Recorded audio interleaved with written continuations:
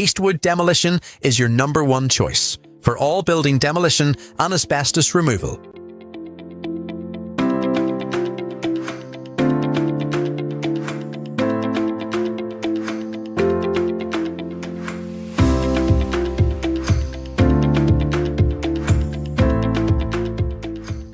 Contact us today to discuss your next project.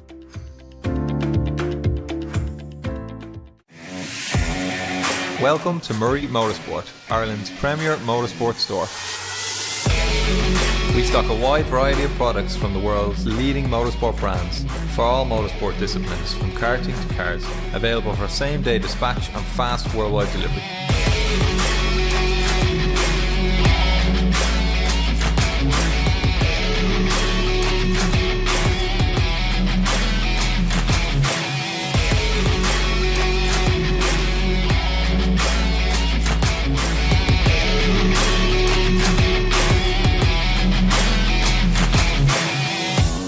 Check out the full range of our products at murraymotorsport.com or come and visit our new store in Walkinstown, Dublin 12.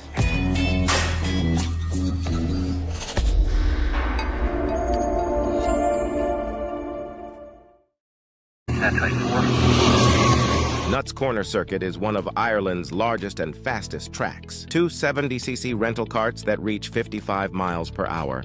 Available for arrive and drive sessions. Are you up for a challenge? Contact us for availability.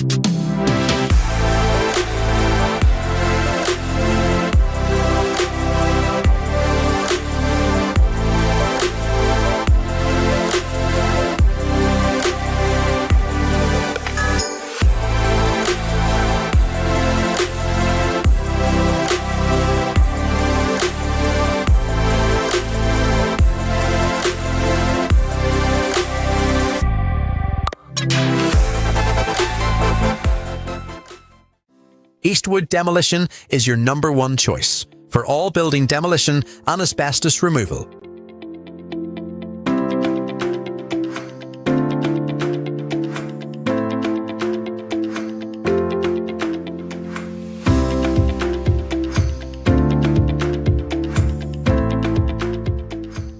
Contact us today to discuss your next project.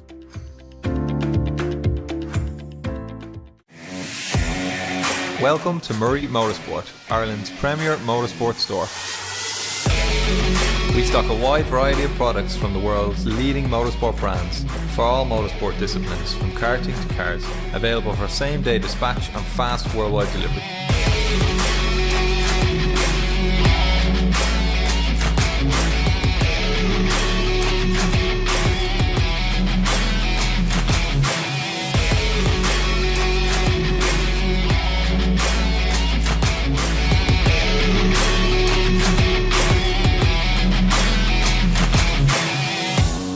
Check out the full range of our products at murraymotorsport.com or come and visit our new store in Walkinstown, Dublin 12.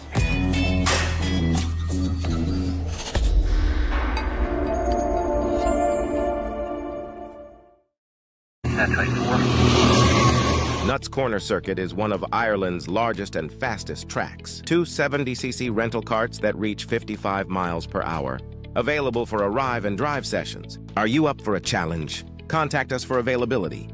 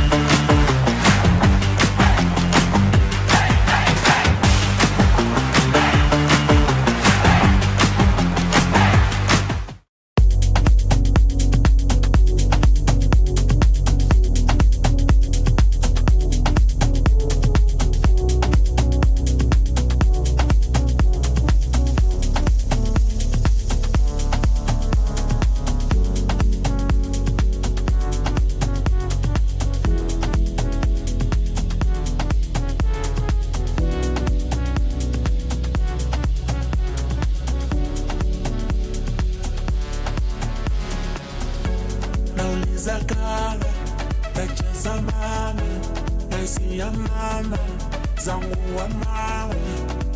Homa, homa, homa, homa. Unadunda kwa mtima. Unadunda kwa mtima. Unacheza kwa mtima.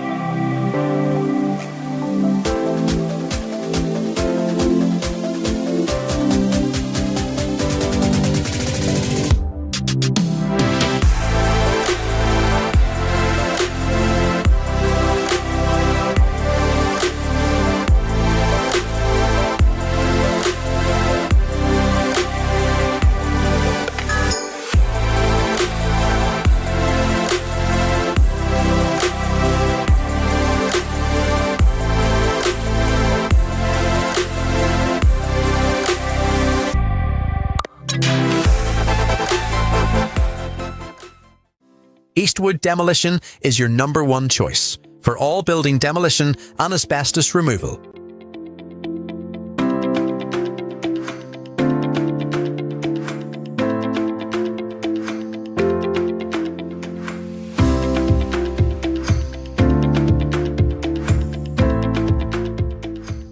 Contact us today to discuss your next project.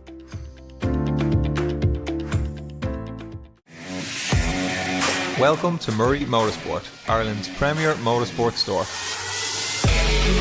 We stock a wide variety of products from the world's leading motorsport brands for all motorsport disciplines, from karting to cars, available for same-day dispatch and fast worldwide delivery.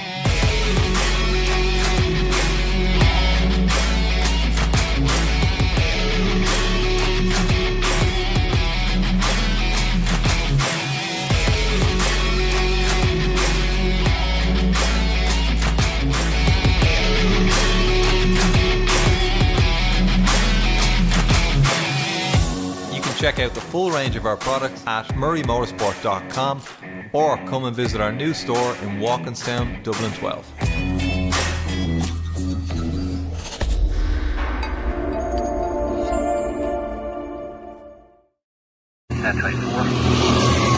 Nuts Corner Circuit is one of Ireland's largest and fastest tracks. Two 70cc rental carts that reach 55 miles per hour.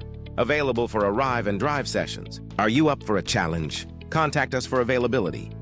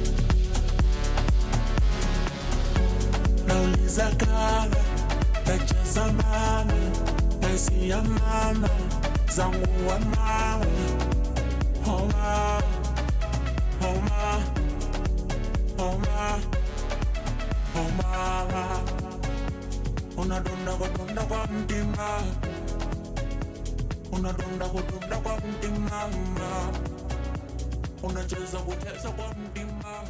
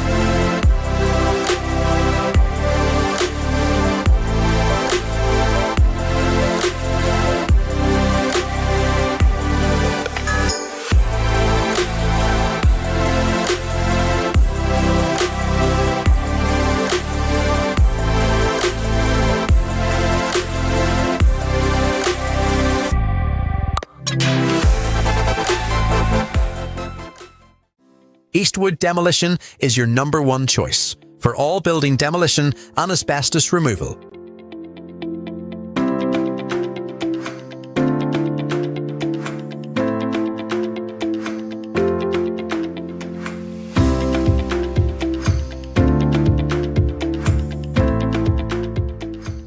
Contact us today to discuss your next project.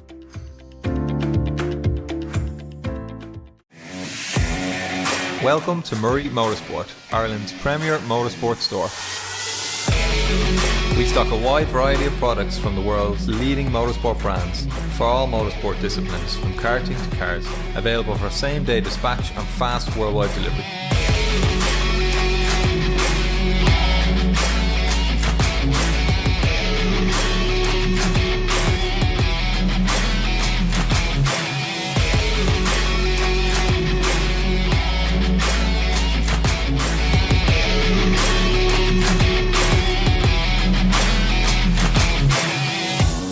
Check out the full range of our products at murraymotorsport.com or come and visit our new store in Walkinstown, Dublin 12.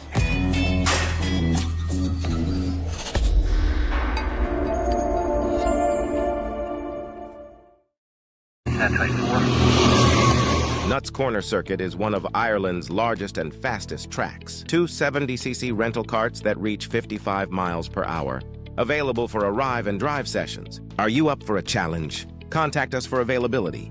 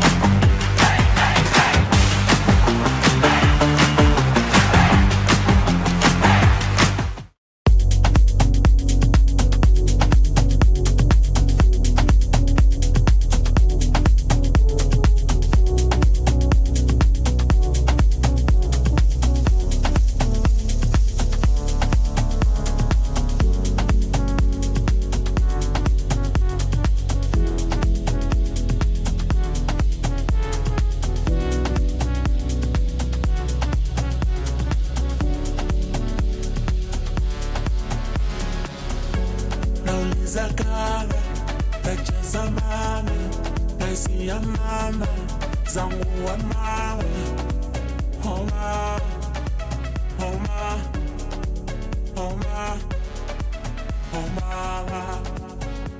unadonda kwa mtima unadonda kwa mtima unacheza kwa mtima.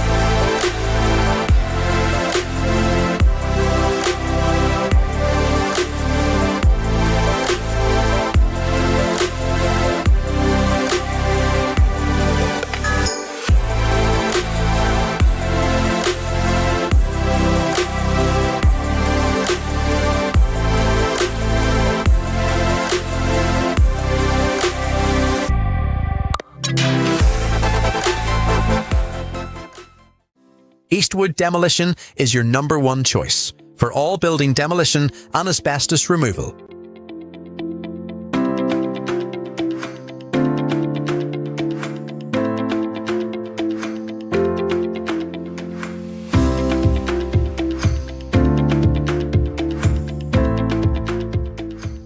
Contact us today to discuss your next project.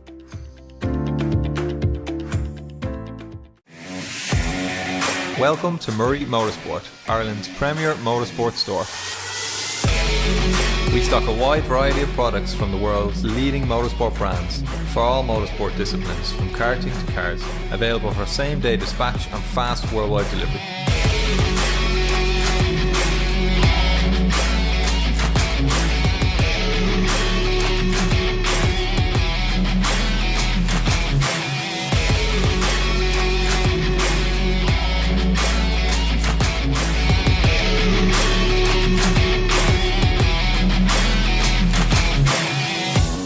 Check out the full range of our products at murraymotorsport.com or come and visit our new store in Walkinstown, Dublin 12.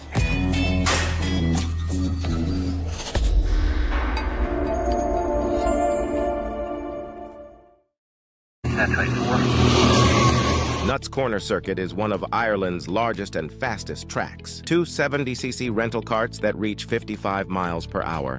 Available for arrive and drive sessions. Are you up for a challenge? Contact us for availability.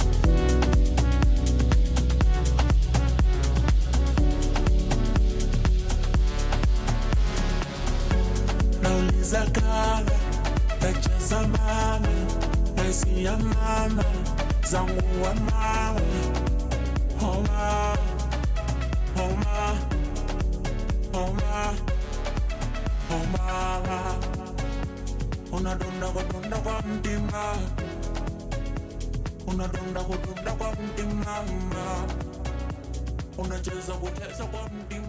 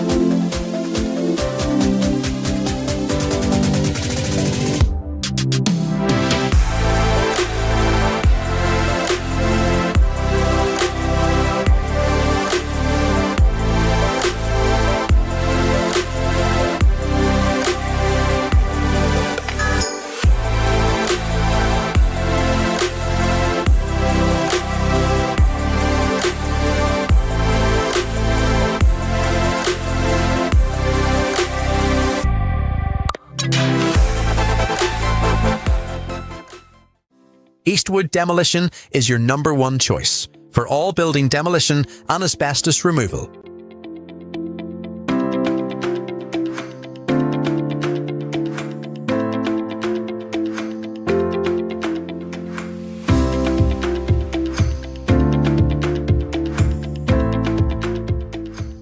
Contact us today to discuss your next project.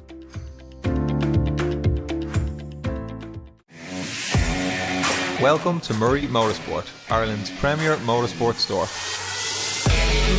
We stock a wide variety of products from the world's leading motorsport brands for all motorsport disciplines, from karting to cars, available for same-day dispatch and fast worldwide delivery.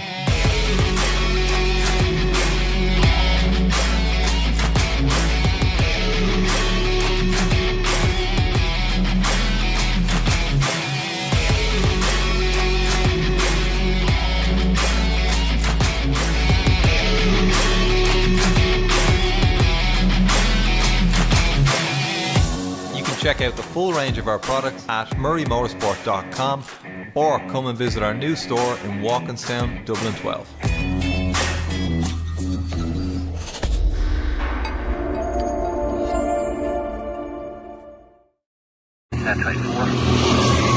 Nuts Corner Circuit is one of Ireland's largest and fastest tracks. Two 70cc rental karts that reach 55 miles per hour.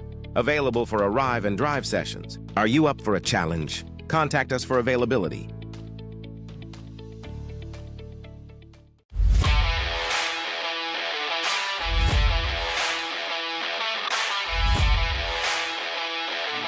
Yeah, no, you start. So I'll just point, I'll hold it in the middle, and then Brian, so just come in closer, and then we'll get.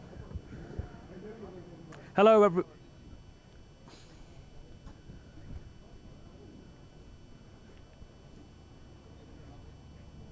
Hello everyone, and welcome back to Ulster Karting Club here for the 2026 Irish Grand Prix. We've got a very action-packed 2 days of racing action, 8 different classes, lots of different drivers, but of course we've got an expert here, Mr. Glenn Rankin, who will talk us through a little bit of what we're going to expect over the weekend. Well, this is the 44th Grand Prix here at Nuts Corner. Track is looking super. Everybody's done a lot of hard work here this week, and it's going to be really busy. It's going to be fast. It's going to be furious. 3 heats today. King of the Corner after 3 heats. This will lead into tomorrow, and it's going to be busy. It's going to be fast. Brian here from the club, to represent the club. So we'll just get to have a few words with Brian. Afternoon all, yeah. 2026 44th Irish Grand Prix. Big welcome to everyone. 2 days of action-packed live streaming, drone camera footage for the second time ever on a karting event in the UK, so hopefully some spectacular shots of that.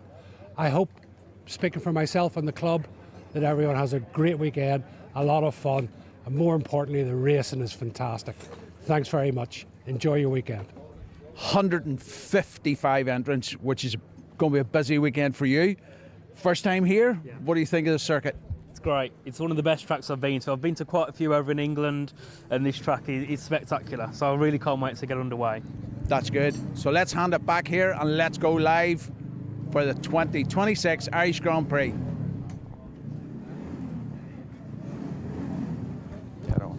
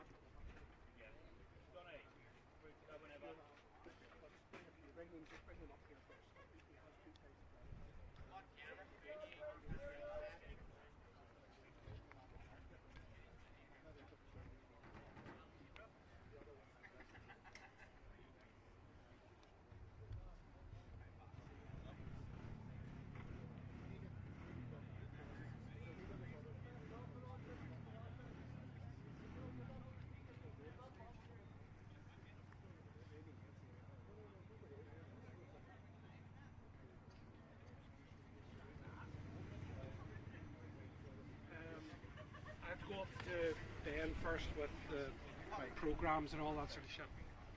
Okay. First race of the weekend, boys.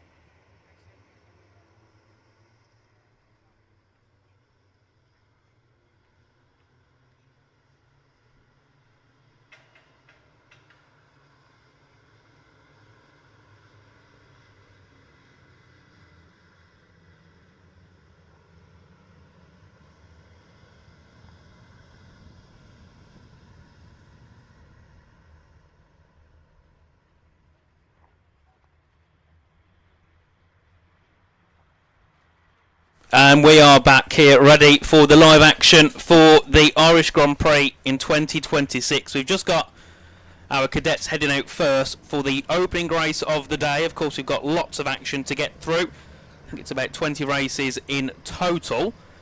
And we're just going to wait for them to make their way up towards the start line and get going. Of course, we've got two classes out for this one. We've got the Cadet Mighties and the Micromax out on track. So, same grid, but two different point scoring opportunities for each class.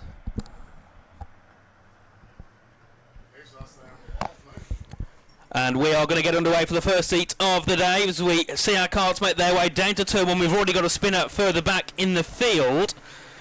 So everybody making their way through quite nicely.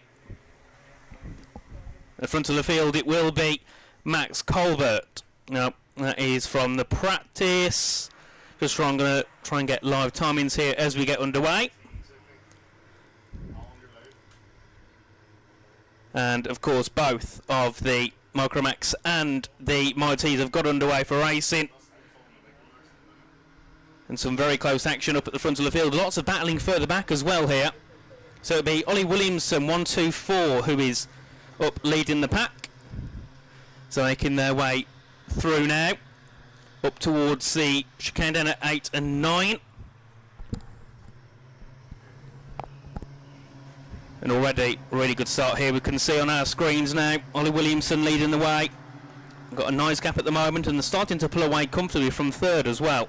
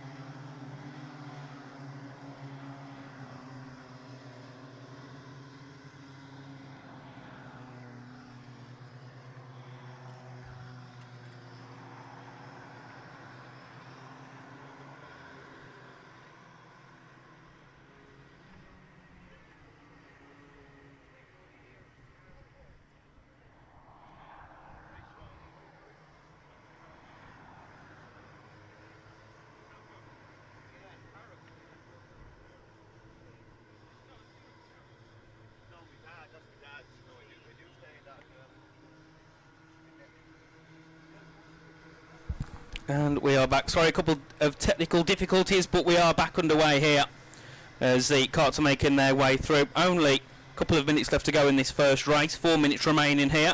Of course, we've got our two packs. We've got the Micromax and the Mighties. And we can see them now on track making their way through. A nice start from both of the classes. And we'll have a look at the moment of who's where for the Mighties, who of course started a little bit further back in the pack. And they're making their way through quite nicely. Of course, a comfortable lead out front. Of course, for Harry Stinson in 78 at the moment. And then, of course, in second place, you've got Emily Christie and Will Larkham there as well, fighting for that top spot. And then there's a battle as well with the front of the field. It's closing down between second and third. Darcy and Tylee, of course. Harry Tylee was a very quick driver last time out. He's looking to make a move for second place, and I think has got that move done to go up into second. Some brilliant racing between our front of the pack here. Of course, that's allowing Williamson to pull away quite nicely. He's got a comfortable 6 to 7 tenth gap now ahead of everybody else in the field. Of course, you can see Williamson now making his way through quite nicely. And all that battling behind is really helping him just extend that gap and give himself a bit of comfortability out front. And that battle has calmed down for a quick moment between second and third.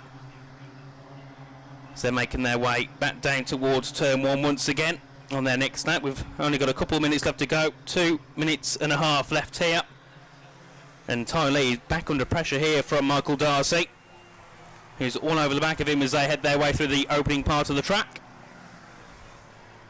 And then back up towards turn number 5. And of course sometimes you can get a move there, but not quite close enough as Darcy this time around, so just going to have to sit back and wait for an opportunity here later on in the lap. When you've got a bit of a run, you can get some tow from the car ahead of you. He's closing in here, but I don't think it'll be enough to make a move. No, it won't. He's still sitting behind in 3rd place, of course. In 4th, it's Jack Harper, who's got the fastest lap so far, so doing a really good job in 4th. Just can't quite shape himself up just yet to close down to the top 3. As we can see, Darcy all over the back of Harry Ty Lee here. And this battle's still as close as ever. Of course, Williamson still has that comfortable lead out front. And there's not going to be many laps to go here. 1.5 minutes to go now. And Williamson's doing a great job out front, of course. Darcy closing into turn 2, but not quite able to get alongside there. Maybe able to look for something into turn 3. He's taken a tighter line there, but can't get anything up towards the next braking zone, so he's just going to have to tuck him behind for now. Of course, over in the Mighties, it's still going to be Harry Stinson who's going quickest there. He's at the top of the pack because he makes his way through nicely in towards turn 2. Then has got a train of 3 behind for 2nd, 3rd and 4th. Really great action there between those karts. And a great way to start the day here. Lots of battling, especially for positions high up the field. Of course, it's still going to be Williamson who's got over 1.5 seconds of a gap now, which in the karting world can be quite a big gap indeed, and just shows how much battling behind can really just slow them down. Of course, Ty Lee's still in 2nd ahead of Darcy in 3rd.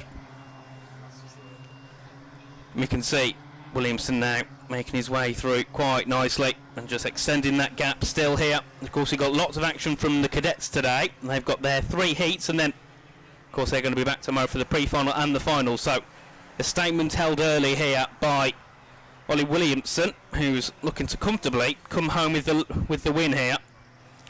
Of course, Ty and Darcy still having their battle for 2nd place. And then we go back with the Might E leader here, which is Harry Stinson, who's also doing a very good job out front, as they're battling for 2nd, 3rd and 4th behind. Leading that battle for 2nd is going to be, I think, Paudie Greenan there in that one. So that's a really enthralling battle for the top positions here in the Mighties. As we can see further up the field, they're making their way down towards the final couple of corners at the moment. There's a great battle going on. We'll try and catch that in a moment, see who that is. As they're making their way back down in towards turn 1. Great battle here. As they make their way into the first corner, you've got involved in that one. 57 making their way through. And then of course you've got another battle back with 5 karts involved there. That's a really enthralling one.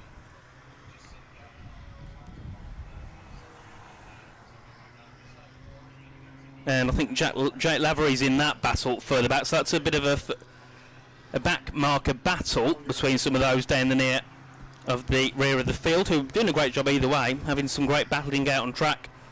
It won't be long until we get that checkered flag either. Coming to the ending moments of the race shortly. There'll be 1 lap to go next time around, I do believe, and it's still Williamson, your race leader, but Jack Harper's made a couple of moves as well and has jumped up into 2nd place. So 113 has gone up into P2, and the checkered flag is waved, and it will be Ollie Williamson that takes the opening win of the IGP here. Jack Harper will come home in 2nd place with the fastest lap, and 3rd it will be Harry Ty Lee rounding off the podium. 4th place was Michael Darcy in that one, so got up to 2nd early but then dropped back a couple of positions, so great from him. And then of course also for the Might Ease, they will cross the line as well and take the checkered flag. We'll see them in a moment, and I think it was in the end Harry Stinson the winner for that one. 2nd place was Paudie Green, and 3rd was Teddy Ward. Of course, one of your Nuts Corner plate holders, finishing on the podium there in the opening race. So a great start from him as well there in third place, but really good racing to open up the day. And it was Jack Harper with the fastest lap time by over half a second, was a 104.4, and then carts in and around him were in the 104.9, so very good racing there from Jack Harper, of course. Made a couple of key moves in the race and got himself only 3/10 back from Molly Williamson, so that, you know, a couple more laps could have definitely ended differently. Of course, after Williamson had that 1.5 second lead, Harper brought that down quite nicely as all the cars are now heading back into the pit lane. Of course, they'll get all sorted and head back off into the paddock, and then we'll get underway for the next race, which is going to be the Cinemax 177s here returning to the IGP. Of course, they've got lots of competitive drivers in that one as well, and that'll get started shortly. It's only one of the smaller grids though here for the 177s. Looking through, I think we're going total 6 drivers for that one. They will be getting started shortly as well. Of course, they've also had their practice and got themselves out on track already. And we can see them on our programme here as we see the karts near the front of the field. And it will be 514 on the inside who will lead us away. That's going to be Dowdle. We've got 508 there as well, which is Sean Spratt, who's been very competitive in the past here at the RGP with the 177s. You've got O'Connell sitting there in third in 502, ahead of fourth Liam Kearns. 513 will be Mark Shields, and then 515 will be McDowell. Of course, Sean Spratt was your winner of the final last year, and Mark Shields did the best on Saturday and was your king of the corner. So we'll see what those two can get up to again. But of course, a couple of returning drivers and new drivers in the 177 field.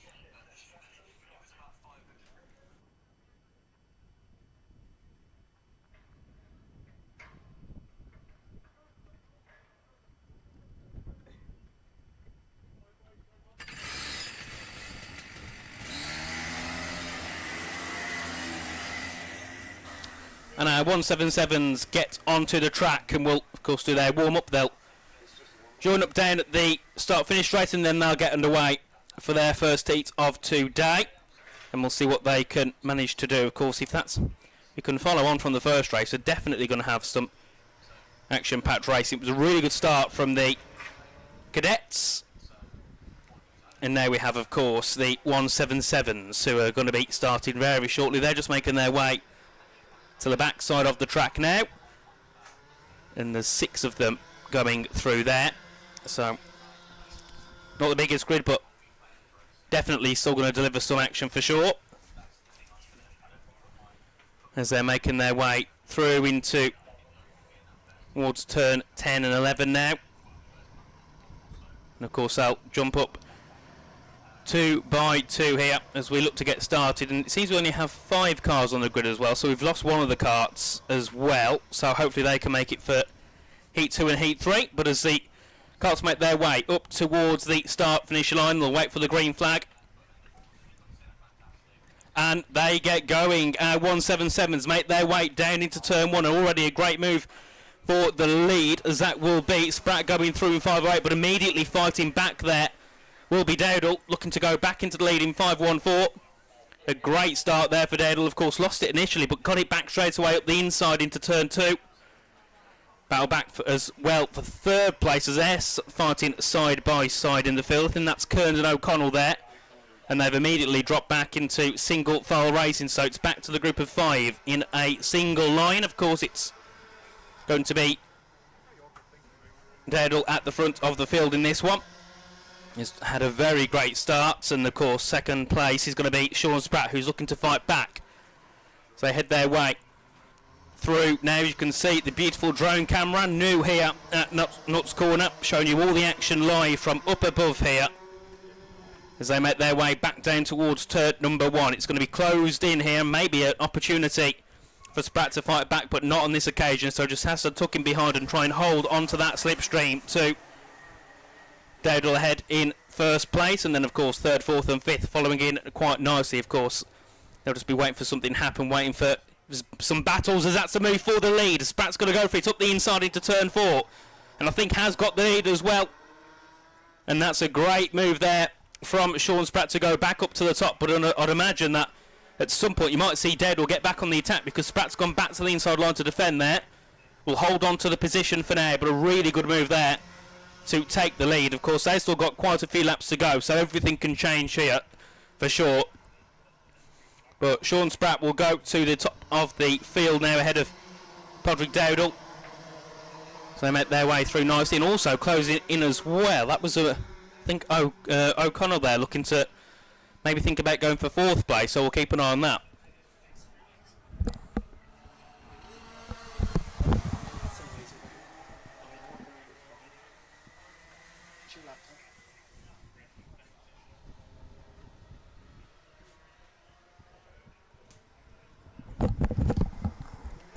As Lees make their way through, and actually you can see there Spratt's trying to pull that gap away between 1st and 2nd place. It's going quite well for him, and then of course you've got the battle for 3rd really closing up as well. You've got Shields leading that at the moment ahead of Kearns and O'Connell as they make their way up towards the top part of the circuit. Of course, sometimes you can get a bit of an opportunity here into turn 10, but nobody's really close enough this time.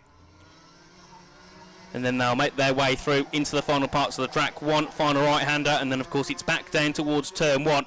And this time Spratt has pulled that gap quite nicely ahead of Dowdle in 2nd place. They head into turn 1, but you can also see as well that's going to be Kearns and Shields getting close together there.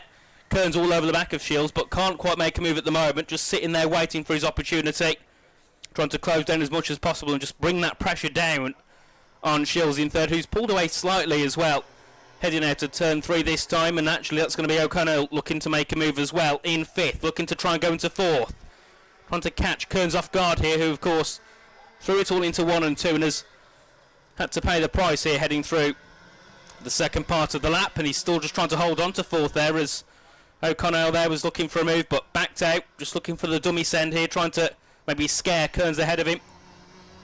And then up at the front, Sean Spratt has a gigantic lead now of over a second comfortably ahead of Padraig Dowdle in 2nd place, who's holding on as well to Shields in 3rd, who's now looking to maybe think about closing in and making a move for 2nd. Binnies has not got to worry about Kearns behind at the moment.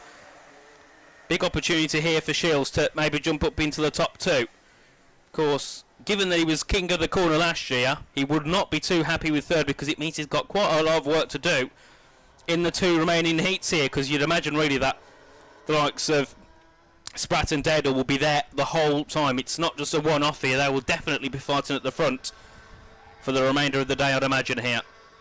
Some very quick drivers with lots of experience here at the IGP, many of them making multiple appearances, so they know the track, they know the karts, and they know the other drivers well, and that's also a key thing as well, knowing how to race your opponents. Some of them are a little bit more passive, some drivers go very aggressive, so that's something that these have to think about.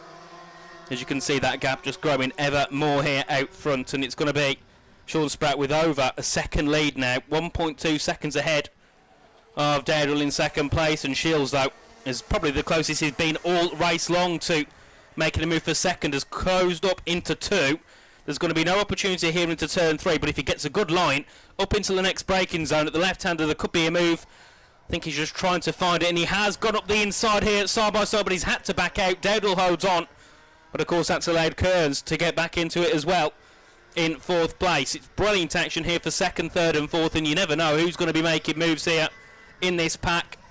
Of course, but they're all, it's a little bit like what we saw in the cadet race as well with Williamson. It's just allowing at the front here Spratt to run away with it, and of course when you give a driver that's won races here that opportunity to pull away, they'll do it perfectly, and they'll give themselves the best chance of winning. Just in case they make a mistake, they run wide. Well, they've got a buffer, they don't need to worry as much, as it won't be long until we get that checkered flag now. Only a couple of laps remaining here in this one. It's Spratt your race leader, Dowdle's 2nd, 3rd Shields, as they make their way through into turn number 2, and further back as well O'Connell starting to drop back slightly from those ahead, but of course still could be opportunities. Just, you know, can get a couple of corners right and it can bring them right back onto the pack here of our front runners. And Shields as well, once again really close to the back of Dale, but I don't think has got a chance to appear towards the chicane. No, going to have to stay back for now, and then maybe wait to go down towards turn 10 and go for the move there. So they make their way in. Still very close together here. Shields just trying to find his opportunity here. Of course, for the next heats, he starts down in 4th and 2nd, so it's not too bad really for Shields. He's got a couple of good starting positions for the remaining heats, so he can maybe nick 2nd here. Puts him in a very good spot heading in towards the remaining races of Saturday, and of course can try and fight for King of the Corner once again, of course of which he won last time out in 2025. As Kearns is there, just keeping him from company, and that's the issue sometimes Shields gets. He's all over the back of Daedal. They battle and they run slightly wide, take odd lines, and then it just brings Kearns back into it, and then Shields has got to worry about the car in 3rd as they're making their way through in towards turn 10 once again. And still Spratt's comfortably out in the lead.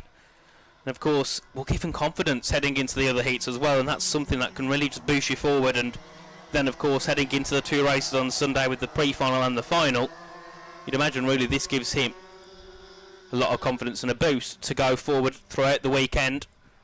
So once again, Shields on the back of Dale, but there's once again no opportunity. He can't ever get alongside. He's right to the, close to the back of Dale, but Dale knows exactly where to put that kart and where to defend. And it doesn't give any opportunities to Shields and Kearns behind. So they're making their way through to the end of the first part of the lap, through towards turns 4, 5 and 6.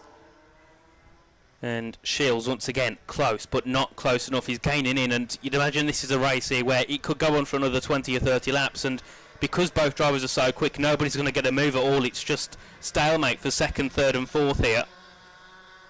But of course Shields has got to try and catch Daedal off guard and try and force him into a mistake, force him to go wide by going for dummy sends and just sitting on the back of him and just giving some pressure to the kart in 2nd place. As that will be the checkered flag as well, the last lap complete, and it will be your race winner. Sean Spratt in 1st, 2nd was Podrick Daedal, who held on to the end. Mark Shields comes home in 3rd place after I think he got a move at the start as well, a good move, and then of course just couldn't quite climb any higher. Liam Kearns was in 4th, and Anthony O'Connell was the driver reigning off the top 5, and your grid for the Senior Max 177's a great start for them.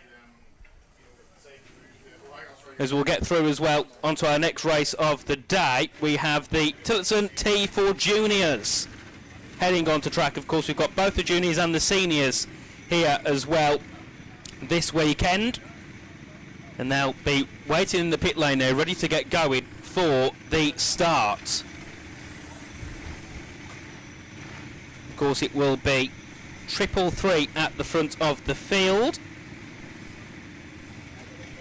which will be Nathan Strang, and then of course you've got 31 there in 2nd as well, which is Adam Lismore. Of course, I believe is one of the drivers racing for some points for the RMC as well for the World Finals. He's one of those drivers taking part for some of those big points to help qualify. Then you've got Kart 30, Luke Kelly in 3rd, ahead of 24, Billy Clancy in 4th place. And then you've got everybody else in behind. A very nice grid this is indeed. Of course, you've got a couple of race winners as well here on the grid from the past, so they'll be looking to once again try and repeat that and get themselves as high up as possible, as they will lead us away here now for their first race of the day. And of course they'll also have 3 heats like everybody else does as well.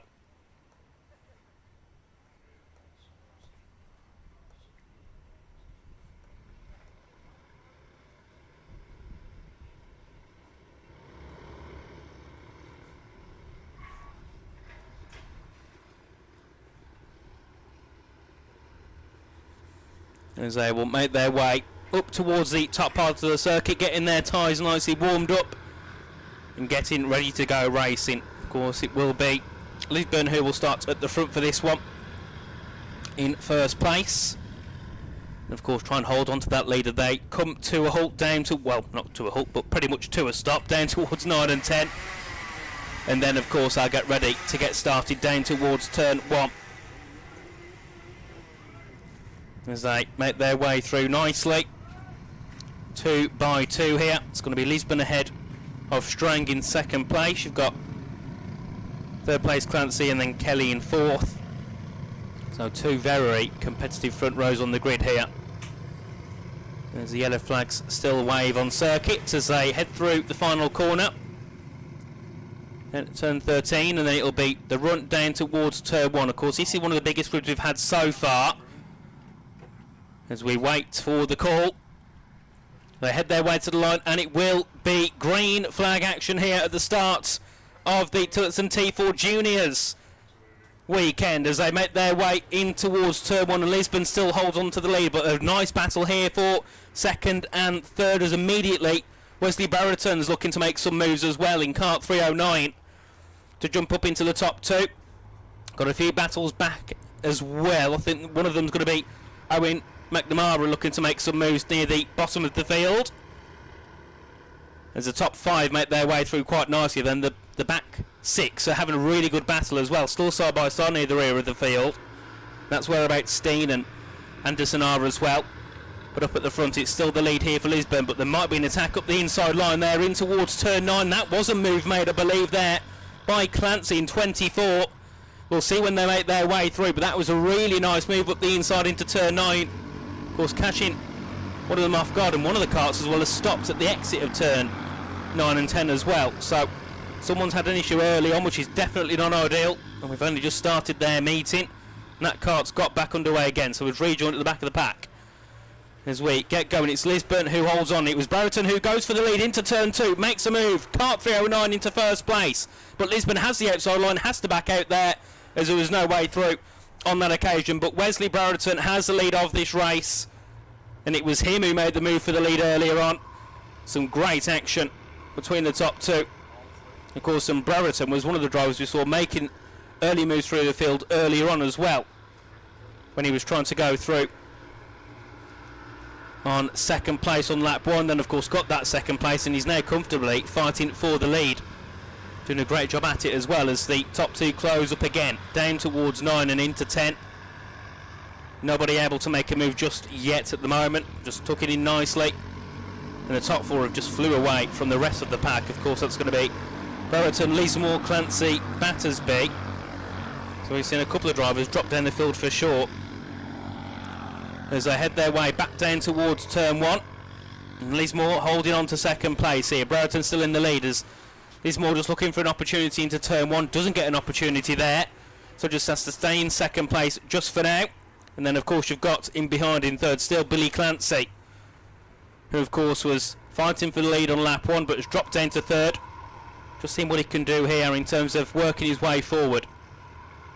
And then of course in fourth place you've got Zach Battersby, who's sitting nicely in kart 17, and of course the good thing yet again about having a gap ahead of the others is they can afford to, to get into some battling and to try and force moves and make moves, because they know they've got a bit of a buffer to the karts behind. So it just allows the top 4 to thrive here in the action. But still it's going to be Brereton holding on to the lead. Lismore closing in once again and just looking for the opportunity, gives him a bit of a tap as they head through the final corner, and back down to turn 1 we go. This is probably the closest we've seen the top 4. Is it going to be a move here? No, but you can just see there Lismore all over the back of Brereton, and that might be a move there by Clancy up the inside into turn 2. Has got the move done on Lismore. A great opportunity. I don't think Lismore quite saw Billy Clancy coming, but he goes up the inside into turn 2 and takes that second place. Superb move, as that's going to be Battersby looking to fight through as well to try and knock Lismore off the podium. Some brilliant opening action here. So it'll be at the front Wesley Brereton. Second place now it's going to be Billy Clancy, back up into the top 2 after making some moves on the opening lap. You can see once again Lismore closing in as they head down towards turn number 10, and they're also allowing Battersby to get really involved in the battle. Was always there but never really had any sort of chance of making moves. Now has a really good chance of looking to get on the back of Lismore here. Of course went for a bit of a ascend earlier on, as here is a chance down towards turn 1 they go. It's going to be side by side. Has Lismore got that second place back? Yes, Lismore is back into second ahead of Clancy. And of course that run down towards turn 1, you're getting behind the toe, and it just gives you such a run into that opening corner, and on the inside line you're more than likely going to hold on to that position if you're there. Some great work there by Lismore to go back into second, and Brereton is happy in first, but of course he's actually the top 4 are once again closing in on him, so this could get interesting once more for the lead of the race. If they stop battling for second, third and fourth, they can definitely make a change and make a change for the lead of the race. Of course, further back we've got a nice little battle as well near the rear of the field. That Steen, I think, has just made a move into 8th ahead of Strang, who must have been the cart that had an issue, because he started right up at the front. He's now down towards the rear of the pack, so he must have been one of those that had an issue on the opening lap. That's why I thought it was weird, because one of the top runners disappeared. But we go back into turn 1, top 4 bumper to bumper, so they head back in towards turn 2, and Brereton once again is all under pressure here from Lismore in second place. We've not got that long to go before we see that checkered flag either. Only a couple of laps, as that's Clancy looking for a move, but has to back out into the braking zone of 5. Of course, if you can get a good run, the inside line at turn 5 can be superb, but of course you've got to sometimes think about risk versus reward heading into corners like that, making moves. The top 4 continue on nicely, and this race has been, they've been this close all race long. It's been superb action here with the Tillotson T4 juniors. Of course the seniors are going to be here later on as well, and I'm sure they're also going to give us a lot of action. It's a bit of a bigger grid as well for the seniors, so I'd imagine we'll have more of them fighting for the top positions for sure, as Battersby is all over the back here of Clancy as they head down to turn 1. And here's a move, Lismore to the inside, looking to go into the lead into turn 1. It's Adam Lismore back at the front of the field. Kart 31 is back into the lead as Brereton goes back up the inside at turn 2. He's going to have the inside into turn 3, and he gets back into the lead. Superb battling, and Brereton back up to the front here, and Lismore's under pressure here from Clancy into turn 5. How it all can change so quickly. Clancy goes into second, down to third, and down to fourth now for Lismore. Had the lead at turn 1 and loses it and drops down to fourth by the time they get down to turn 6, and that just shows how quickly things can change in karting. Some superb battling, and Brereton, who probably thought, right, that's it, we've only got a couple of laps left, or drop down to second, instantly back on the tail of Lismore, goes up the inside into turn 1 and retakes the lead. So that promotes Battersby now into third place, who also has the fastest lap as well, so that's a nice little bonus point to add on to your day as well. And Clancy in second place. I don't think we'll be able to close in for a move here into turn 1, but he is closing in. He's got Lismore on the back of him, and Battersby on the back of him as they head through there, so he's looking to close in. He's going to go for the lead now into turn 2. Up the inside goes Clancy. The top 2 I think made a slight bit of contact there, but Clancy's in the lead, has made a superb move and goes up to the top. Of course, we're just biding time, waiting back in second and third for a while, as that's Battersby going up the inside of Brereton, but he has to back out where he made the move on Lismore. He can't make the move on Wesley Brereton in 3:09. Some superb battling here for the top 4 spots as they make their way back up towards 8 and 9. Then further back as well, we still have some battles for right at the rear of the field, as I think Strang's also been overtaken by Grace Anderson now, who moves up a spot. So great battling wherever you look here on track here at Nuts Corner this afternoon. It's very cloudy, luckily no rain just yet, but you can never know with the weather here in Northern Ireland. As we make our way back down towards turn 10 again, and Clancy's holding on as they will head across the line for the checkered flag, and Billy Clancy will take the win from the opening heat of the Tillotson T4 juniors. Superb action here up at the line. Of course, it was second place for Wesley Brereton, who managed to hold on there, of course, as in the lead and in second, constantly switching and changing. Zach Battersby was the driver that finished off the podium in third place ahead of Adam Lismore, who of course took the lead and then immediately dropped back to fourth place. Had a really couple of poor corners in the opening part of the lap and dropped down to fourth, and then of course you had a big gap, another 4 seconds back to the rest of the pack, and you had Owen McNamara, who started near the back of the field, up to 5th there in the end. So a great job from him, ahead of Tiernan O'Connor in 6th place. It was Shawsha McMahon in 7th, ahead of Milo Steen in 8th. 9th was Grace Anderson, and then it was Nathan Strang, who ran into issues on the opening lap, down to P10. Of course, he started second ahead of Luke Kelly, who finished last of the pack. As we have immediately our next karts out on track, and it will be the Rotax Inters who go out. Quite a big grid here. I think it's pretty much double what we've seen so far. Really healthy grid, which is what we love to see. And they're now making their way onto track for their first heats of the day. As they head their way up towards turn 6 and 7 and 8 at the moment. Of course, a very big pack, and of course when you've got a pack like this, it's one of those where if you have some of the quicker drivers who start near the back, just gives them an opportunity to move forward, because there's going to be so much going on, so much battling, and you'd imagine drivers will be going off and running wide. So if you're one of those drivers that are good with your racecraft, it's a big opportunity mid-pack to work your way forward and fight back up to the front of the field. Of course, all of our drivers here are starting in all many, different places. Like if you look at this one at the moment, so Kart 18, who starts 21st in this one, will be second in the second heat. So that's another thing as well. Drivers have got to be careful. It's not like you're going to be starting last every race here. You've got opportunities where you will be further up, so it's not always worth going for those big risk moves in the opening heat of the day, as they all close in through the final corner. Of course, as always, they'll make their way down to turn 1, wait for the green flag, and we'll get racing for the first heats of the Rotax Inters. And we are racing down towards turn 1 as they make their way, and it's going to be 212 Jack Miller who starts at the front for this one, second place. We've got Lillian McGuck in there, and then we've got Andrew Gamble as well in third. So we'll see what goes on here for battling. Already we've got a move as well up for fourth place as the karts are making their way through, and that's actually a double move being made as well. I think that might be Lewis Hazlitt there looking to go through on a couple of karts, but he's immediately lost those places he made back and going quite slow out of turn 6. So if it was Hazlitt anyway, he's dropped back. If not, it was one of the other karts on track there looking for some early moves. Of course, the top three have pulled away already. Really, really good stuff from the guys at the top. Of course, it's going to be Jack Miller still who leads. Lily Mae McGuckin in second. I think Gemmel's still there in third, if not thereabouts. We'll wait for them to come past us, and then we'll have a bit of an idea of who's where here in this one. As they're making their way back down towards turn number 1, and yep, this grid really pulled away quickly, and Miller will have the lead heading into the first corner. Then followed by, in second place, it will be Hazlitt. So Hazlitt was the one who made the moves at the start. I thought it was. It was another kart that started to drop back, but Hazlitt goes into second ahead of Harley Brereton into third place in kart 211.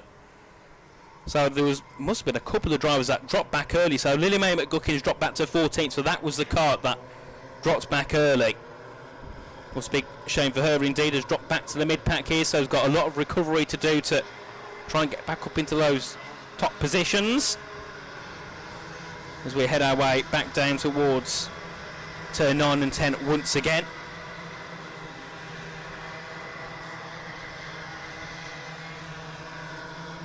And then they'll make their way through in towards 11 and back down towards turn number 1. So it's still going to be Miller who holds on, but Hazlitt has really closed that gap down immediately. It's probably about half of what it was after the opening lap here. So definitely race on here for first and second. So they make their way through nicely, and then of course you've got Brereton there in third, and then Ethan Robinson making some good moves. Of course, your Irish Open champion currently, so definitely a driver to keep an eye on. Has moved up to fourth and started down in 14th, so a really good start from Ethan Robinson. And then again, I suppose it's like what I said earlier on, when you start in the mid-pack, there's that much that goes on further ahead. For the drivers that have got good racecraft and pace, they can just fly their way through, and that's exactly what Ethan Robinson has done. Of course, you've got first and second, then you've got a bit of a gap to third and fourth, and another bit of a gap to fifth and sixth. So you've got lots of two-way battles here on track at the moment between your drivers. And of course, that also just shows how quickly as well that Hazlitt is bringing that gap down on Jack Miller. As we also see Robinson with an opportunity down towards turn 1. He's closing in, hasn't quite got the inside line. He's going to try and force the wheel up the inside, but he's had to back off. Heading in towards turn 2 now. This is a battle for third place here. Robinson on the back of Brereton. So they head their way in towards turn 3 and back up in towards 4 and 5. And Robinson not close enough this time, but of course has had so many opportunities here one of them eventually will pay off for him. Has got lightning pace in his karts.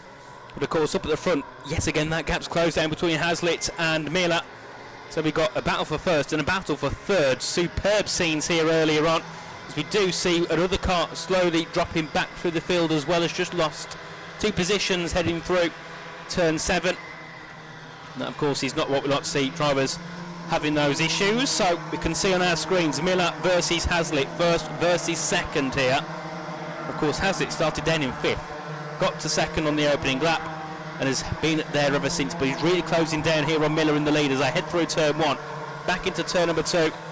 And Hazlitt is there, but not close enough. Robinson goes up the inside for third. Can he hold it off? Yes, he can. Robinson makes a move from 14th now up to third. He's on the podium, and you'd imagine here might actually have a chance at starting to close down on Hazlitt and Miller as well, because he, of course, was, I think, about 2 seconds back at one point from those guys, and then immediately was there and made that move for third. So definitely race is on between the top 2 and maybe Robinson there, but of course he's not got long to do it, so he's got to put the pace down quickly to catch up to the top 2. But either way, I'd say third place is a brilliant result from where he started. Of course, he's an open champion. He knows how to race. He probably expects to make moves in the field, but I don't quite think he thought he'd be third after 4 laps of racing here. As the top 2 continue on back down towards turn 1. Is there an opportunity here for Hazlitt? This is the closest he's ever been here to the back of Miller as they head through 1, head back into 2. No move happening there this time around. Further back as well, we do see that's going to be Danny Murphy looking to make a move ahead of Lewis Kirkcaldy. So that's a battle for the bottom half of the top 5. And then, of course, you've got another couple of battles further behind that as well. I think you've got the likes of Meredith, who's made a move on Lalu as well for 9th and 10th. So lots of action going on in the mid-pack, and that's what you see a lot in karts. And you've got drivers who in these heats are always starting out of position, so you get so many moves because you've got the quote-unquote faster drivers versus some of the slower drivers making their way through. So you're always going to see so many changes in the pack in this racing. As the top 2 once again still close together. It's Miller who holds on, of course, had pole and has led ever since, but of course hasn't had an easy time of it. He's had Hazlitt with him ever since lap 2. So it's definitely not an easy drive here for Miller, and will be very, very happy, I think, once he, or if he, comes across the line in first place. And of course Hazlitt will be wanting to try and go for first. Started 5th, up to first would be great for him as well. And of course, maximum points for the first heats, and that's always great for your King of the Corner award, which of course is awarded for the most amount of points scored in the opening heats here on Saturday. And then of course you've still got the pre-final and the final to go for, so King of the Corner and the final winner can be on for anybody here. As Hazlitt, I think, was looking for something up towards turn 7 there, but he's had to back off for now. And once again, this is probably the closest we've seen him down to turn 10. If you can stick with him now, he's got a good run into 11 and 12. Then through the final corner, he can make possibly a move down to turn 1 with that toe as they head their way through the final corner. In the course, the checkered flag will be waiting for them in a couple of laps' time. Not long left to go in this one. Back into turn 1, and you can see there the toe working for Hazlitt, but not quite close enough this time. He's going to go for a bit of a dummy send into turn 1, but it's actually kept him right on the back of Miller through into 2 and 3. Miller's had to go to the outside. I think Hazlitt there was looking for a send, but he wasn't quite close enough, so he's just had to tuck him behind for now, unless he can go up the inside. Hazlitt looks to make the move. It's going to be side by side between Miller and Hazlitt. Miller's got the inside line into 6 and 7, and Miller holds on, but that was a devastating attack there from Hazlitt, who was looking to go for the lead.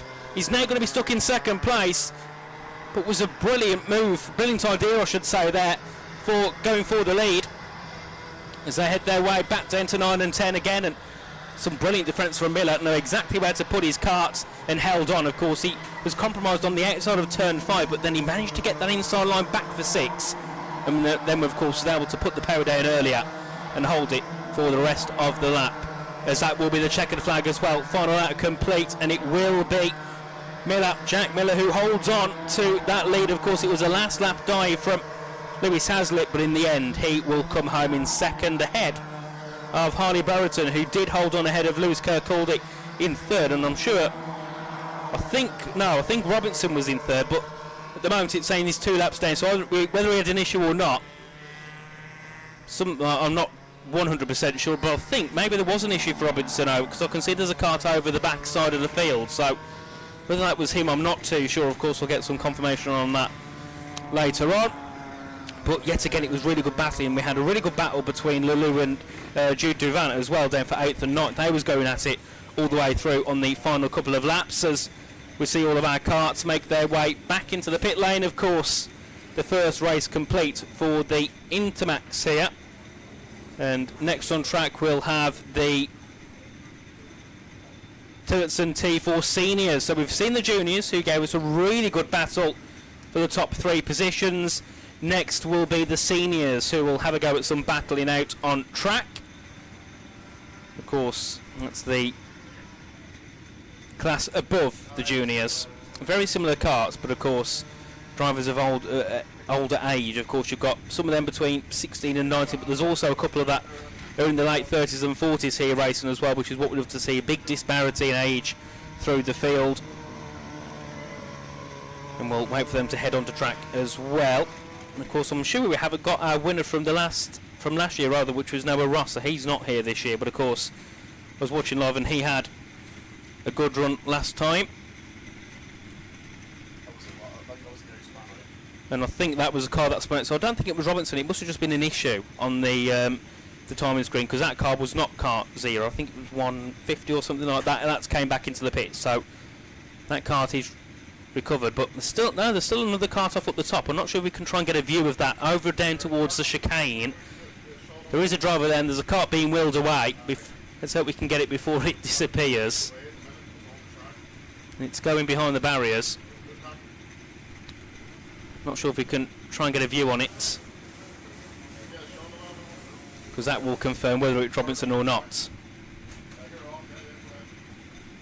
As we're trying to see, and it was, yeah, that was Robinson. So he was a kart that went off down at turn 7 and 8. So that's why he's not at the podium, because he wasn't there. He was off down at 7 and 8. So I think in the end it was Brereton who will hold on to that P3.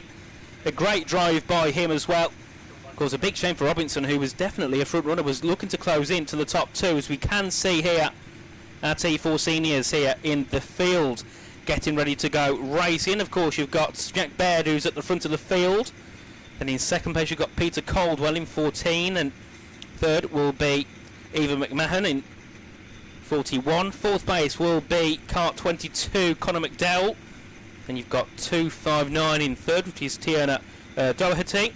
Then you've got P6 for car 480, which I don't have a name of, but we'll get that once we get going, as they will make their way onto track with our T4 seniors, the roar of the engines as they head their way out to the pit lane. Once again, another decent grid, 16 cars will be heading to track here for the T4 seniors. Of course, I think we've got 1 or 2 senior heavyweights as well in the grid too, and that'll be starting near the back of the field. So we'll see what the T4 seniors can provide. Of course, we saw a lot from the juniors as well today. They gave us some really good battling, and the seniors will be looking to do the exact same here in the field. And of course, just looking through, we've got a previous podium sitter here as well. Luke Palmer was 3rd last year as well. I'm sure he's back here. Yep, he is starting 13th in this race, but he finished 3rd back in the final. He'll be 2nd for the second heat, and then he'll be 7th for the 3rd heat. So he's got a nice mix of things here in the field. He's got 13th, but has also got a 2nd and a 7th. So he's got 2, top half starts for the rest of the heats here, as everybody else will close in and getting ready to go. Of course, it's Baird who will be all pole sitter ahead of Caldwell in 2nd in kart 14. 3rd is McMahon, and then 4th will be McDowell, as they get ready to see that green flag wave, not the checkered flag. That's going to be 7 laps away, as they make their way back down towards turn 1, slowly waiting for the green flag, and they get underway. We are green, green, green for the T4 seniors for their first heat today, as they make their way into turn 1, and it will be the lead, but a move being made already up the inside there, as that will be Caldwell looking to get it immediately, and does make the move ahead of Jack Baird. Caught him off guard into turn 2 and goes up to the front, but he's gone a little bit wide through turn 3. That's allowed Baird to get back alongside into turn 4 and 5, but he's just had to back off for now. Closed in, but wasn't able to really go to force a move there, as we have already a couple of our karts at the back already backed off. I think them are some of our T4 senior heavies near the back of the field. But up at the front, some really good battling here. You've got a battle going on for 4th and 5th as well, so we'll keep an eye on that. And I think involved there is going to be Litter and McMahon. So they make their way back down towards turn number 10. There's a move here for 3rd place. That's going to be Litter and Dell, I think, going for that one. We'll wait for them to come there back through towards turn 1 shortly, and we'll see what our new order is here as they make their way back down towards turn number 1. And I think Caldwell is still going to be your race leader in kart 14. Through the first corner they come. So it'll be Caldwell ahead of Baird, then 3rd will be McDowell, so holds on ahead of Litter. And then we've also got Robert Butler, who's moved up as well, another spot in the field. Has gone up to 5th place now, so that was, I think we saw one of our drivers drop down the field. I think that was McMahon, who was up in 4th and has now dropped down to 8th, so not a good start for her, who's dropped down the field. As we still have a battle here with our top 2, and Caldwell's holding on just about here to Baird, who's really closed in now. They head their way through into 9 and 10. And they've got a little bit of a gap ahead of 3rd as well of McDowell, so just lets them have a little bit of freedom here battling for the top position.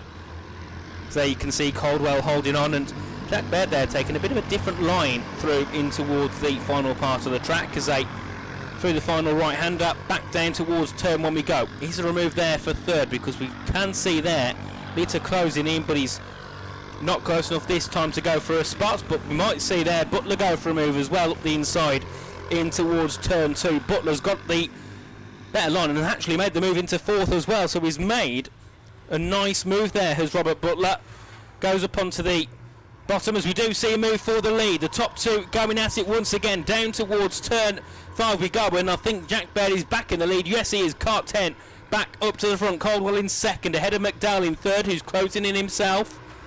Might fancy himself an opportunity once they get out of the chicane. But Caldwell, of course, once again, instead of Jack Baird being caught napping, it was Caldwell this time, and Jack Baird had a nice swipe up the inside and took the lead of the race. The top 7 here, all so close together. Some great racing. As Litter's there, was looking for a move on McDowell, who's made a bit of a mistake. Litter's gone off the track there, slightly rejoins, but of course he's going to lose a lot of time and might lose that position as well down towards turn 1. As we see our leaders make their way through. Baird holding on to Caldwell for now. Of course, just having a little look behind, seeing whereabouts that Peter Caldwell is. He's holding on to P2 for now, but of course, realistically, we'll be looking to try and fight for that lead once again. So they close up into turn 5. No chance here for a move. As we see the top view of this battle. 1st, 2nd, 3rd, 4th, 5th, 6th, 7th, and we've got a red flag out on track as well. So everybody will come to a halt. We've got a kart off down at, I believe, that's the penultimate corner. So we've got a kart off, so that will be a red flag for this race, and that's going to be one of the drivers off there, 415. So we'll, I think the ambulance is going to pop on just to check that driver's okay, and then we should be good to go after that. We've just got to, of course, make sure this driver is okay, of course. And that will be, I think, Cahan McClellan, the driver that's gone off down. And I'm sure that's staying at turn 11 there. As we are just going to wait here, just to make sure everything can be dealt with nicely, as everybody's going to come to a halt down at turn 10 while we get this sorted out. Of course, it was a great opening start here, though, from the Tillotson T4 seniors. Of course, Jack Baird having the lead, and then of course in 2nd place was Peter Caldwell. And just while we wait for everything to be sorted out, we're just going to head over to a couple of our adverts here, of course, from our brilliant sponsors for this year's IGP. We'll be back with you for the rest of the commentary very shortly.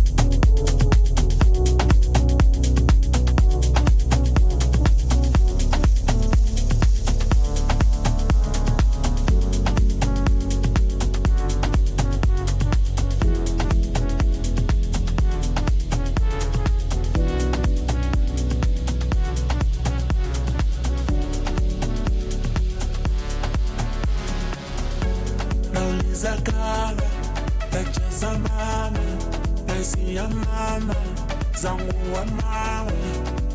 Homa, homa, homa, homa. Unadunda kwa mtima. Unadunda kwa mtima. Unacheza kwa mtima.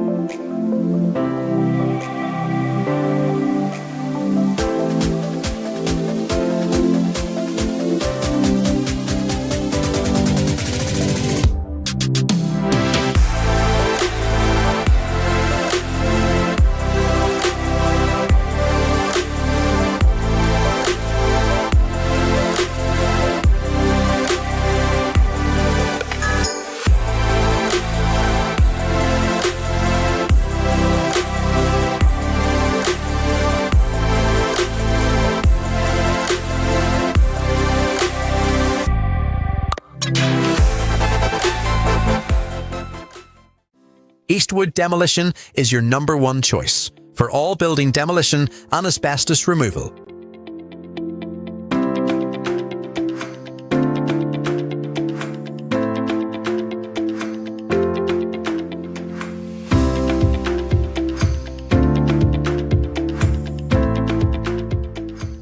Contact us today to discuss your next project.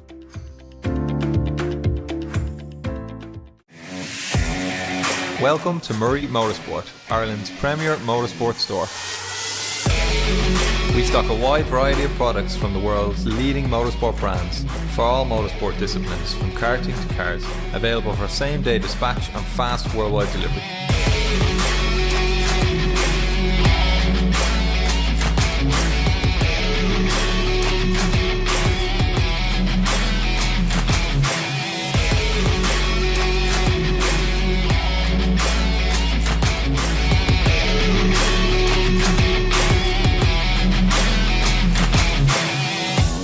Check out the full range of our products at murraymotorsport.com or come and visit our new store in Walkinstown, Dublin 12.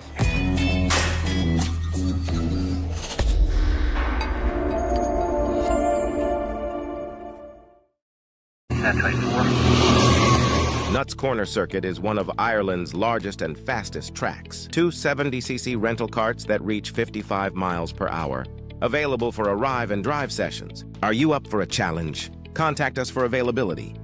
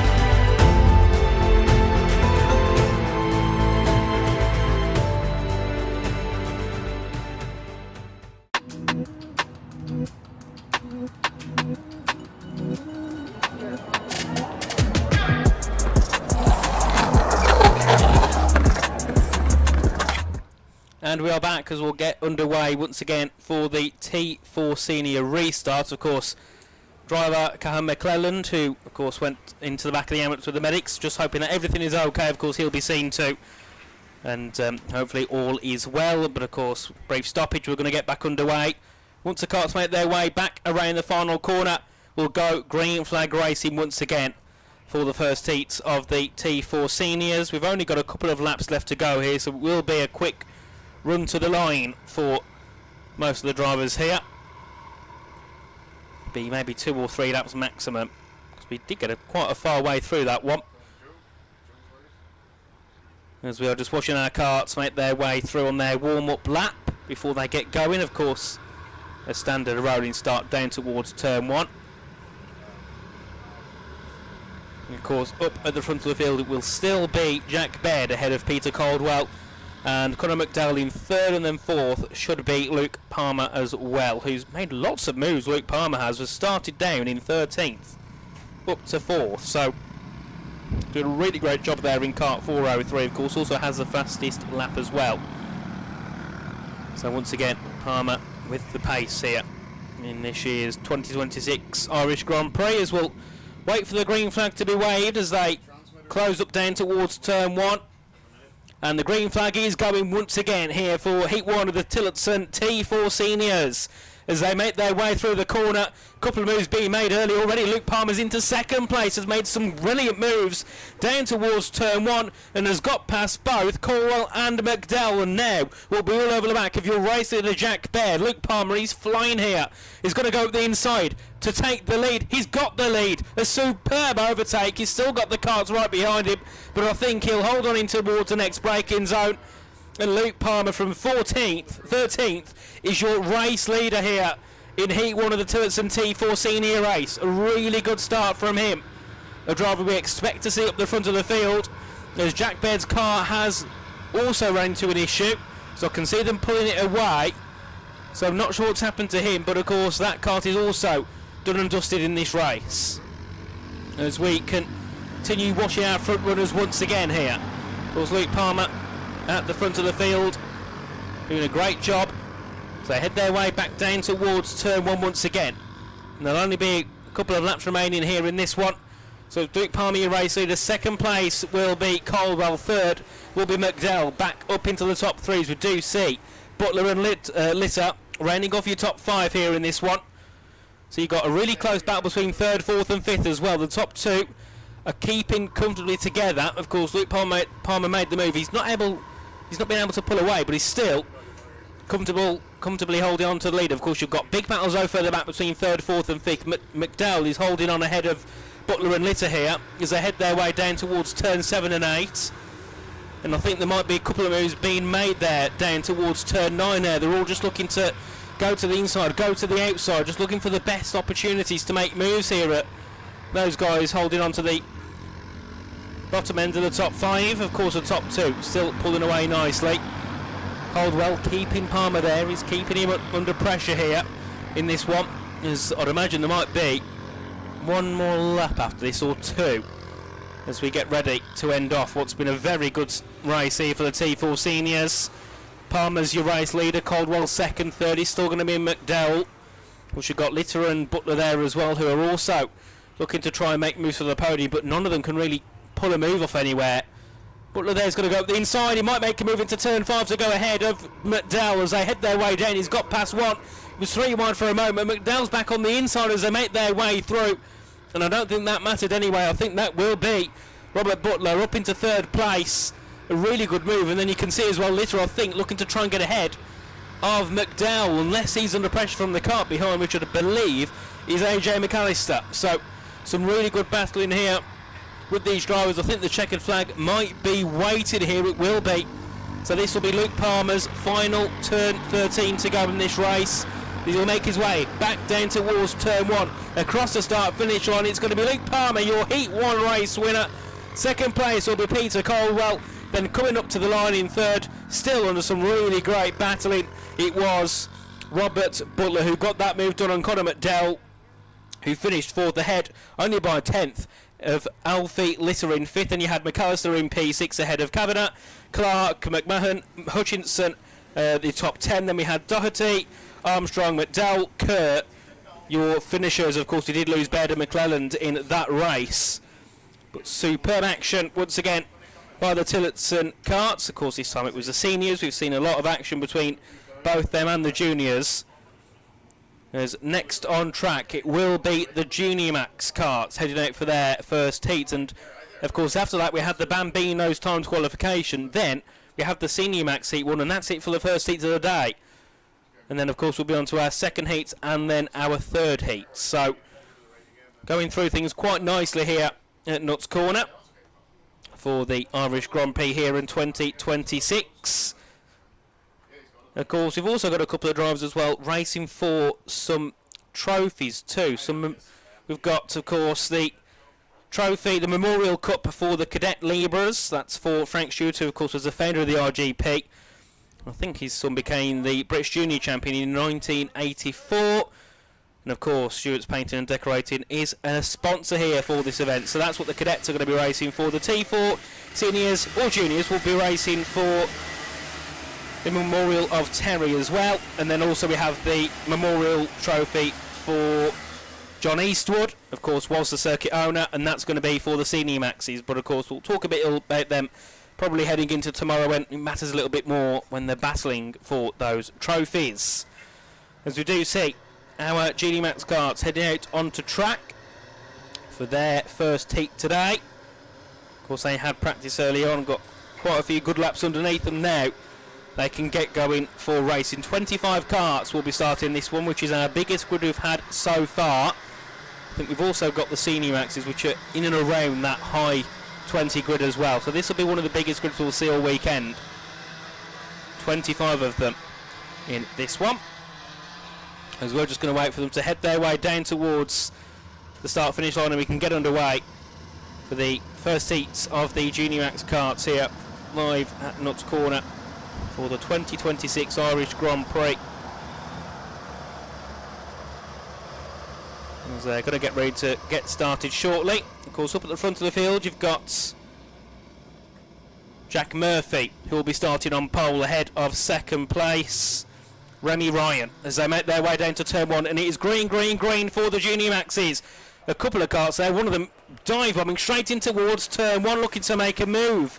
That was 3:27, so that would have been, as wait for it to go up on our boards, that was Brogan McDonald who went dive bombing into turn one. I think has managed to hold on to P2, but he's being caught up here by everybody else. The leaders ran off up the field. That's going to be Jack Murphy still, I believe, in 38.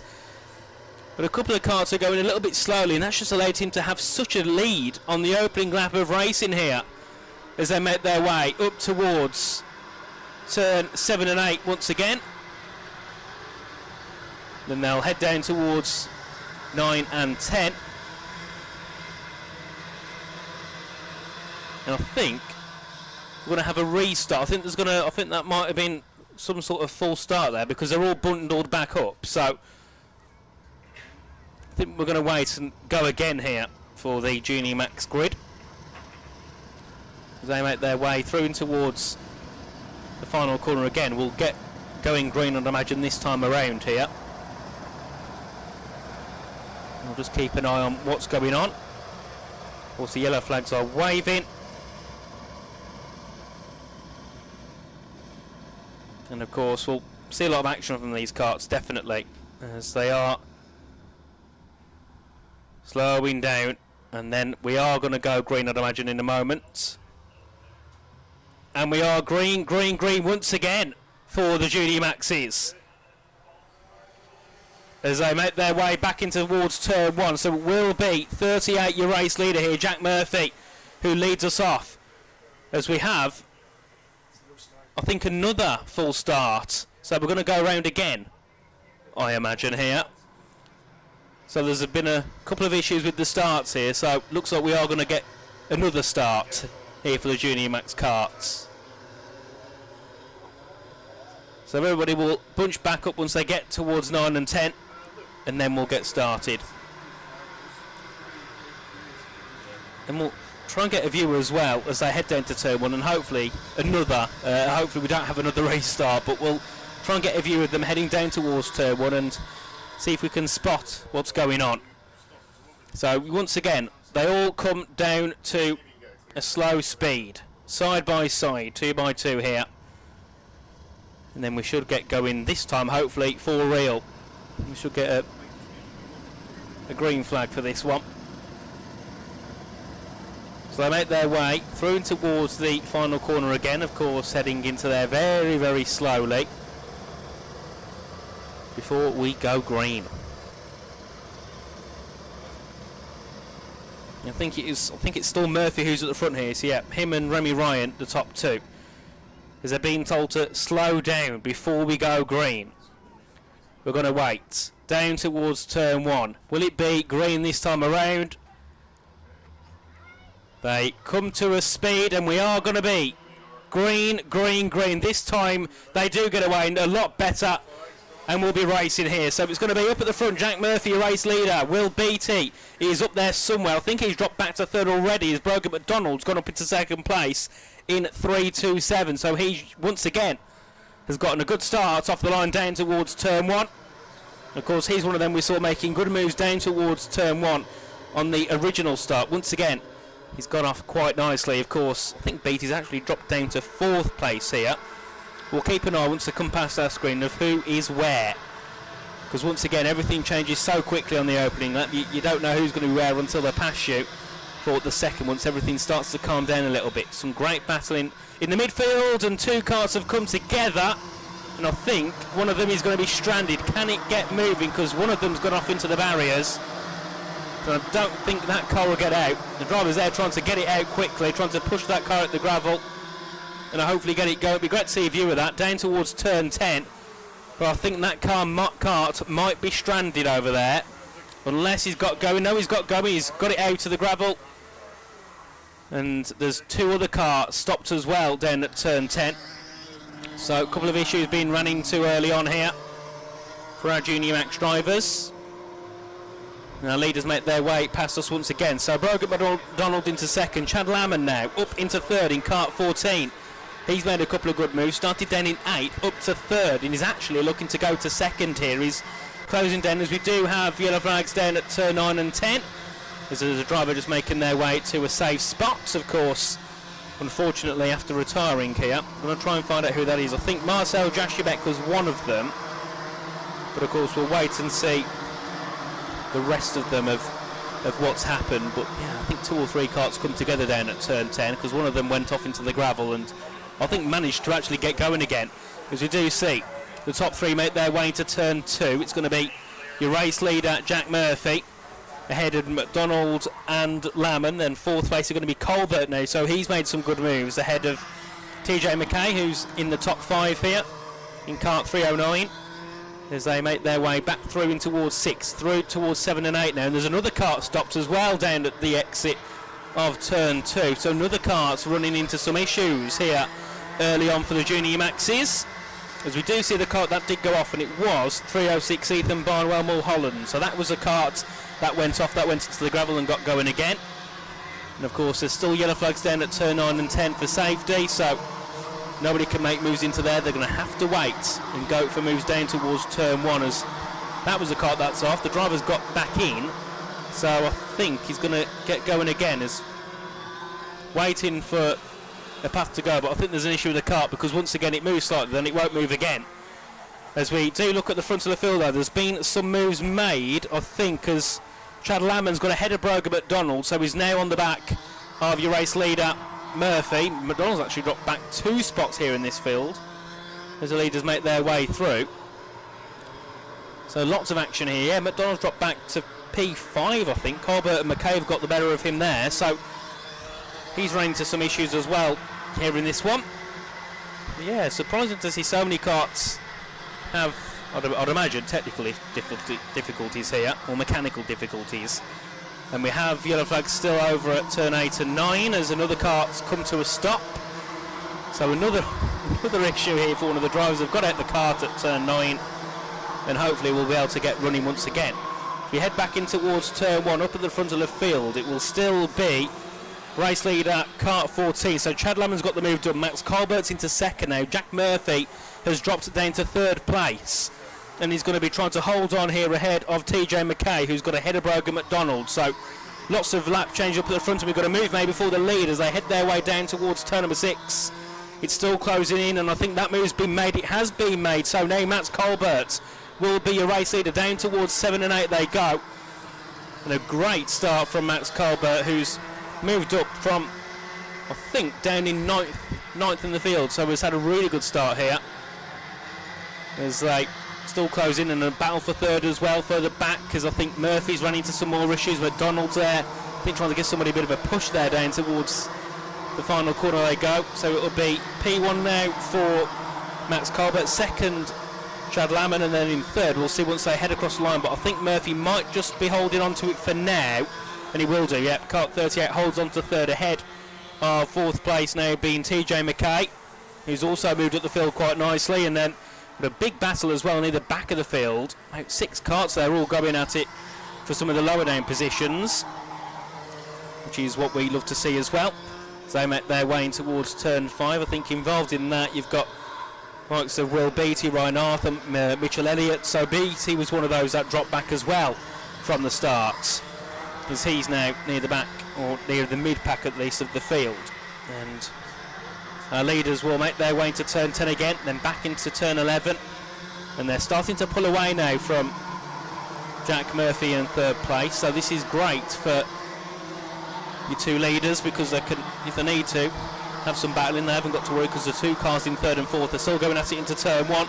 An outside line there, back to the inside line, in towards turn 1 we go. Is that going to be a move there for third place from TJ McKay? He has got the move done, and Murphy's dropped back to P5 now. So McKay's gone through, and so has Jason Park as well in kart 31. So Nat Murphy dropping back to 5th and started up at the front. He's definitely had some issues on this last lap in terms of trying to hold on to positions, and he's fighting back for 4th place as they head down towards 7 and 8. It's still going to be up at the front though for Max Colbert and Chad Lamont, who have really pulled away from everybody else, as that's going to be a send from Murphy trying to get back into 4th. But you've also got another kart as well there involved in that battle, so some great battling here. I think Berg McDonald is one of them. You can just see him with the dark green helmet, so he's gone up the inside of, I think, Park, because they head their way back down towards turn 1, and the top 2 have closed in once again here. But of course it will still be the lead here for Max Colbert ahead of Chad Lamon. Third is going to be 309 of, I think Jason Park actually might be in third now. Kart 31, there's been some changes there as well. So Jason Park's gone back up into third as they make their way back out of turn 7 again and up towards the chicane. And it will be, yeah, Park in third as they make their way through the chicane. And then of course back down towards 9 and 10, and once again Chad Lamon's closing in here, maybe looking for a move for the lead. Of course there won't be many more laps to go in this race, as Lamon got an opportunity to go to the front of the field as they make their way back down towards turn 1 once again. And this is the closest we've seen the two leaders here all race long. Chad Lamon looking to close in on Colbert. Jason Park in third, who's starting to pull a gap ahead of 4th place, who's actually got back into 4th, Jack Murphy. So he's managed to get back past TJ McKay, who made some good moves. He got into 3rd, so he's obviously had an issue somewhere, because he's dropped back another 3 spots, and that's a good couple of seconds down the road for him. And then of course Brogan McDonald, who we saw in 2nd earlier on, has just fell off the top 5 pack, and he's just starting to drop back a little bit towards some of those further behind. Charlie Blair's also in that top pack as well. I think he's one with the bright green helmet as they head up towards turn 9, then down towards turn 10. As leaders are making their way through the final corner for the final time. What a race it has been from Max Colbert, who made a lot of moves up to the top of the field. Checkered flag, it's Max Colbert, your race winner. 2nd place went to Chad Lamon, and 3rd has gone to Jason Park. Some great racing between those near the top of the field. It was Jack Murphy in 4th ahead of TJ McKay in 5th. Then we had Charlie Blair and Brogan McDonald, your top 7. Yeah, of course, McDonald was fighting up at the top earlier. He's dropped his 7th place. And then, of course, rounding off your top 10, we have Limo Haggard, Billy Noble, and Cara Heaney. That is your top 10 in that one. We, of course, did see our Irish Open champion from last year, Charlie Condé. He finished just outside in 11th, but he did start in 18th, so he's had a good run there to move up a lot of places. As, of course, we'll see all of our karts heading back into the pit lane, and then we'll get going for our next race of the day, which should be, I don't think it's a race, I think it's the qualification for the Bambinos, and they'll be with us very shortly.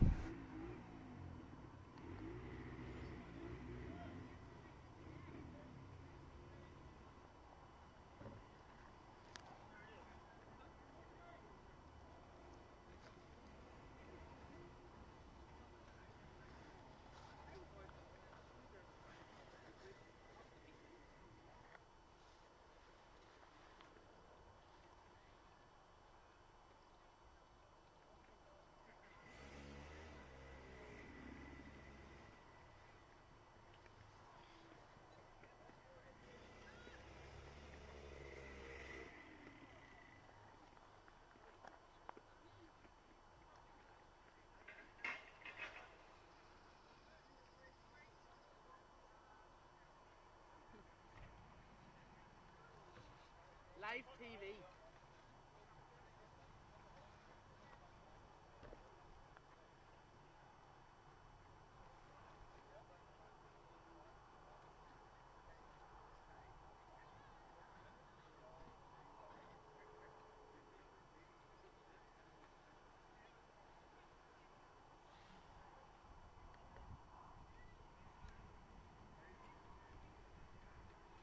And of course, next up we have the Bambinos. They're going to go out for their qualifying here.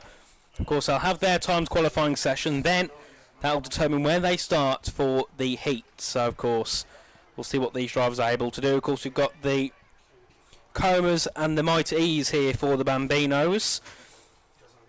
And they'll be on the same grid, but of course, you just got Might E's and Comas engine versus internal combustion versus electric. And they're getting ready to get started for their qualifying session. I believe it's around between 4 and 6 minutes, of course. Once it comes on, we'll see how long is the qualifying session. And it will be 6-minute quali. And apparently it's just started, so you'd imagine drivers will be looking to head out ASAP here to get their laps in. Of course, we saw a lot of the Bambinos in the practice, and now it's where their lap times actually matter here for qualifying. But of course, the difference compared to the other heats is they've got their qualification, then 2 heats, whereas everything else has 3 heats. So they've just got a less number of heats here for this one. Have the Bambinos as they are getting started up and ready to go for qualifying. And we'll see who can put it on pole for the first heat, as they're just getting their engines started up.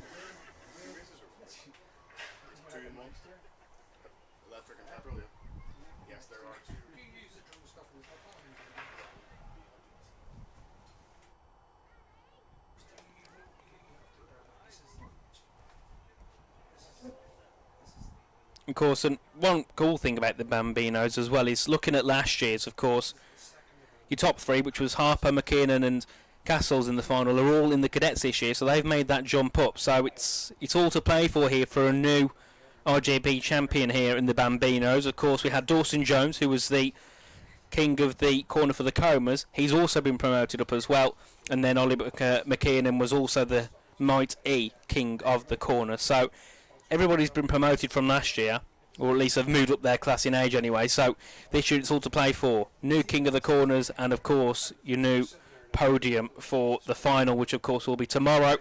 They'll have their pre-final and then their final after that to determine the group. We can see our karts on track here, or we can see some of them at least. You've got the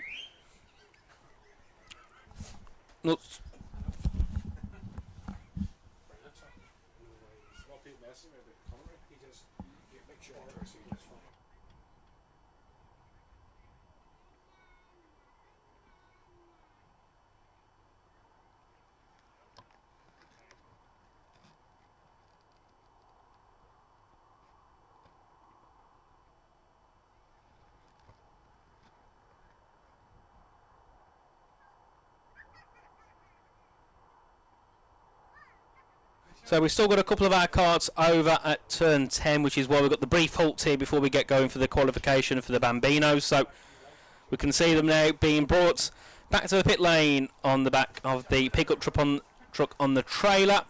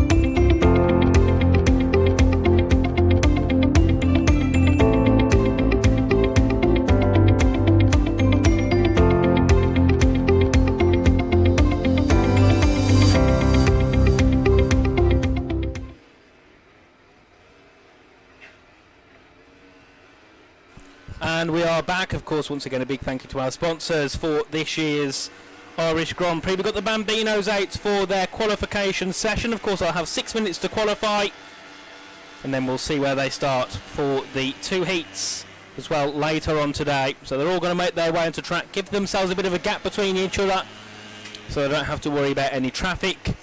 And then, of course, we'll see who can set that fastest lap time. Of course, we saw quite a lot in practice as well. Looking earlier on to practice this morning, we saw it was Josh Magill who was quickest in that one, was a tenth and a half quicker over everybody else. It was a 1:20.426 ahead of Finn Moore and Tan Larry and Sadie Cartmill in fourth and Harry Lilburn in fifth. So we'll see what they can do here. Of course, was up near the top earlier on in the free practice. As we are making our way with the karts, we'll try and find someone heading through the first corner for the first time. We have got one of our karts heading down towards turn 1, so we'll keep an eye on them for this opening lap as they make their way through turn 1 in towards turn number 2. It will be one of your nuts corner plate holders on track here, so we'll keep an eye on them and see what they can do. We've also got coming through as well Taylor Larry in 55. We'll keep an eye on them for this lap and see what they can do. So make their way through towards turn 3 and then up towards turn 4 and turn 5. And a nice job so far here.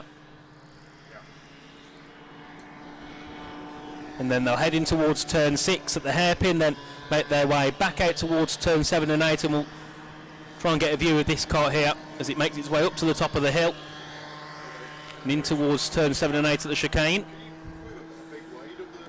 And then, of course, down towards turn 9 and 10. Of course, the Bambinos, you know, a lot slower than what we've seen so far, but these drivers are between the ages of 6 and 8, so you've got to let them in lightly, of course. And I mean, there is a bit of a jump up when they come out to the Bambinos, so for a lot of them that have got that pace and that the desire to get quicker, they can move up the classes, certainly when age permits. As we are going to see a couple of lap times being set, I believe, by some of our drivers as they head up to the line. and it will be Harry Lilburn to set the first lap. And will go fastest, 119.097 ahead of Taylor Lowry in 55 in second. And then you've got Josh Magill, who's 0.8 off the back of Lilburn and also jumps into second place as all the time start to come through here. Sadie Cartmill goes third.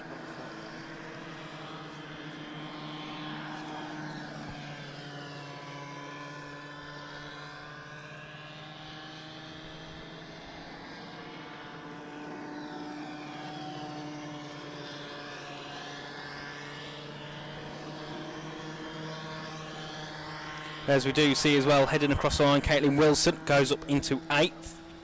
And drivers just settling in nicely here to the on-action track.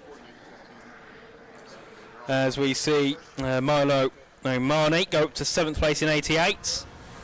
Dara Kearney as well up to the top 6. So, got some big groups here. I mean, you've got 3 seconds separated in the top 7, but then you've got 3rd down to 7th. They're only separated by just over a second, so it just shows how quick the top 2 are at the moment.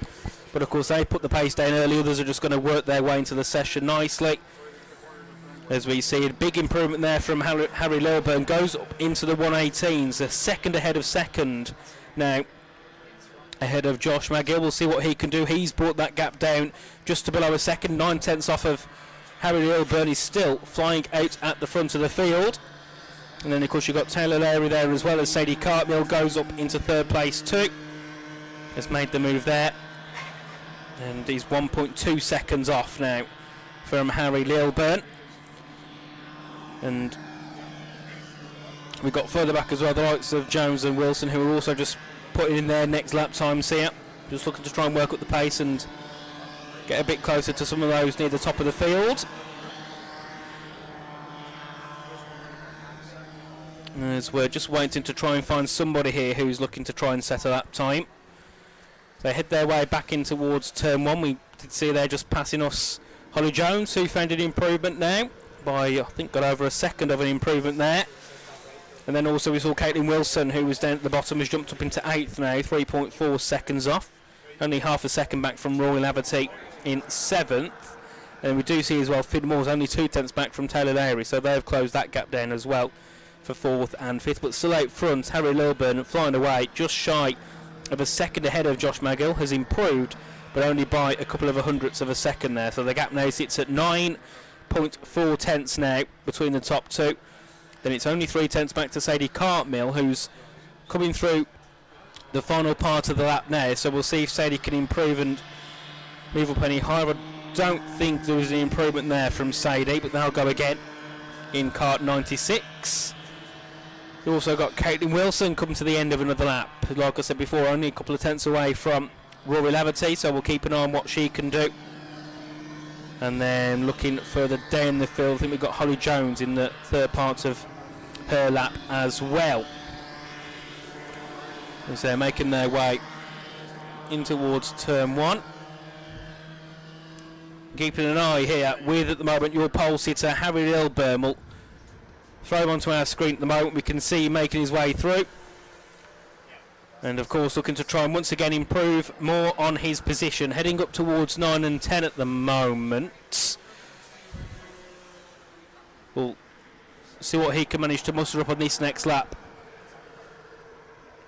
As he makes his way past our screen, down in towards turn 1 and turn 2. Of course, lap time wise has not improved on the last lap, still in the 1:18.7s here, but hasn't really got anything to worry about because he's still over a second quicker than everybody, bar one kart, and that kart's 9/10 off. So really good stuff here from Harry Lilburn. As we do see Sadie Cartmill make a move up to second place, 9.2 tenths away, so he's ahead of Josh Magill by just only 20 thousandths of a second. Great work by Sadie Cartmill, who moves up onto the front row of the grid in kart 96. And we'll have a look at what she's up to as well on track. And then we've also got a couple of cars who are quite close together, and of course that's sometimes going to help out because it can give you a bit of a tow, a bit of a slipstream to help push you forward. As we see two of our cars actually go side by side down towards turn 1, but I think one of them's lifted off, the other one's going for another lap. So the ones going past us there, we did see it was, I think, Milo Omani, who crosses the line in ninth. So this is going to be the checkered flag this time around for the drivers.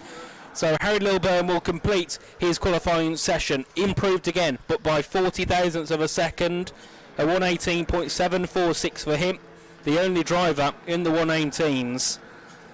A superb drive so far from him. And Derek Kearney will cross the line and take P5 at the checkered flag, and Josh McGill can't improve and will stay in third. And Sadie Cartmill doesn't improve either, but will also stay up in that front row, and nobody else really making any moves. Everybody got their first lap times out of the way, and they were the quickest ones. Fidmore will finish up in fourth place and will stay there. And then also Jensen Kez, who I think might have just jumped ahead of Billy Ward. Their gap's only a couple of tenths of a second between. And then you've got James Stagg, who will finish in 13th. A couple more, I think, just completing laps. And then we'll get our checkered flag as Caitlin Wilson and Rory Laverty don't improve. And then I'd also imagine the same will be for Omani and Jones as well, as they're just heading through to finish their qualifying session. So I think that seems to be it here for the Bambinos qualifying. So heading into the first heat, it'll be Harry Lilburn, your pole sitter, ahead of Sadie Cartmill in second. Josh McGill was third, ahead of Finn Moore in fourth place, 1.5 seconds off from your pole sitter. Everybody else now was over a second away from Harry Lilburn. Just shows how quick he was. Then we had Derek Kearney in P5 ahead of Taylor Lowry in 6th. Rory Laverty was 7th ahead of Caitlin Wilson. Milo Omani was 9th, and then Jensen Cairns rounded off your top 10. Billy Ward, Holly Jones and James Stagg with the remainder of the field. That's your full 13 complete for the Bambinos qualifying. And next onto track will be the Senior Maxis for their first heats of today, and then that will be all of our first heats, I believe, out of the way. And of course the Senior Maxis, you've got your, quote unquote, the best drivers, those that have got lots of experience in the field. Many of them have got over 5 or 6 years of experience. I think there's one in there that's got over 15 years of experience in this field, which of course is what we love to see. And of course they'll give us some brilliant action, I'm sure, in this first heat. There's quite a big grid as well for the Senior Maxis. There's 32 of them taking to the track here. So starting on pole will be Cole McFadden Biggerstaff. Second place will be Ben Connolly. Third will be John O'Neill, followed by fourth place kart number 15. Some of these I haven't got on here. Fifth will be 401 of Ruben Kernahan, who of course he's a very quick driver. We expect to see a lot of him heading into this weekend. Then we have sixth place for kart 23, which I've also not got here, ahead of seventh, which is going to be 413. Eighth will be 436, which is Lincoln Bevan, ahead of ninth place, which is going to be your current Irish Open champion Dylan McDermott starts there in ninth, and then rounding off your top 10 will be Ewan Miller in kart 411. That's your top 10 heading into this one. Of course, like I said, a lot of drivers here have got lots of experience in the field, many of them over 10 years. I think we've got Neville Bell, who's got over 30 years of experience here at the age of 43, jumping into the Senior Maxis, which we love to see. Drivers of, I don't want to say elder age, but older than most of the grid, who are between their ages of 15 and 19. But yeah, great to see Neville on track. Has been to the RGP 30 times in the past.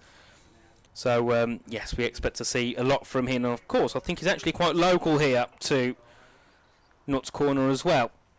So, yes, we'll see what he can get up to today as well here on track. As we are just waiting for the track to be... I think the track is cleared. We're just waiting for the go-ahead now when the Senior Maxis can get fired up and ready to go. Of course, we can see them there on our drone camera in the pit lane. There's a couple of drivers missing here. There's 2 grid spots empty. As we do hear the roar of the engines as they get fired up and they make their way onto track. Of course, these are going to be the latest of the bunch here, the Senior Maxis. 125cc engines. I think it's about 28 horsepower that these can provide. I mean, in a car, yes, that wouldn't be a lot, but given these weigh about like maybe like 50, 60 kilograms, 28 horsepower is a lot of horsepower, that is for sure. As the karts will make their way on their warm-up lap, of course, getting the tyres nicely warmed up and hopefully not running into issues like we saw with the Junior Maxes, where we had, I think, 3 of them out after lap 1 due to issues. Hoping the Senior Maxes can get a better life of it here on track, because we're just going to get ready for their first heat of the day. Of course, a reminder as well for the Senior Maxes, they are racing for the John Eastwood Memorial Trophy. Of course, John was the circuit owner. Of course, Eastwood still own this track, so they're racing for a trophy memorial of him. So we'll get to see what they can do and, of course, take home a nice trophy as well in tribute. As everybody will make their way through the final corner, they'll bunch up into their positions and then we'll go green down towards turn 1. So, as I said, it will be McFadden Biggerstaff starting on pole ahead of Connolly in second in 4-3-1. As we watch the grid with the drone here, as we get ready to get going, and it's green, green, green for the first heats of the Senior Maxes as they make their way into turn 1. It's already 3 wide into turn 2, as that already having to back out there was Ruben Kernahan. Drops into 4th, but might have an opportunity there to go for 3rd early on. Does make a move and does go up into 3rd place. A great move there to get ahead of John O'Neill early on. So Kernahan's up to 3rd, then up at the top of the field, it's still going to be Biggerstaff and Connolly as they make their way out of there. A couple of karts go a little bit deep there into turn 6 at the hairpin. And a couple having to recover, and then one kart really not having a good time of things all the way at the back of the field here early on. But a really good start there from Kernahan to make those early moves to go up into 3rd place, and now all over the back already of Connolly in 2nd. So some great opening action here from the Senior Maxes as they make their way back down towards turn 1. And of course they'll get some good toe down here with many of the drivers, so it'll give them good opportunities into that first braking zone.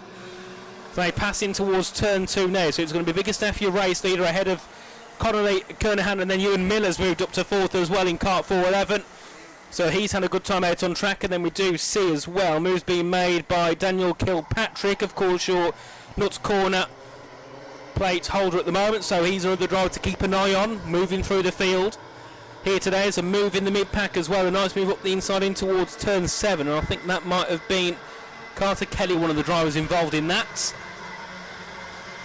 As I think we also saw Kernahan maybe make that move for 2nd as well. We'll keep an eye on it as I head down towards turn 1 once again.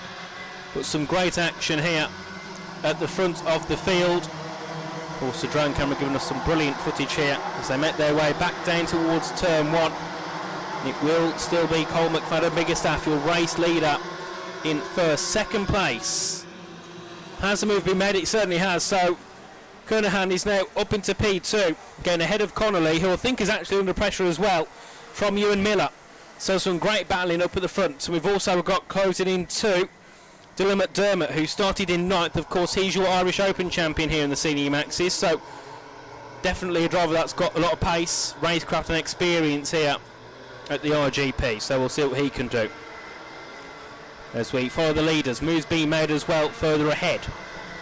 And that move was made there for, I think, for 2nd place, so keep an eye on this. I think Biggerstaff's dropped back a bit, because I think that's going to be Kernahan in the lead. Yes, it is, so Ruben Kernahan has taken the lead of the race. Biggerstaff's had some issues and has dropped back down the field slightly, so I think that's also promoted Ben Connolly back up into 2nd place where he started. So they head their way back in towards turn number 1. So it'll be Kernahan ahead of Connolly, yep, back into 2nd, then I think we got Ewan Miller in 3rd, so Biggerstaff's dropped back to 5th place there, so he's certainly run into some issues because Kyle Price has also got ahead of him, and he's now under pressure from Joel Murphy as well, who's got the fastest lap at the moment. So Kernahan, your race leader, starting to pull away from everybody else. Miller all over the back as well of 2nd, trying to get ahead of Ben Connolly down to the chicane. I think he's trying to pull alongside to make a move and has made the move. Ewan Miller goes up into 2nd.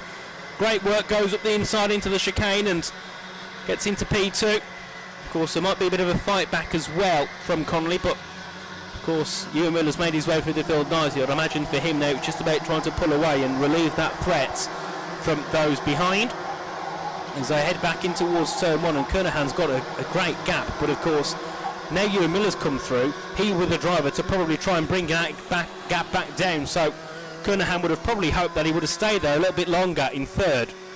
Miller, but no, he's got the move done and now can start to bring him and the pack along with him to close down on your race leader at the moment. As they head their way back down towards turn 6 at the hairpin.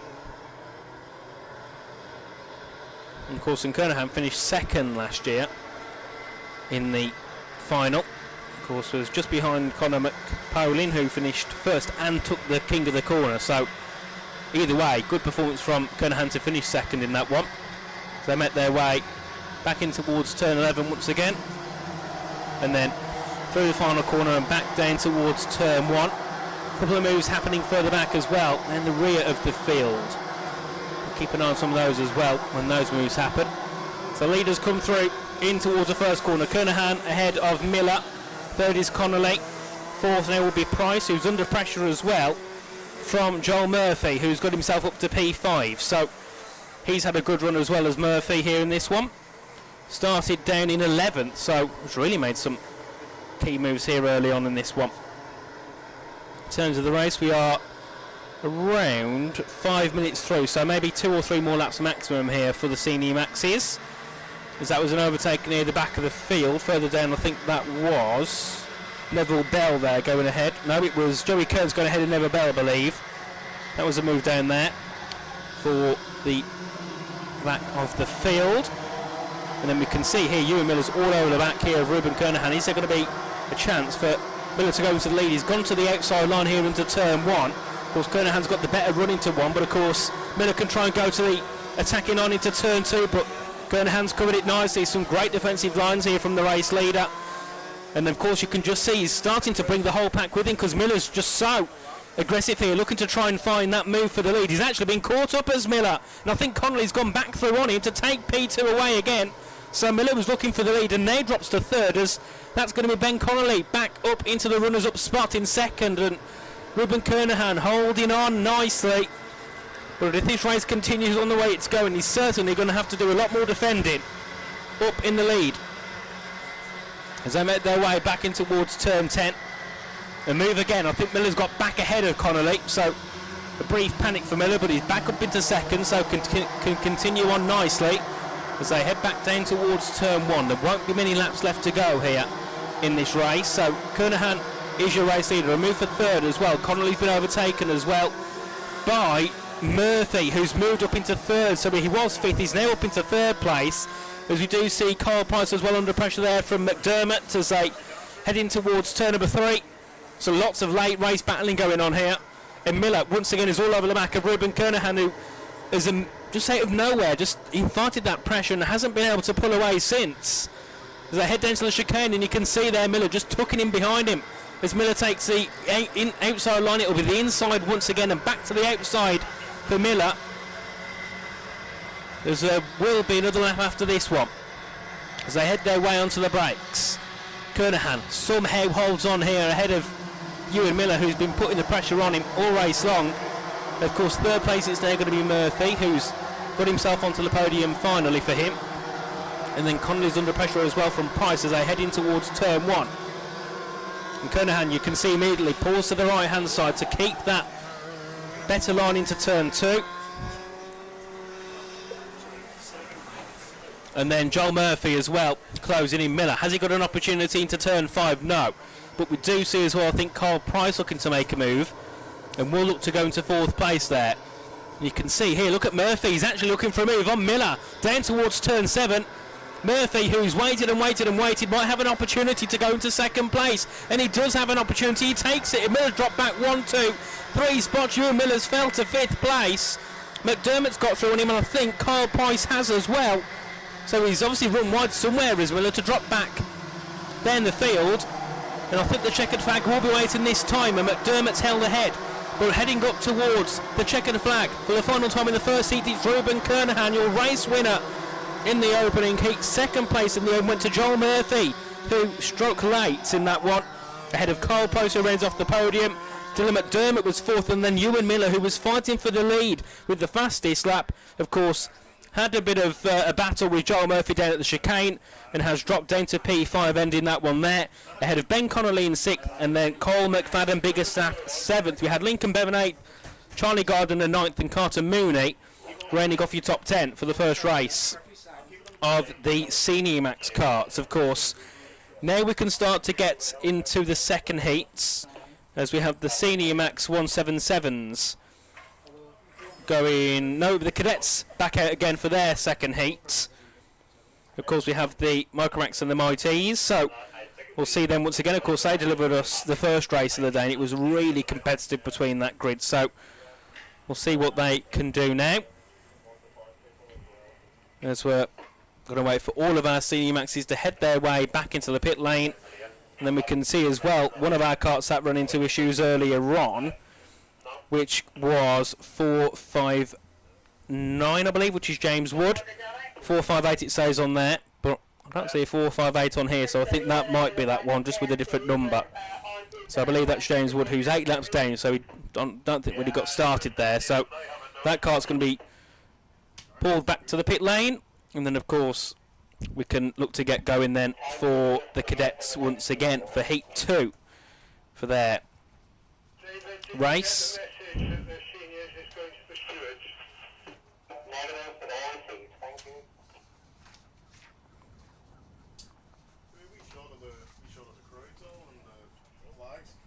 Yeah.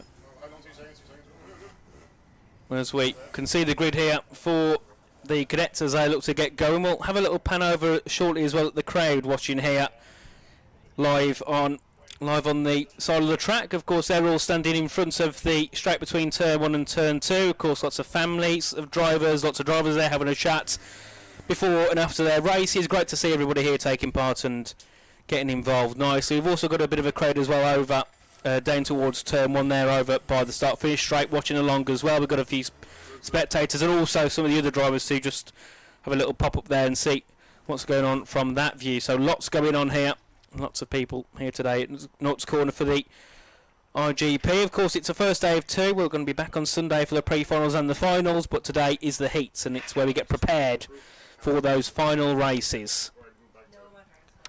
As we just see in our screen the karts in the pit lane, then your Senior Maxes.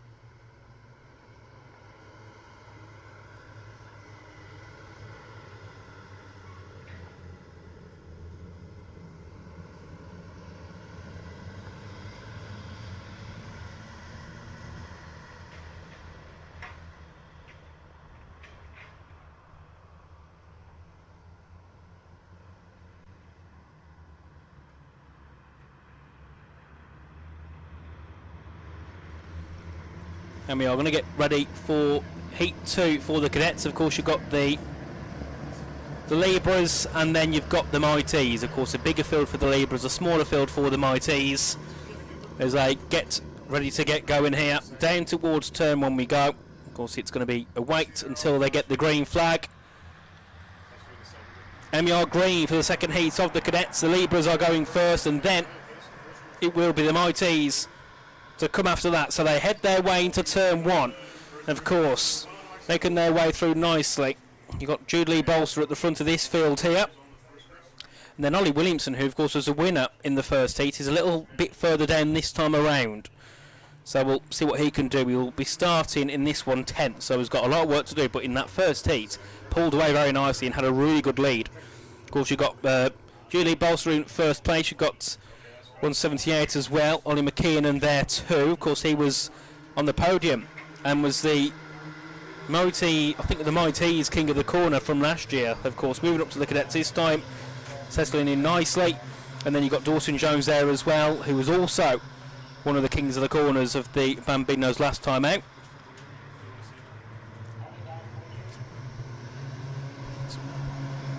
As we see the leads of the Libras now making their way down towards turn number 1.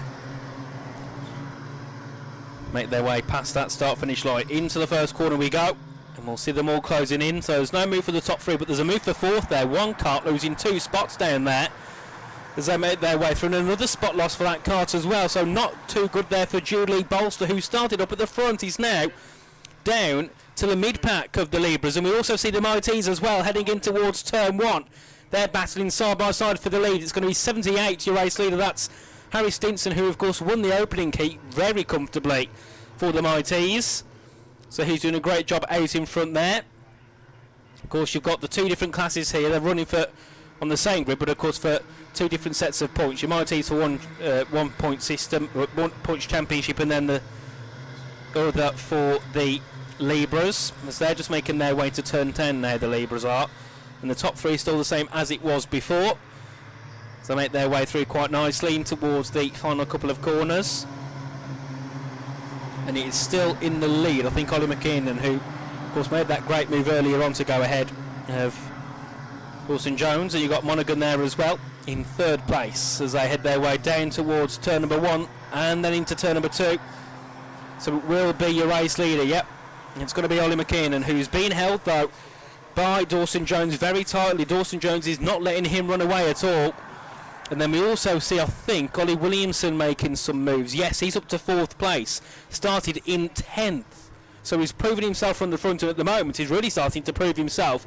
Starting from the middle of the field. Of course, in the final race, he will start near the back, though. So he's got front, middle, back for his starting positions. As we have a move for the lead. The outside line there as McKinnon tries to defend Jones as they head their way into the chicane. And McKinnon still holding on to that top spot for now. And then you've also got in 3rd place Mason Monaghan there as well. So some great battling for your top 3 here in the Libras as they make their way into the final couple of corners, and we'll see who can get the toe here down towards turn 1. And then they make their way to the final corner, back down to turn 1 we go, and you can already see here one of the carts on the outside line has a brilliant launch into the first corner, looking to try and make the moves, and they can't quite do so just yet, but it's still going to be your race leader of McKinnon, and that's a move up the inside there. Williamson, who's popped out our way. One of the cars has gone wide off the track, decides to mow the circuit a little bit. I think that was Monaghan who went wide, so Williamson goes through into 3rd now and closes in for 2nd place. He's gone up the inside as well. Can he make that move for 2nd? He's going to have the outside at the exit, but then he can get back to the inside here for the hairpin, and he makes that move ahead as well of Dawson Jones. And Williamson started 10th, he's now up into 2nd and already closing down on your race leader Ollie McKinnon at the front, as we do have a battle as well with the Mighties battling for the lead. A move has been made there as well as Stinson drops down the spots, and going ahead of him will be, I think that's Will Larkham. We'll keep an eye when they come past us in a minute, but great battle for the lead there as they make their way back down towards turn 9 and 10. But we go back to the lead here as I think Williamson has got a move for the lead with the Libras down towards turn 1. Williamson's on the outside. It's going to be the inside for McKinnon, but he can't quite keep with him. and Ollie Williamson goes into the lead. Could it be 2 in 2 here for kart 1, 2, 4? There's lots of battling going on here, and one of them getting caught behind now. I think that was Dawson Jones. He's up into 3rd here. I think he's actually dropped back to 4th. But not quite sure. There's been lots of stuff going on here in this pack here with the Libras. But Williamson has the lead quite comfortably. But there's a move back up the inside, down towards turn 7 and 8. Looking for the lead again. Still going to be side by side between these two as they head their way through. This is going to be Jack Harper looking for a move for the lead. He's gone to the inside at 9. He's going to keep with him into turn 10.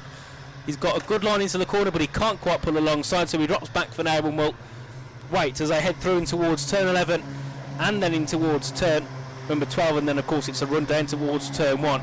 But Jack Harper's come out of nowhere here in this race. Of course, he was also one of the winners of the finals last year in the cadets. He's also promoted up to the from the Bambinos, promoted up to the cadets this year. They met their way into turn 1. Williamson still holds on here, but Jack Harper is really putting the pace down as flew through the field. He started down in 9th. He started actually ahead of Williamson, and they're now battling for 1st and 2nd here. Some great work between these drivers, and of course you've got McKinnon in 3rd place, who's actually under pressure here on the outside line from, I think, Dawson Jones, who's looking to try and go through there as well. So lots of side-by-side action here, and this is the inside line as the top two go all the way to the inside. They pull back to the outside line, and still holding on will be Ollie Williamson, but tried to force Jack Harper as far to the right as he could possibly do so, and he holds on for now to that top spot as they make their way back down towards the final couple of corners and in towards turn 1. Williamson's actually pulled away from Harper on this lap, and then they've even pulled more of a gap away from Ollie McKinnon in 3rd, as we do see a couple of karts actually trying to close in here into turn 1. None of them can make a move, but they are looking to close down on McKinnon and the other two further back. And that one you've got a couple of karts involved. You've got Cooper Devant and Mason Monaghan in that battle, and they're the two who are just trying to do something here, just try and get themselves into a possible podium spot, as we do see the top two once again battling side by side. There's the leaders of the Mighties as well head through turn 2, and I think the leader for that will be Will Larkham in 93. He's a car ahead of Stinson, I believe. As we make our way through, we'll of course get a confirmation of that once they get past us once again. Either that or that's one of the karts a lap down, but I don't think they'll be a lap down this early on for sure. Nobody's gone that far down just yet. As the leaders are fighting once again, and Jack Harper's got to move for the lead. I think he's actually taken the lead away from Ollie Williamson. He moves up to the top of the leaderboard. Great work here by Jack Harper, who of course has had the fastest lap for all race long and now has the race lead heading down towards turn 1 once again. Second place will be Williamson, who's going to try and fight back and try and get back into the lead. Third will be still McKinnon, who's trying to hold on, because you've also got another kart closing in as well behind him 4th. Brilliant work here by these drivers. And of course in 4th it's going to be Cooper Devant, who's also started to make his way up the field. He's actually looking for a move here ahead of McKinnon. He's got past one. He might even have a chance here to go past Harper, because that's Williamson back into the lead. Has made the move up the inside into turn 6. So back down to P2 now for Harper, who had that lead for a lap long, but he's gone back up the inside in the chicane. It's going to be side by side, and I think Harper might have it back. He will. Harper's got the inside line. He's got the better line into turn 9, and Jack Harper is back into the race lead. Superb action here in the Cadet Libras as they make their way back down to turn 11. So it's going to be Harper, Williamson, then you've got Cooper Devant, who's made the move as well. So he's up into 3rd now, taking that podium spot away. And I think also McKinnon's dropped behind another driver as well. He's down to P5. As we head back down to turn 1, that will be the checkered flag for this race. And what a brilliant move that was from Jack Harper, holding on to the last lap ahead of Ollie Williamson, who will finish in P2. Ollie McKinnon will be in 5th after that one, so it was Cooper Devant who got promoted up to 3rd there, and then Dawson Jones was the kart in 4th place, who got that last lap move ahead of Ollie McKinnon as well. And we had Mason Monaghan 6th place ahead of Michael Darcy, Harry Ty Lee, who got up to 8th place ahead of Noah Cassells in 9th, and Ben Nicholson rounding off your top 10 there for the cadets. And it was of course as well the fastest lap going the way of Jack Harper, a 10th and a half quicker than anybody on track, really stellar performance from him up to the line. And of course that will be the Cadet Heat 2 over. Next on track we'll have the Senior Max 177s returning once again, as they'll look to get going very, very shortly, as they're just in the pit lane waiting to get going, and then we'll get back for that one very shortly.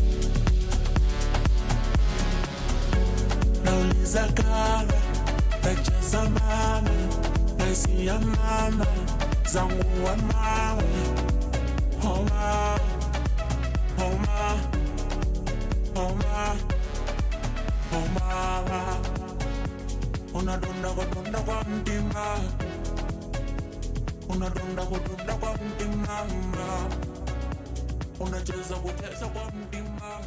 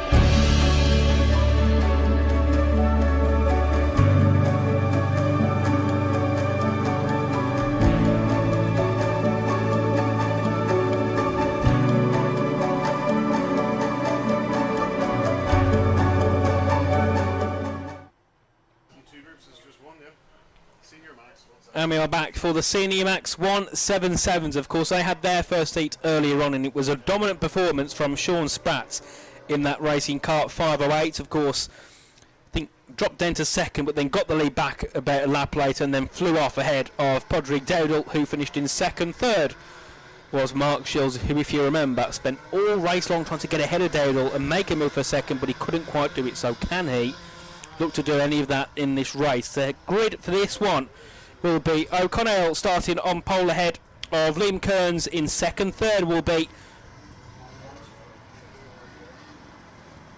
one of the cars that isn't on the grid. Fourth then should be Mark Shields ahead of fifth Dowdle, and then sixth will be Spratt. So it's pretty much a reverse grid from the opening race. So Dowdle and Spratt start at the back. We'll see what they can do in terms of making early moves and trying to go for the lead. Of course, it's one of those races where, because of Spratt and Dowdle being so quick, if one of them can't get through and the other can, just gives them such an opportunity to lead comfortably as they head their way into turn one and we get going. And one of the cars that wasn't there, I think, is here now, because we have got a group of six as they head their way down in towards turn one. We get started for the Senior Max 177s here, as they make their way up towards 4 and 5. There's a driver at the front has a clear lead at the moment, but of course everybody else behind is battling in quite nicely. It's O'Connell at the front of the pack here in 502. Everybody else closing in nicely, and I think a couple of cars have had issues as well, because one of them is very far back in the field. So we'll see who that is in a moment. The top five though are clear running nicely at the moment, so they head their way back down towards 9 and 10 once again. No one making moves just yet, but of course, like we saw in the last race, it took them a couple of laps before moves started to happen for those leading spots. As they head their way to turn 12 and back down towards turn 1 we go. They head their way through. A move might be happening for fourth there, but of course up at the front it will be your race leader, Ben McDowell. Of course, that's a driver we didn't see in the first heat, but he's back here for the second heat. And then we saw there Sean Spratt, the car that's trying to get ahead of Mark Shields. can't find the move at the moment, and the car that had the issue and couldn't get going was Anthony O'Connell, the one that dropped back. He's 9 seconds back already, so it's pretty much a 5-horse race here for the lead. It's McDowell, Kearns, Dowdall, Shields and Spratt, your top 5 here in this one, as they're making their way back up over the top of the hill in towards turn 9 and 10. And that's a move being made as well, I think, from Spratt, looking to go out the inside, but he couldn't make the move there. He's had to drop back for now. But Spratt really keen to get ahead of Mark Shields, who of course was very quick in the first heat. He just couldn't make the moves, but he was quick. He was always there. And then out in front, Ben McDowell's got a really good lead at the moment. Nearly, I think, yeah, about 6/10 of a lead at the moment here in the lead. Doing a great job at the moment. Ahead of second place being Liam Kearns, who's done a great job so far. And has just held on ahead of Podrick Dowdall, who of course is in third. And with the way the points are going for the king of the corner, Dowdall would love to be ahead here of Sean Spratt, who I think might be looking to make the move. Unless that's Mark Shields. A couple of cars there making a bit of contact, but he was 3 wide for a moment. Dowdall holds on to third place, and I think it was Shields there who was trying to get ahead, but he couldn't quite get the line to make the move, and will stay in that spot for now. Dowdall nearly losing it heavily as he went bumping off the track for a moment, but he rejoined nicely and could continue on without losing too much there in the end. The Shields, once again, he's looking to close in. So they make their way through towards turn 11 and 12 once again. Just looking to try and close down quickly. The leader, Ben McDowell, comfortably in this race, holding that top spot ahead of Kearns in second. Then third and fourth coming through, and it is going to be Spratt on the back of Dowdall now, not Shields. So Shields is a car in fifth, Spratt's a one in fourth, trying to make those moves, and of course he needs to get ahead really, because he doesn't want those in the previous heat finishing ahead of him when he finished ahead of them. He wants to get that king of the corner, and of course that's all of your Saturday points put together here as they make their way through quite nicely. And of course a lot of these drivers as well are racing for the RMC today, which is their round 7 here in Ireland. So they're racing for the, to get some tickets to the grand final, which of course is going to be held in Portugal in November. So I think all of these drivers, bar one, which is Dowdall, are all fighting for some of those RMC points. And of course the heats combined with the Prix final will give them their points for this RMC round. There's a bit of a slide there as well, out of the final corner there from Kearns, who's still in second, but of course he's really being closed down now by Spratt, who's got the move done ahead of Dowdall. So Spratt can now look to try and focus forward here and try and get ahead of Liam Kearns, because he's really starting to drop back now from McDowell, who's flying out at the front of the field at the moment, doing a really good job in the lead. Of course wasn't here for the first heat, but he's here for the second heat, and of course I'd imagine we'll be here for the third heat as well. So of course with the fact of all these drivers here are going to get points no matter where they finish, I think it might limit the chances of a king of the corner for McDowell, just because he missed one full heat, but you never know. Crazy things have happened, that's for sure. As we see that battle for second closing, Kearns is all under pressure here from Sean Spratt, so he's looking to try and jump himself onto the runners-up spot here as they head their way down to turn 1. Has Spratt gone any of a run here? No, he's not. He's going to have to sit back there for now. He's got to run up the inside this time though. Got up the inside of Spratt and he's got that move done, and he's got himself into second place. A brilliant move. Third, he's still going to be 5'11" Liam Kearns, but he's being closed in now by Dowdall as they make their way in towards turn 5 and 6. You'd imagine Dowdall will be looking at making this move sooner rather than later, because he doesn't want Sean Spratt to run away, because of course he needs to fight with him for those key heat points. As they make their way into the chicane, and you can see their Kearns really under pressure here, and Dowdall's all over the back of him. Can't make the move there. He'll have to go for it into maybe down towards turn 1, because he's not going to have a run here into turn 10 unless he can get an inside line here in towards 11. No, he's going to have to just stay behind for now and hope for the best down towards turn 1. He's got a really good run here as Dowdall. Is it enough to pull alongside though ahead of Liam Kearns? No, it's not. He stays behind just for now. And Kearns doing a great job in that fourth spot, in that third spot, holding on here to the podium. Of course, didn't get one in the last race, so he'd love to get one here in Heat 2. And you can see O'Connell as well at the back of the field, just trundling along nicely, just trying to... I suppose there's no point quitting. You might as well continue on, because it doesn't do you any harm, and it'll just give him a little bit more preparation for the Heat 3 and the finals tomorrow. as McDowell has just cleared out front. Of course, started in third and is now over 2.8 seconds in the lead here of everyone else. And a little bit like what we saw in one of the races early this morning when we had drivers winning by 2 or 3 seconds. It just gives you that extra confidence heading into the finals tomorrow that, well, you can pull away from the rest of your pack because you've done it. You've just got to be in the right place at the right time a lot of the times with stuff like this here. So I think McDowell's proven his pace for sure as they head their way back into turn 1. McDowell has the lead ahead of Spratt in second, who's trying his best to close him down. Kearns has still got Dowdle and Shields for company, and of course they're ending off your top 5, and then O'Connell is the car at the back. And Shields, I think, will be quite disheartened with this result because he did a great job and probably had pace to finish second, but this race he's stuck down in 5th and will certainly not take lots and lots of points like he did in the first heat. As they head their way back up to the chicane once again here. There won't be many laps left until the checkered flag, that's for sure.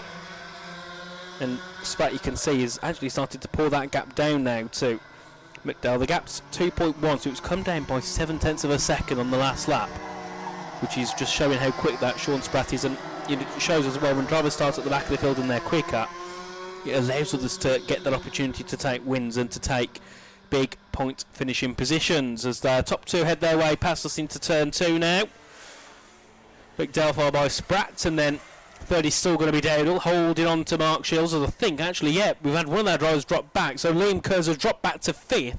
Both of Dowdle and Shields have got ahead of him, so he's now to the back of this main pack, really, which is a shame for Kearns because he was holding on to a comfortable podium. He was doing a lot of work, but he was holding on to it quite nicely. He's now down to 5th, and I suppose for him it's just about trying to stick with those two and hoping they battle and get into a tussle somewhere.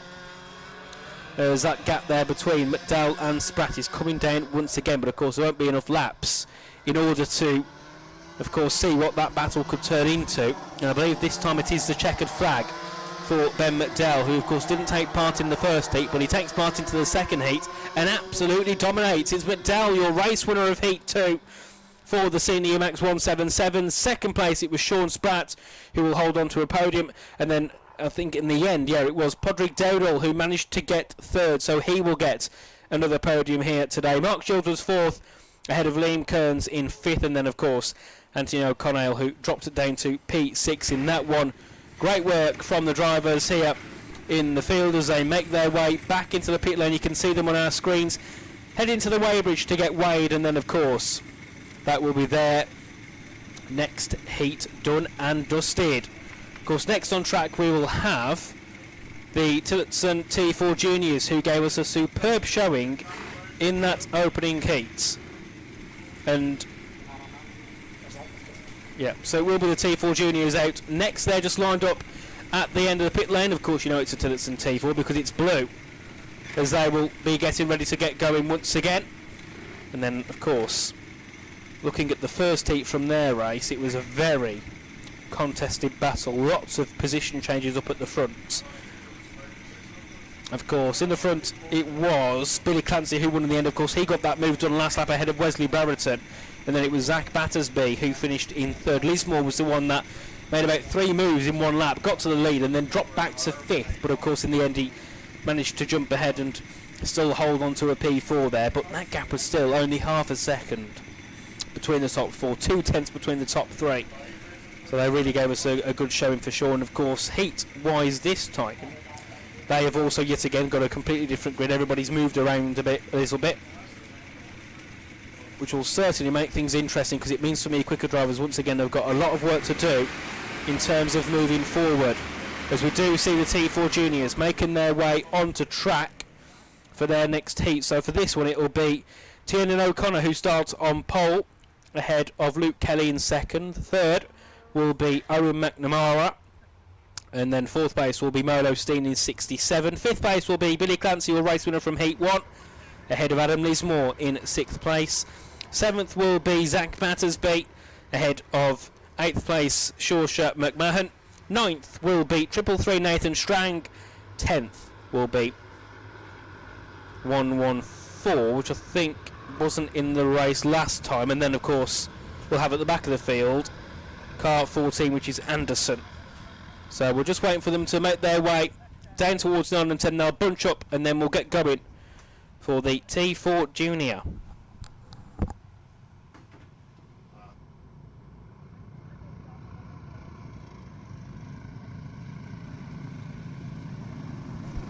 As they all bunch up now, heading through into turn 11. And we'll watch them on our screen as they make their way down towards turn number 1 for their second heat here of 3. As they wait for the green flag to go. They're now making their way down the start-finish straight. The drone's live with us as we head into turn 1 for the Tillotson T4 Juniors. As they make their way into the first corner, already side by side for the lead of the race. As they go the inside there, that will be McNamara, I think, going for the move for the lead. A really good start from him. Started third, he's now up to the front. As everybody makes their way through quite nicely. A couple of carts dropping back, and you can see them all pushing each of the forward, trying to get as much speed carried through as they can. But it will be McNamara that leads this race comfortably in 3-2-3. Then it'll be Billy Clancy, who's up into second already. Started 5th in this race, has had a really good launch down towards turn 1. And then have a battle for third as closing in will be Zach Battersby, who was there earlier on, looking for some of those key moves. Of course, got himself on the podium. He's already there in Heat 2 after 1 lap, so we'll see if he can hold on to that third spot. And already one of our carts dropping back as well, as we follow them through in towards turn 11, then to turn 12, and then it will be run back down towards turn 1 for your race leaders. And you can see them closing in already. Clancy on the back in towards turn 1, just giving a bump there to McNamara, who's the car in the lead, and then you saw Battersby there just move out for a moment, but tucks back in behind and stays in third for now. And then of course you've got 4th and 5th battling as well. Some really good battling here with our drivers. That of course is Tiernan O'Connor and Wesley Brereton, who are battling there for the bottom halves of the top 5 as we have a move for the lead, and Clancy has gone for it and has made the move. Billy Clancy goes to the top of the pack. Superb work to get ahead of Owen McNamara, and now will be able to lead away. Of course, he won the first heat. We'll see if he can do it here in the second. We've had no repeat winners just yet here. As we can see, McNamara, I think, going back at him and does retake that lead again. So we've had a rechange for the lead. It's still going to be side by side into turn 10 though. Clancy's back on the outside into 11. Still trying to do something here. Still trying to go back into the lead, and I think has got it back again. Back into the lead for Clancy. Battersby second, and then McNamara's holding on to third, barely, I think, ahead of Tiernan O'Connor, who's there as well, as they head their way into the first corner. So it's Clancy, race leader, second with Battersby, third McNamara, but a move up the inside there from Wesley Brereton, who we saw make some fantastic moves earlier on. He's got that move made, and he moves himself up into third ahead of McNamara. As we have a battle further up, Battersby, can he try and get ahead of Clancy here and make a move for the lead? It's going to be very close runnings here into the hairpin. And they make their way out nicely, and still Battersby trying to attack here on the back as they make their way onto the brakes into the chicane at 7 and 8. You can just see how quickly, how closely that Battersby can just hold on behind the Mac of Billy Clancy, who's doing a great job at the front of the field at the minute. And that's one of the carts going off the track, and I'm not sure if they've been tapped off or if they've just gone off track to avoid something, but that cart's going to be going very slow down to turn 1. You'd imagine it'll just move out the way, let everyone through, then it'll rejoin the back of the pack there as they make their way back in towards turn number 1. And still it's Clancy who holds on to the lead ahead of Battersby, but Battersby, he was competitive in the last race, but in this race he looks like every little bit more competitive indeed. And this time he could be definitely one of the drivers looking to fight for a race win. They make their way back down towards turn 6, and Clancy still holding on to that leading spot. Further back in the field we've got some great battles going on, as we have the likes of, I think Nathan Strang has got himself up at another couple of places ahead of Lismore, who's dropped back to 8th. He's not had a good start considering he was very good in the first. And then we did see as well Shorsha McMahon has got ahead of Milo Steen and jumps up into 9th place. So a couple of good moves happening here, and still Clancy holding on to Battersby. Race leader versus second. And Battersby's got a good run here down to turn 1. Has he got enough though to maybe think about making a move? Billy Clancy's trying to take the best line he can into turn 1 to hold off from Battersby, and he does so. And then of course you've got Brereton in third, who's trying to close in, trying to get himself up into second. And that's why Battersby's got to probably try and get on with things here, because if he can't get ahead of Clancy, he puts himself under pressure from third, fourth and fifth, which is certainly not ideal considering he knows he's got the pace to be at the top. Of course, Owen McNamara still comfortably in fourth, and then behind then you've got Tiernan O'Connor with the white helmets in fifth, and you've got another break in the pack to Lismore in P6, who of course is breaking away from that train of those near the back, and he's now in a world of his own in the middle of the field. P6 at the moment, 8 of 11, so pretty much halfway in as well. As we see our leaders make their way through. What's happened to Clancy? He's dropped back 2 spots, so that's going to be Battersby back into the lead now. He's got a move done, make their way down. Something's happened to Clancy because he's now under pressure as well from Owen McNamara as they head their way in towards turn 1. The outside line there for McNamara, but he has to hold back for now unless he can get a move up the inside this time. He does get a move done, and Clancy drops down to P4.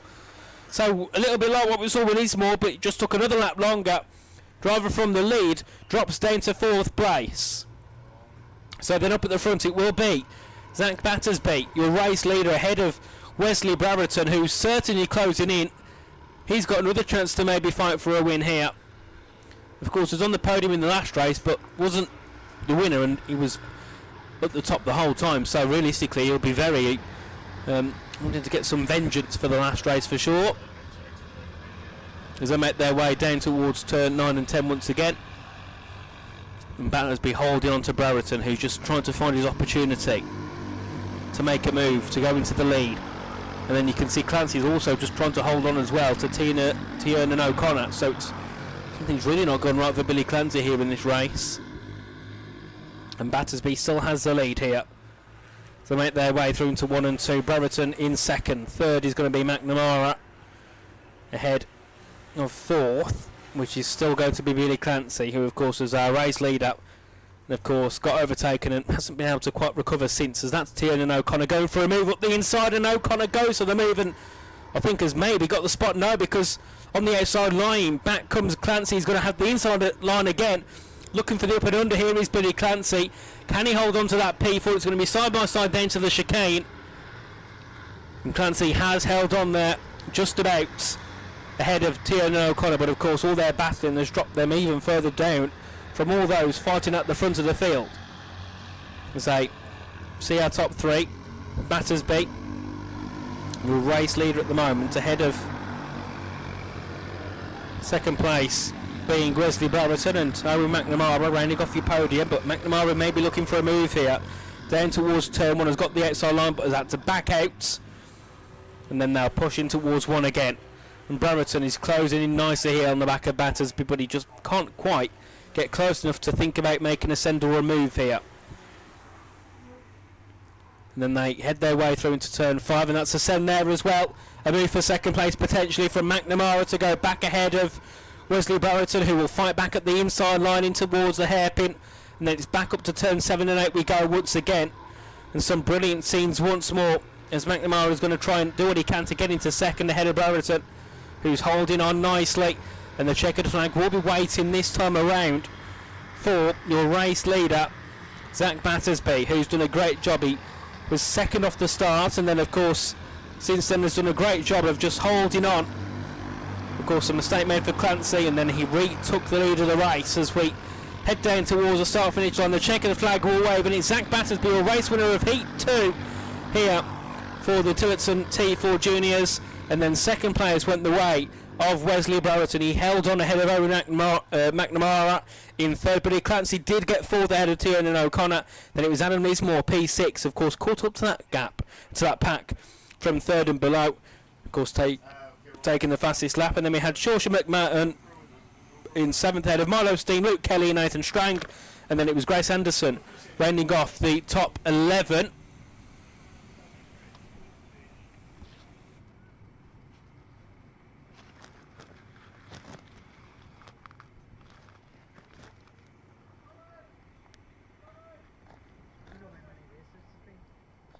As all of our cars are making their way back into the pit lane now. Of course, it was a great outing once again from the T4 Juniors. We saw a great race in race 1, and then heat 2 they delivered once more as well, as they all make their way nicely. And of course, onto the weighbridge, get themselves sorted, and then, of course, back into the paddock, ready for their third heat later on as well. And they'll be back, the T4 Juniors, at around 2:30, so they've got a little bit of time to wait before they're back out onto track. And then, of course, we've got the Rotax Inters and the T4 Seniors upcoming next for their second heats as well.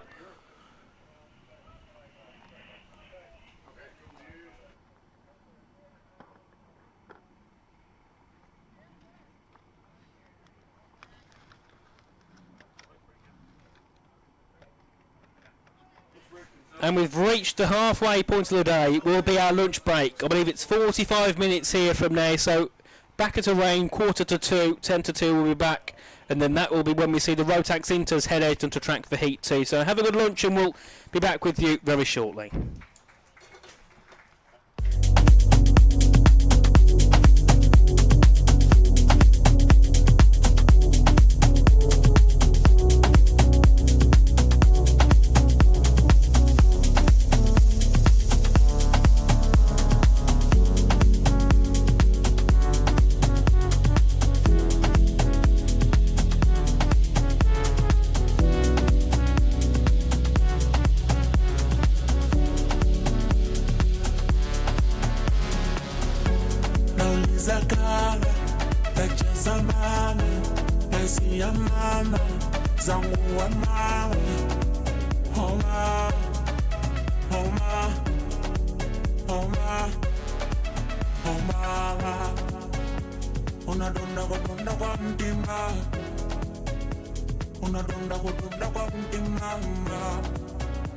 Unacheza kutesa kwa mtima.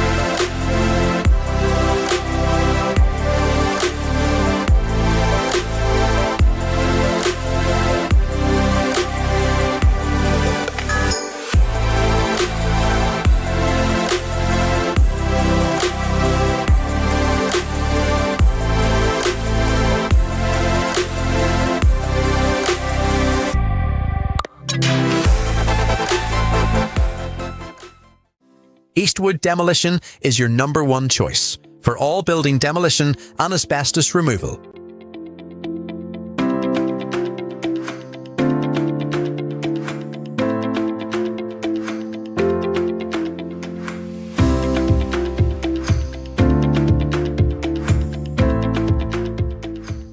Contact us today to discuss your next project.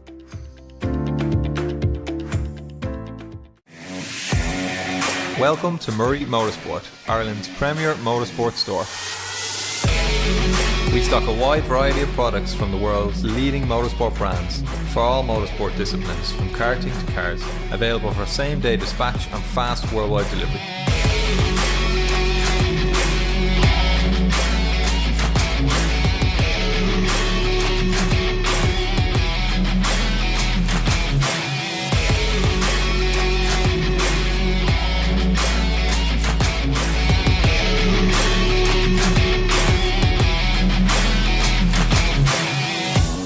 Check out the full range of our products at murraymotorsport.com or come and visit our new store in Walkinstown, Dublin 12.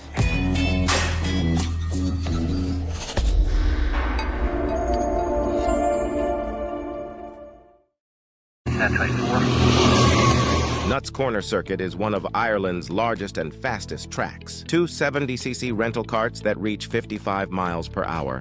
Available for arrive and drive sessions. Are you up for a challenge? Contact us for availability.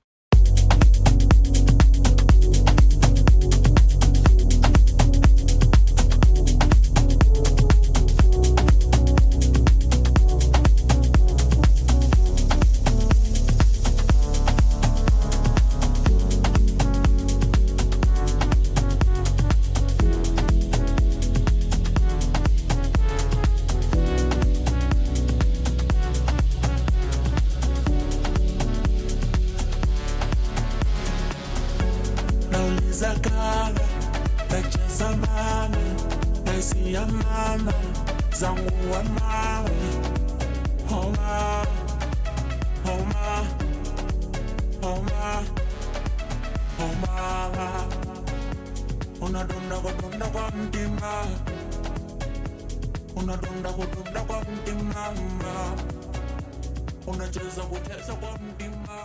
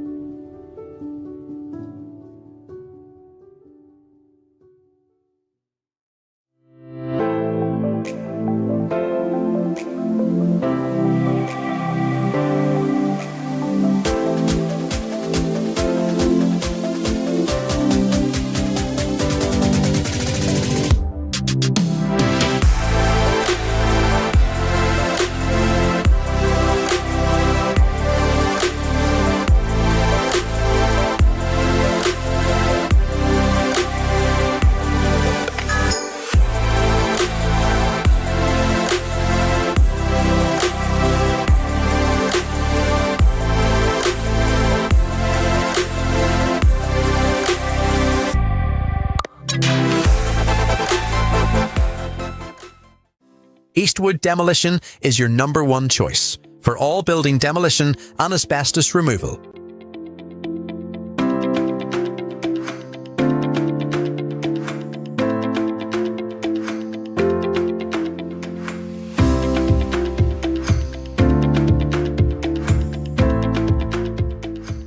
Contact us today to discuss your next project.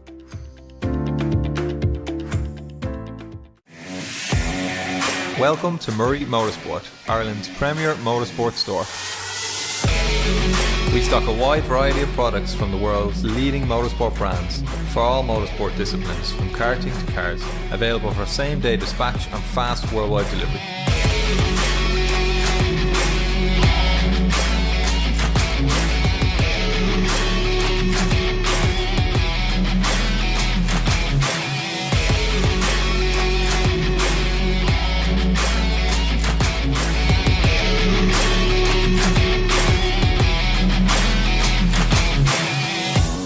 Check out the full range of our products at murraymotorsport.com or come and visit our new store in Walkinstown, Dublin 12.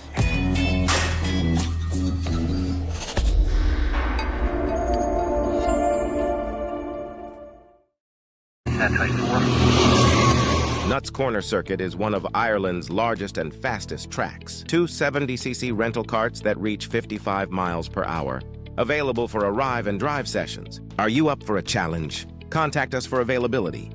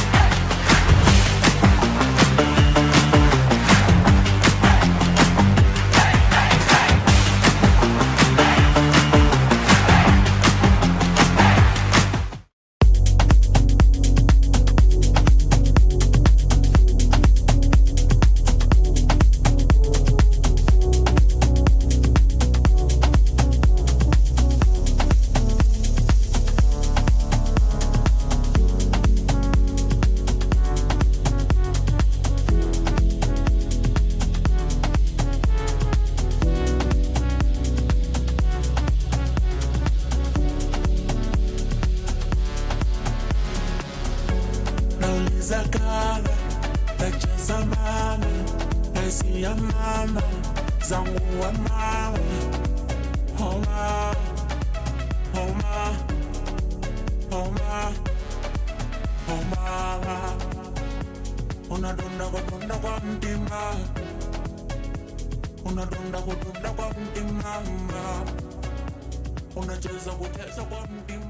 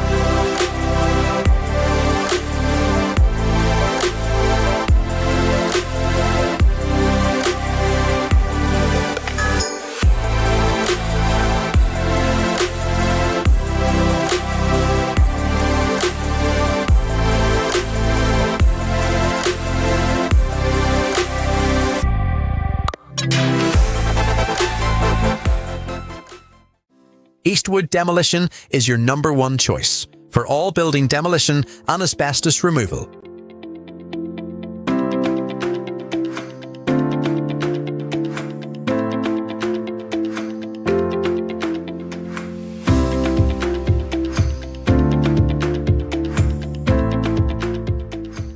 Contact us today to discuss your next project.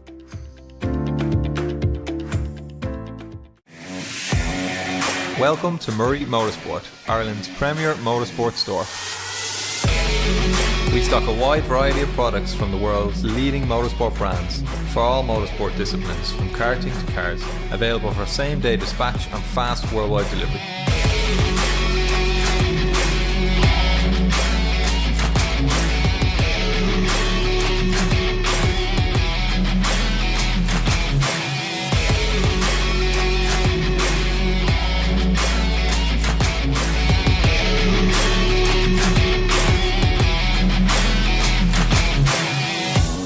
Check out the full range of our products at murraymotorsport.com or come and visit our new store in Walkinstown, Dublin 12.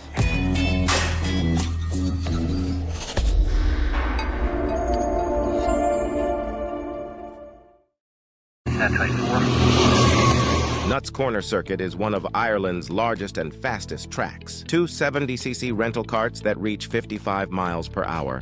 available for arrive and drive sessions. Are you up for a challenge? Contact us for availability.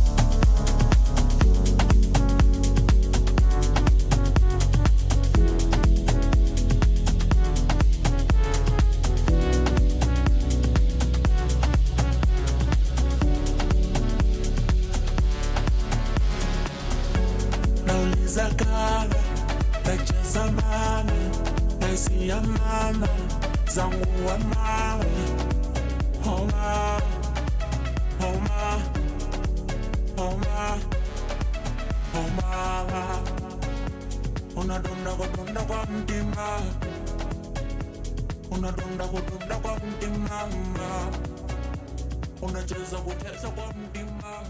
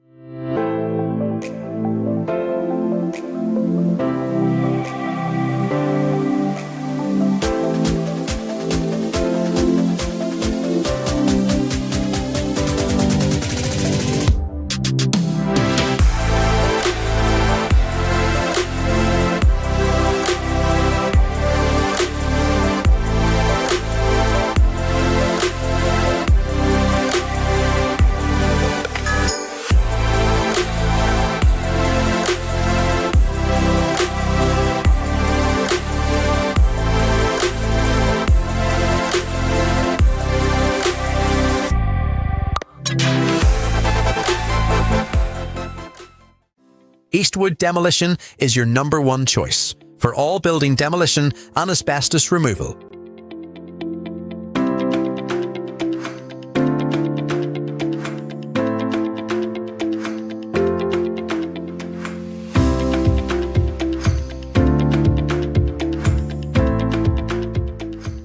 Contact us today to discuss your next project.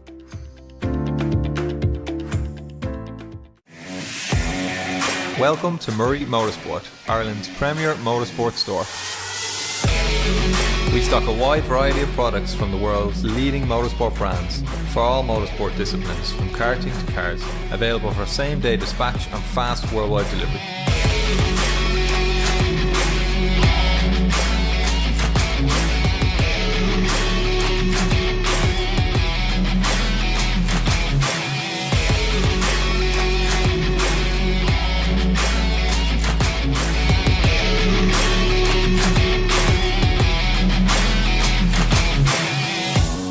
Check out the full range of our products at murraymotorsport.com or come and visit our new store in Walkinstown, Dublin 12.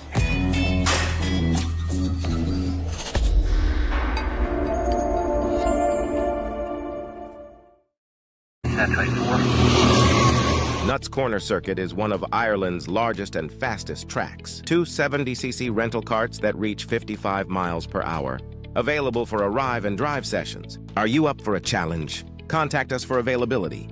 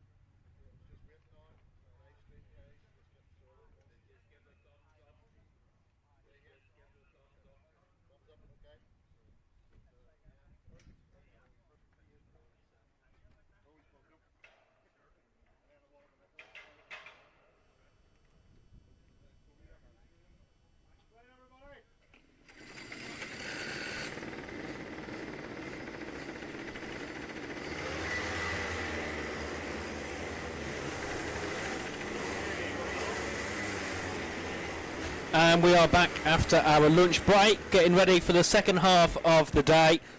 And we have our Rotax Inters out next on track for their second heats of the afternoon. Of course, we saw Jack Miller earlier on take the win. It was an enthralling battle between himself and Lewis Hazlitt in the opening heat for first and second. And then we had, of course, Harley Brereton finishing on the podium in the end. That was the race where we saw Ethan Robinson, who was third, have his issues over at the chicane, and then of course not end up finishing the race. So of course it was Brereton who finished on the podium in the end of that one.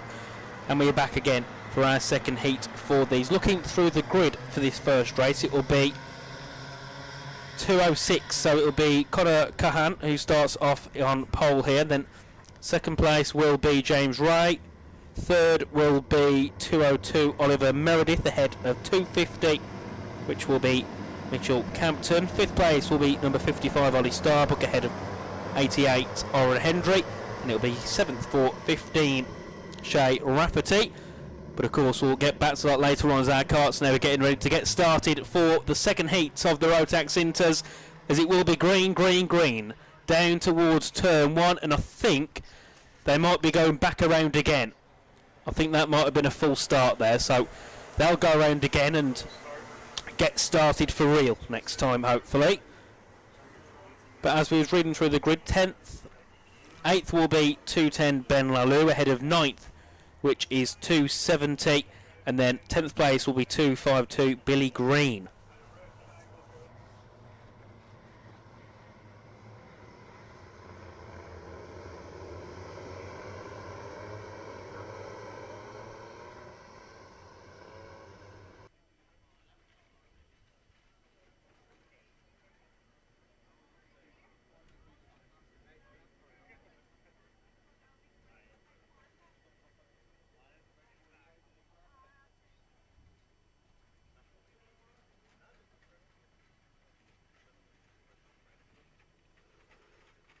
As the cars are just making their way back around towards the start-finish line again, and we'll see if this time they get underway.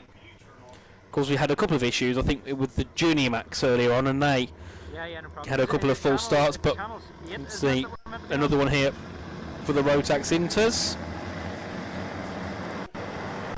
As they are going to come up towards the line once again. They're being told to slow down. And now we're waiting for them to get going green once again.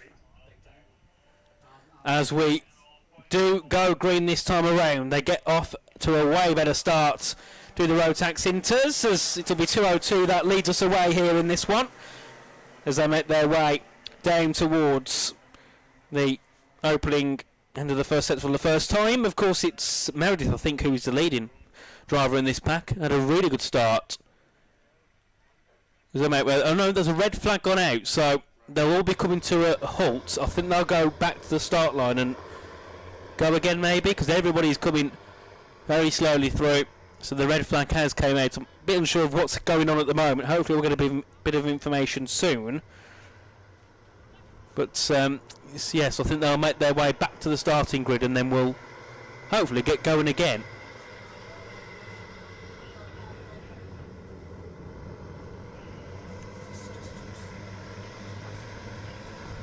Yep, and we'll be back very shortly. We're just going to figure out what's going on here with the Rotax Inters, and hopefully in a couple of minutes we'll be back with you very shortly. We're just going to have a quick ad break as we get sorted.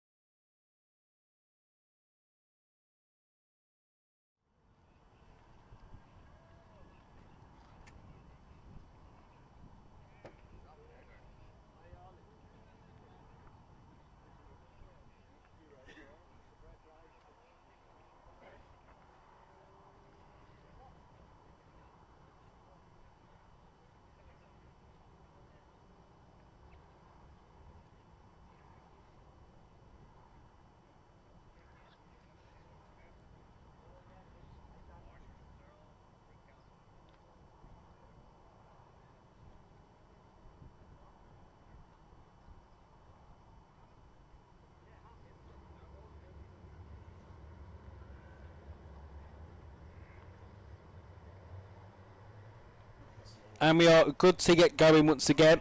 So of course after that brief red flag, all the drivers are back in their karts and we'll get going shortly for the second heat for the Rotax Inters as they make their way back around under yellow flags. Of course they'll come up to the start line and then they'll go green for their rolling start to begin off this one. And I do believe from what we did here, a couple of karts there have been given penalties, but of course we'll see later on the results of that. I think it was 2 of those up near the front, as we are just waiting to get started for the second heat of the Rotax Inters. Of course, like I said earlier, they had a really good first heat when you saw Jack Miller work his way up the field, but he starts now right near the back of the grid, I believe. So, yep, he's in 15th this time around, so he's got a lot of work to do to work up the field. But as I said earlier on, a lot of these drivers who are quick and start in the middle can very easily make some moves early on in the race and then put themselves into a decent spot nice and early on, and then of course can just progress from there. Because they're now just making their way through the chicane up at turn 7 and 8. And then we'll get going hopefully for some more laps of racing here.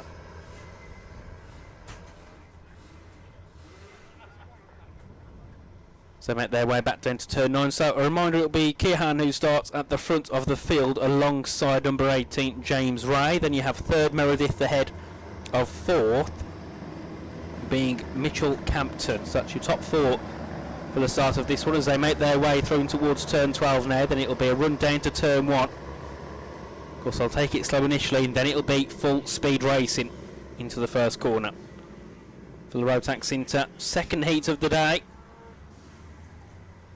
And we are green, green, green as they make their way down towards turn 1. A very clean start from a lot of the drivers there. One of them going for a bit of ascent into the first corner. So they make their way through. So it'll be leading 2.02. So it'll be Oliver Meredith has the lead here in this one as they make their way in towards turn number 3. Already putting a nice gap away from the rest of the field. So they're heading towards turn 4 and 5 here. Very nice start here. Many drivers looking to make some moves early on. Another driver looking to go up into 4th place. A nice move up the inside there as they then make their way back up the hill in towards the chicane at turn 6 and turn 7. There you can see your race leader making his way through nicely. 2.02, which of course is Oliver Meredith, who had a lightning start. Started 3rd on the grid and got himself up into the lead and already has a nice gap ahead of everybody else behind. As there's still a big battle for second as well. As they make their way through into the final corner, it will be side by side down towards turn 1 with 2nd and 3rd. So they make their way across the line, and I think that move has been made for 2nd. And it'll be Jack Miller who's up to P2. And well, it says here he started 15th and he's now up to 2nd. So either he's had a lightning start or obviously something on there wasn't quite right. But Miller's up to P2 now. Really good start from him ahead of Evan McLaughlin in P3. Doing a good job for him as well. Of course up onto the podium. And then you have Mitchell Campton in 4th ahead of Danny Murphy in 5th. Conor Keohan, who of course started up in the top 2, has dropped it down to P6 already. And the same for James Ray as well. They've both had a bit of a poor start here in the Rotax Inter race. For Heat 2. As they make their way through towards turn 11 now, and you can just see that gap already edging out quite high for Oliver Meredith, the race leader. And the battle for 3rd continues on as well, as that will be Mitchell Campton looking to close on, and McLaughlin for P3. Might even be side by side in towards turn 1. It is side by side there, and a nice move made, and Campton goes through into 3rd place. A really good overtake there as he now makes his way onto the podium. Further back as well, we can see some more battling at the bottom half of the top 10, and then more karts having a battle even below that as well, as that's going to be moved further ahead as well for 5th place. And that I think was Kirk Haldy looking to make an overtake and get a position ahead, so good work from him there to make some key early moves. Then we do see the back 2 battling as well, which at the moment consists of McGuckin and Rafferty. They're battling right at the bottom of the field here for the final spots. And you can see your race leader really starting to fly off in front now. Oliver Meredith has got a nice gap to Jack Miller, who of course we expect probably will close up at some point because he's got a lot of pace in his kart. Of course was really good and consistent in the first heats, and he's looking to try and hopefully do the same again here in Heat 2. Of course, pulling away nicely from third and below as they all make their way past us into turn 2 now. Of course, third place going away with Danny Murphy, who was making some of those moves. So it wasn't Mitchell Campton who got through, it was Murphy who made that overtake and sits in third spot now. As we can see, of course, on our screens, the drone camera of the two leaders, and you can just see that gap there between them, and it is starting to slowly come down, I think, but it's not going to be by much. And if Meredith can still pull this pace for the rest of the race, I don't think he'll have to worry too much about Jack Miller behind, because Miller will keep applying the pressure, keep bringing that gap down and seeing what he can do. As we do see as well, further back, a battle for fourth, as that's going to be Kirkcaldy, who currently has the fastest lap. He's on the back of Evan McLaughlin, so we'll keep an eye on that battle there, because of course that's a key one. Some big points on the cards for these drivers here today, especially those fighting up near the top. The more points you get in the heats, of course, helps you towards being part of the top 3 in the King of the Corner, which will be awarded today. And then of course, heading into tomorrow, it will help set you up for the pre-final and the final. So these points are all needed, and 1 or 2 places can sometimes make the difference between you being that 1 or 2 places higher up in the grid for the final races. So it's key for these drivers to do what they can in terms of moving forward and being aggressive on track and making some good moves. Look at the leaders, the gap between the top 2 has slightly came down again between Meredith and Miller, but only by over a tenth on the last lap. Miller was only a tenth quicker than Meredith, so that's not going to be enough at all in terms of trying to close in and make moves for the lead. So you'd imagine here Meredith just has to stay consistent here. Just be happy with the gap he's got at the moment too. Miller in second, and then of course they've all pulled away from Murphy in third, so they haven't got to worry about him. And I'd say he's quite comfortable as well ahead of fourth, which is still with no Kirkcaldy. He's got that move done for fourth place, so that must have been a couple of laps ago. So he's up into fourth now, is Kirkcaldy. So a really good job from him, and he's already pulled away quickly as well. So the top 4 clear of everybody else at the moment, and it just shows they just need to be consistent here, get to the end, because I don't think we're that far away from a checkered flag really. We've only got a minute to go on the clock, and then plus 1 more lap, so you're looking at 3 laps maximum here in this race. There's some great battling near the back of the field. We'll try and get a shot of that as well, as they're just making their way up towards the chicane at the top of the hill. About 5 cars having a clean battle there, all close together. I think that was a battle which starts off with Ollie Starbuck, and then you've got about a second back separating 5 cars, which is some really good action there between those guys. Further down, side by side as well, looking for some moves. They continue on, and well, looking at that gap now quickly, Jack Miller's caught up to the back of Oliver Meredith. I don't know if a mistake's been made somewhere, but that gap has flew down, and it's now less than probably half a second here between the top 2, after a gap being comfortably over a second. And I think there might be another lap after this one, so of course Meredith's got to be careful here, because Miller's closing in quickly, and he'll be looking to try and get an opportunity, try and maybe make it 2 in 2 here as they make their way up the hill. Now back onto the brakes as they head down towards turn 10. And you can see Miller all over the back of Meredith now. That gap has just crumbled out of nowhere, and Meredith will be feeling the pressure here, because he's going to have to start defending soon from Miller as they head their way back down towards turn 1. And Miller's got a nice bit of toe there down to the first corner, and you can see it's pretty much on the bumper as they head their way through into turn 2. Miller's got an opportunity here to maybe look for a move for the lead in this race. So they head onto the brakes once more, and the checkered flag will be coming out this time. So this is the last lap of the race. Is there anything that Jack Miller can do to get ahead of Oliver Meredith, who of course led since lap 1, had a good start, and has had the lead since. But Jack Miller is certainly not letting him run away with it at all. As they head up towards the chicane for the final time, you can see there Meredith runs defensive initially just to stop any attack from Miller, but Miller's got a good line down towards turn 9. Can he maybe go for a move? He's stuck behind him there. They'll go into turn 10. I don't think he's got a chance here unless he can send it here into 11. This is his only real opportunity. Onto the brakes they go. Then it'll be back into turn 12, and I don't think there'll be a move this time. So the checkered flag will come out, and it will fly for Oliver Meredith will race winner of Heat 2 for the road tax. Into second place will be Jack Miller, who just about can't take that lead away.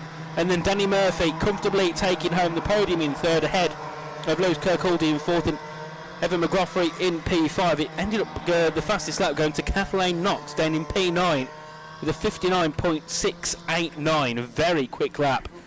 And of course we'll take the purple lap of that race.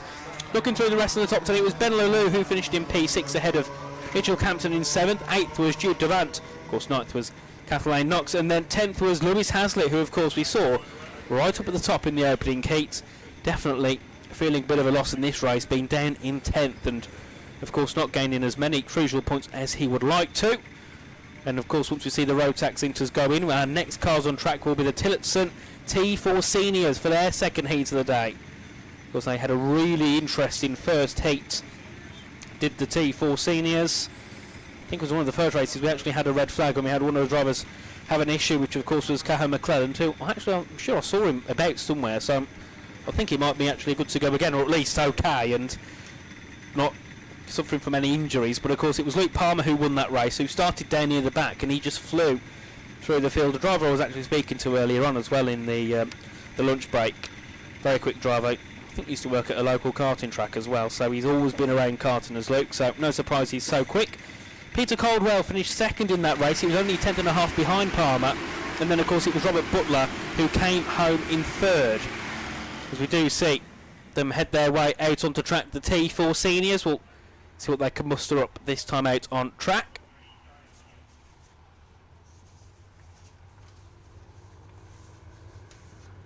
As for this heat, so it will be starting on pole Luke Kavanagh, who of course finished 7th in the last race, and then on the front row with him will be Luke Palmer. Now that is a big opportunity for Palmer to score some very big points, because we know he can win, because he's done so already.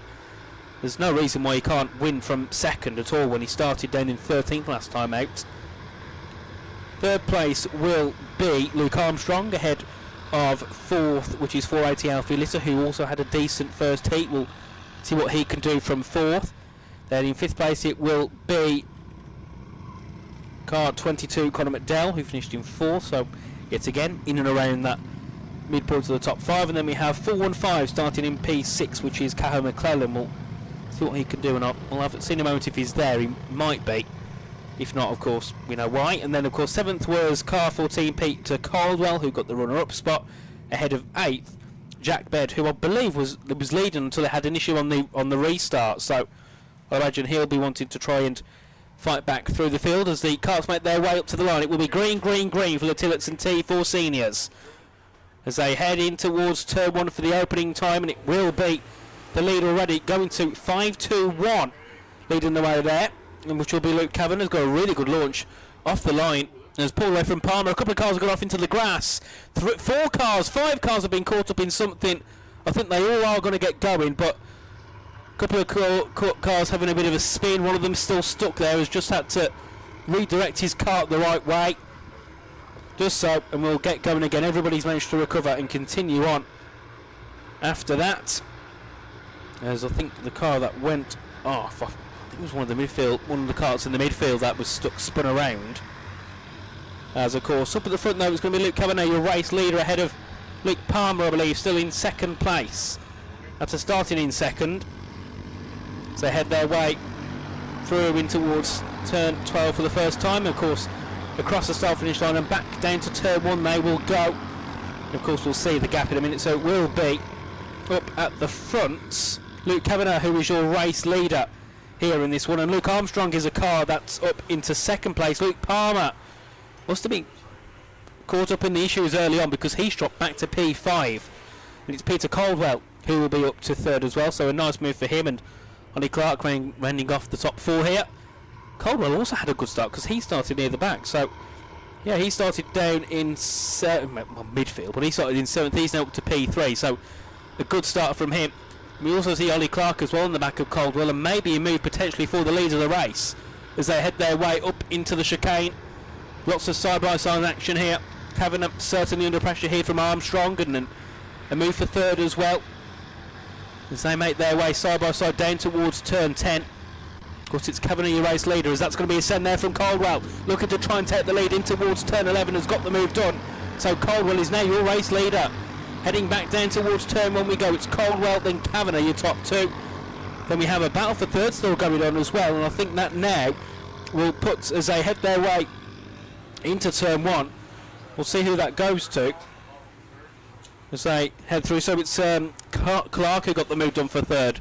Ollie Clark's up into the top 3, doing a grand job there ahead of Luke Palmer, who's managed to dispatch 1 kart. He's got a couple more to go to maybe go 2 in 2. We're yet to see the same driver win 2 races in a row so far. Can Luke Palmer be the first one to do it? We'll have to wait and see. We've got some good battling in the midfield as well for positions down below. I think that's Ivan McMahon involved in that one, along with Jack Baird as well, who's still in 7th place after starting there. So some nice little battles going on. You've got, of course, the top 4 who are still going at it, and it's side by side once again between the top 2. As going back into the lead will be Luke Kavanagh.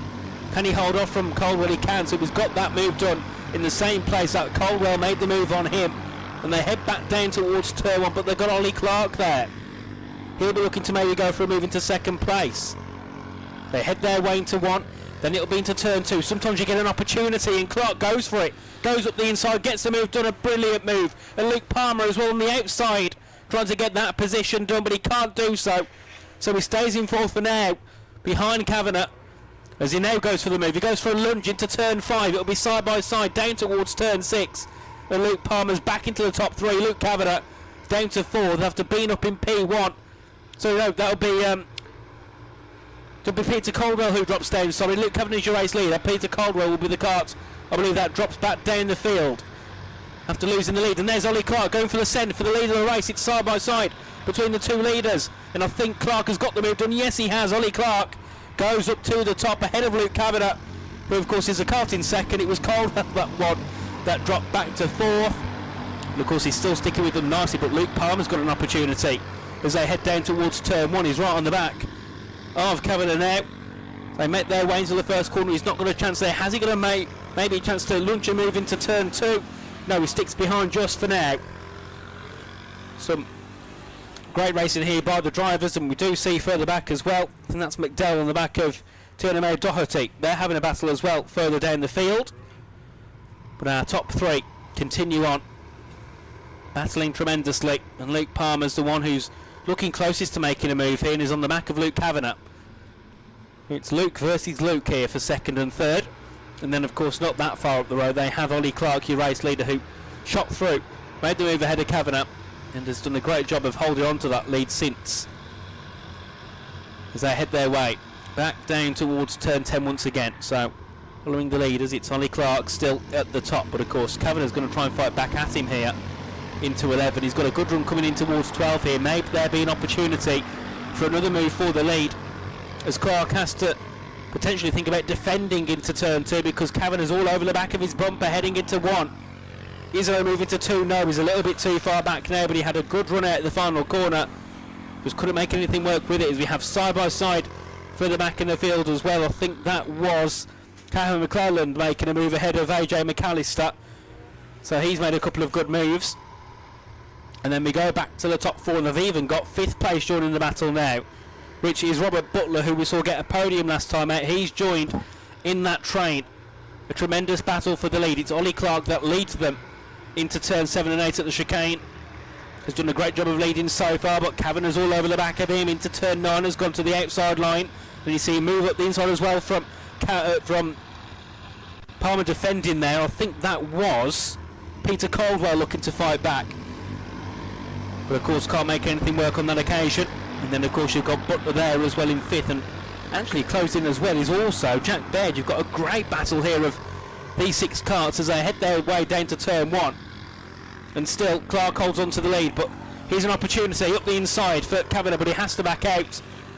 He had the space, but he just couldn't quite put enough overspeed into the corner to make the move, as we do see as well another move happening, as that's McDowell looking for an overtake. And of course we saw him in that battle last lap. He's still having it near the back of the field.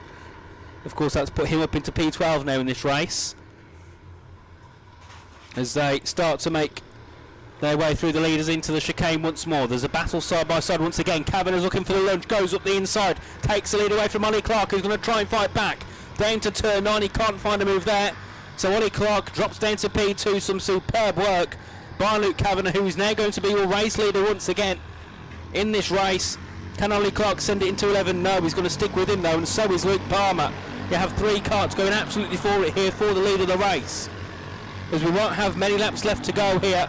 The top 3 head down to turn 1, and look at this. Kavanagh's back up the inside into turn 1, as that will be side by side still. Can Ollie Clark get the move back for the lead? It's going to be side by side through turn 2 into turn 3. He's got a whole car ahead of Ollie Clark, and he retakes the lead of the race. Kavanagh drops down to P2, and Luke Palmer's just waiting for some sort of opportunity to get him involved, unless he's under pressure here from Robert Butler, who's looking to try and make a move, but he's not quite alongside there as they head into turn 6.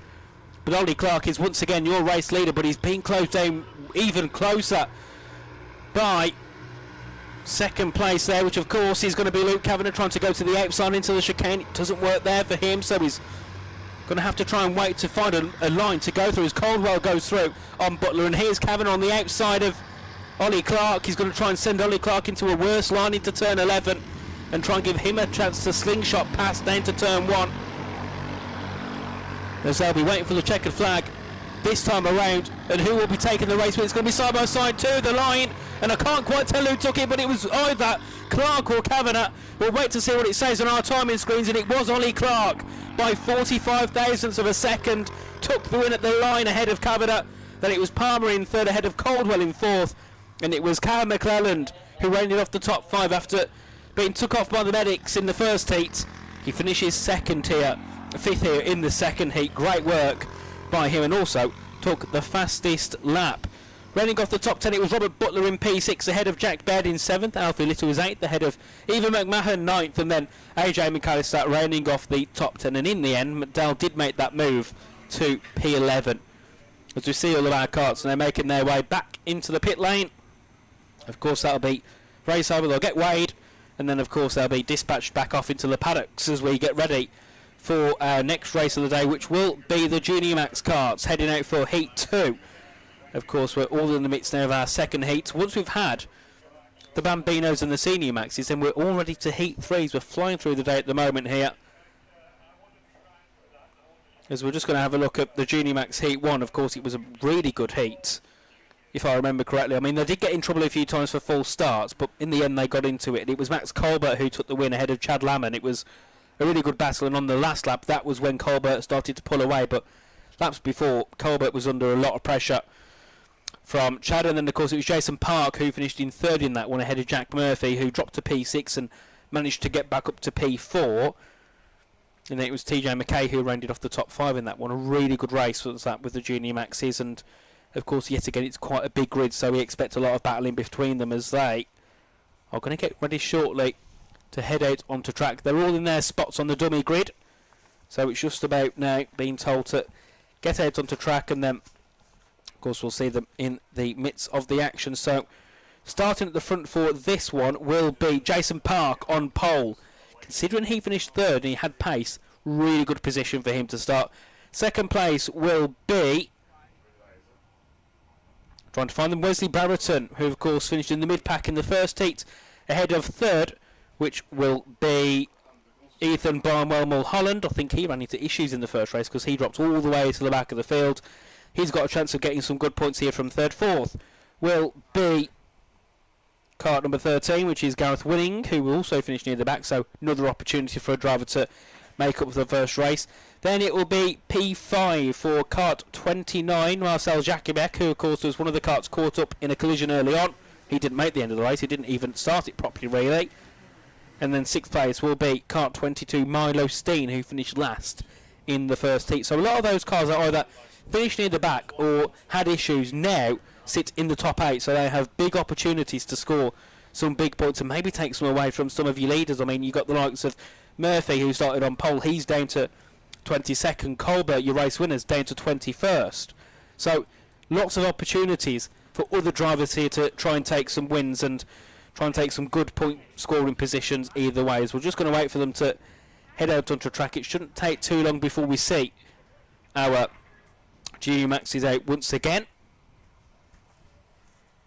I think they're going to be starting their engine shortly. I don't think we've got any issues on track, so now it's just about making sure they're already in the pit lane.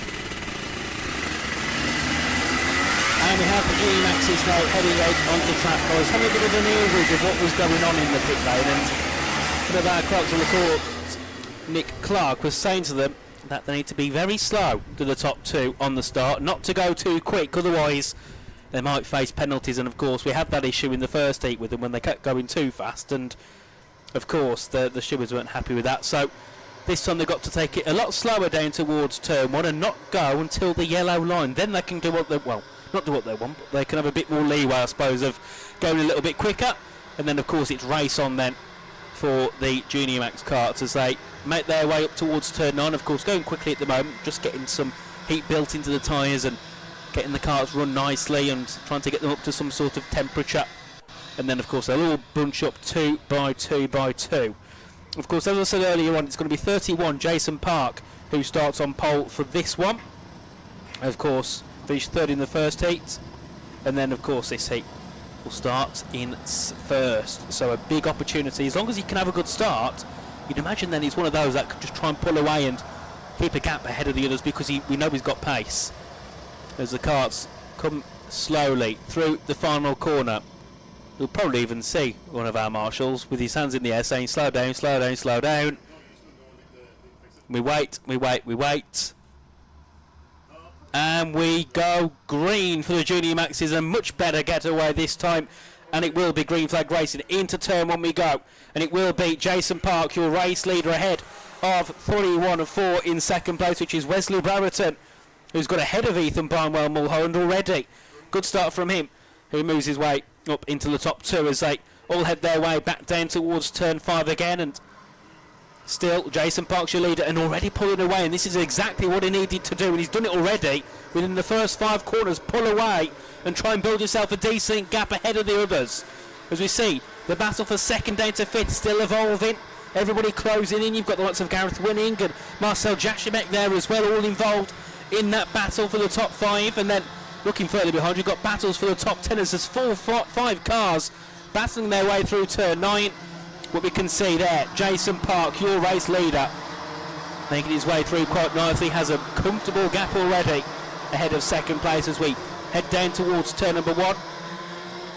Then we go back through and looking at the gaps. So it's Jason Park who has an 8/10 lead now ahead of Ethan Barnwell Mulholland, and Chad Lammons into third. And of course, remember, he was one of those that was fighting for the win in the last race. He's got a big opportunity sitting in third now. If he can try and dispatch Barnwell Mulholland, he has a chance to maybe make up for things and go for that win, which he couldn't quite get last time. But then another driver who I'm excited to see actually is Marcel Jashimek, who's up in P4.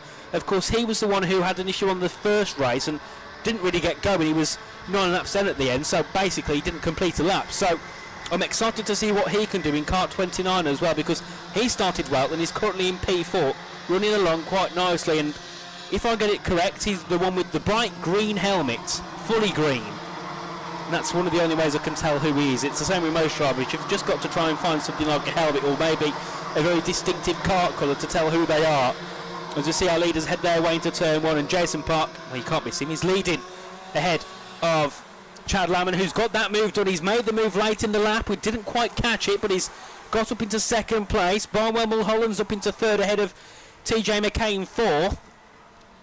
So I think there's a mistake made as well for Jashimek. The commentator's curse has returned. He was 4th. I said I'm excited. He's now 10th on this lap. So he must have ran back just after I said I'm excited to see what he can do. So I would imagine the car with the bright green helmet is TJ McKay, who's up into 4th place, as he's actually looking to close in and make a move on Ethan Barnwell Mulholland as they head down towards 9 and 10. Of course, Jason Park has that lead, but it actually came down quite distinctively on this last lap. It's only down to 4/10 now, but that's because Chad Lammon's been dispatched. Last lap he was 6/10 quicker than Jason Park with a 57.221. He's got a lot of pace, and he's certainly starting to use it here as they head through towards turn 1 and into turn 2. A great job so far by the top 4. We can see there McKay looking to close in and find a move ahead of Barnwell Mulholland as they head into turn 3, but he can't quite go for it there. He's got the inside line over into turn 4 and 5. Can he find that move? Yes, he can. P3 now for TJ McKay. Gets that move done. He was finished in the top 5 in the first heat. He's now up to 3rd in the second heat. A really good run from McKay. As we look further back as well, a great trend. There's like 6 cars there just making their way through into turn 7, all having a good battle in the midfield. I think that is the train led by, at the moment, Charlie Condy, who of course is your Irish Open champion of last year, so he's a driver with experience, and I'm sure finished quite high up in the final last year here in the Irish GP. So see what he can do, but he's got a whole train of cars there behind him, unless it's maybe the car behind him that's leading the train. It's one of the two anyway. As we see our leaders though, back down to turn 1, Lamb's got an opportunity, he's closing in on the back of Jason Park. There's so much battling to keep an eye on, you don't know what to watch. As Park defends into turn 3. A good opportunity now for Lamon, maybe into turn 4 and turn 5. But he's not quite close enough there, as I think it is going to be Charlie Condé leading that train. I've just seen them pass my commentary box window now as they make their way in towards turn 5 and turn 6. And then you look up at the front. Is that a send maybe there? Has Lamon gone for the lead? I think he might have done. There's lots of chopping and changing up at the front. I think Lamon might be looking to go for the send into turn 9. It's side by side and they go wide, and I think Lamon's got the move done. Yes, he has. Jason Parks actually dropped down to third. As through into second place is TJ McKay. So 2 spots lost there for Jason Park, and those other 2 have gained a spot each, and it will now be Chad Lamon, your race leader. But here is going to be TJ McKay. Can he try and get the lead away from kart 14 as they head into turn 1? Then into turn 2. 2 cars going wide there. One of them was going to be Max Colbert, who went wide out at the final corner. Another car went wide with him. Of course, he was your race winner from race 1. He's lost a bit of time there as a leader. Still continue on. Lamon's under immense pressure here from both McKay and from Park as they make their way back up the hill towards a chicane once again. We'll see what they can do this time. Lamon still holds on. A send there up to the inside. That's a great send there. Trying to go up into 4th place was, I think, Max Colbert's. Great moves there. I can't tell who it was. We'll have a look in a second when they pass us, but somebody made an immense send up the inside as the top 3 continues on the same as it was before. It's going to be Chad Lamon, your race leader, ahead of second place TJ McKay, who's looking to close in down to turn 1, but he's not got a run this time. He's kept him behind him quite well though, and that is Jason Park to maybe think about a move too. The top 3, immense battling here on track, and the car that went into 4th was Charlie Blair. Great move from him. It was an insane send up the inside of the chicane. As we see, of course, the top 3 continue on, and there's Jason Park on the back of TJ McKay, looking to try and find that move for second. So they head their way back up through towards the chicane. Once again, we see the drone view here, brilliant view, as they make their way onto the brakes, and McKay still holding on to P2, and maybe might even think about trying to find something here to go into the lead maybe, because he's all over the back of Chad Lamon here, who's doing a great job of defending here as they make their way back into the final couple of corners of the track. And I think this will be the last lap next time round as they head their way back down to turn 1. Is there a chance here for McKay? He's going to go to the outside line. McKay's got a good run, but I don't think he can do anything there. No. Into turn 2 they go, and that's Jason Park going up the inside, trying to take second, and he does take it back. A brilliant move to go ahead of TJ McKay and back one step closer to where he was at the start of this race, where of course he was in first. Has he got anything left in the bag to maybe go for that winning position on the final lap? So they head into turn 6 once again, and they head back up the hill towards 7 and 8. Of course, Jason Park's got a run here on the outside line of Lamon, but he's had to back off this time. And then they make their way back in towards 9 and 10 once more. And I imagine they have one lap after this, because I don't see a checkered flag, so there'll be one more after, unless the checkered flag's coming out late. So as they make their way across the line, this will be the last lap of the race. And the top 3, immense action as always, as Jason Park, has he got that chance to go back into the lead? There's contact between the top 3, they make their way through into turn 1 and 2. Somehow they don't end up off the track. I think both McKay and Jason Park for a moment had 2 wheels in the air heading into turn 2. So it's now changed the leading position. Jason Park takes the lead away from Chad Lamon. Third is still going to be under battle here as Charlie Blair, I think, has got that move done on TJ McKay. Yes, he has. So Charlie Blair's through into third place. A good last lap move from him. The checkered flag will come out this time around, and you can see how quickly the second and below are dropping back. Some of them might have some issues. A couple of cars gone off into the gravel, into the grass. 2 cars have gone off. I think one of them was TJ McKay. So there'll be a yellow flag over that part of the circuit, and then the rest will try and find their way through to the line. The checkered flag will come out this final time, and it will be for Jason Park to take the win in that one. Second was Charlie Blair, and third was Chad Lamon. A couple of cars got involved in something down at the exit of the chicane, heading down to turn 9. Fourth place went the Jesse Ray McCauley, and it was Max Colbert who rounded off the top 5 with the fastest lap. 6th place was Ethan Barmer, Mulholland, ahead of Milo Steen in 7th. 8th was Wesley Brereton ahead of 9th Irish Open champion Charlie Condit. Rounded off the top 10 was 38 Jack Murphy. That was an intense race and probably the best race we've had so far. The top 3 were going at it all race. You even had 4th and 5th involved, and then you even had karts from that battle end off up in the grass and not even finishing the race. And we'll try and see who's involved there. So we saw TJ McKay cross the line very late. He, I think, managed to get going maybe, and then there was another one involved there. I'm not sure who that was, but of course we'll keep an eye and let you know in a moment. And I think once again Marcel Jashibek had issues because there was a kart stopped and he's 3 laps down. So once again he didn't make it to the end from whatever issue it was for Marcel Jashibek. So he'll be hoping he's got a working kart for Heat 3, I'm sure. There's of course Marshall just looking over at turn 10. There's a kart stopped, so I don't know if that's Jashibek's kart. See if we can try and get a bit of a view on it maybe and see what's going on there. But all the karts are back in the pit lane, so once that kart's gone we can then get ready to go again for our next race, which will be the Bambinos for their first heat. Of course we saw the Bambinos out for their qualifying session. We'll see them now for their first heat, so their first time racing here today and of course over the weekend. As we can see the pickup truck going over to pick up the car that's been stranded, and we'll follow the pickup truck, because then we know at least where the kart is. We can follow it all the way there to the destination. It's just making its way across the track and down towards that stranded piece of machinery, and then of course we'll see what's going on there. So the kart that's had the issue there is going to be 29 Marcel Jashibek. Once again that kart not making it to the end of the race. It's not been a good weekend so far for Marcel, but that's partly on me for commentate cursing him when I said he was doing good in 4th on the first lap and then he dropped back. So hopefully I won't commentate curse him next time. I won't mention him, and maybe he'll get a good result out of that. So we're just going to wait quickly for the Bambinos to get going. We've got to get that car recovered. So while we do that, we'll have a quick ad break and get back to you very shortly.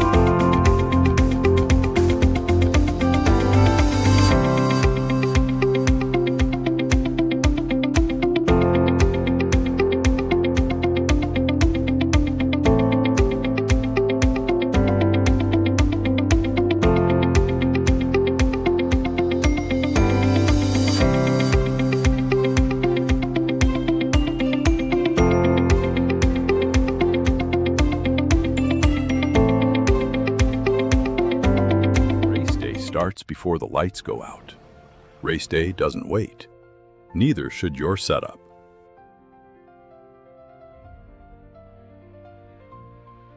engineered to withstand winds up to 80 kilometers an hour, with our weight system holding it steady when it matters most.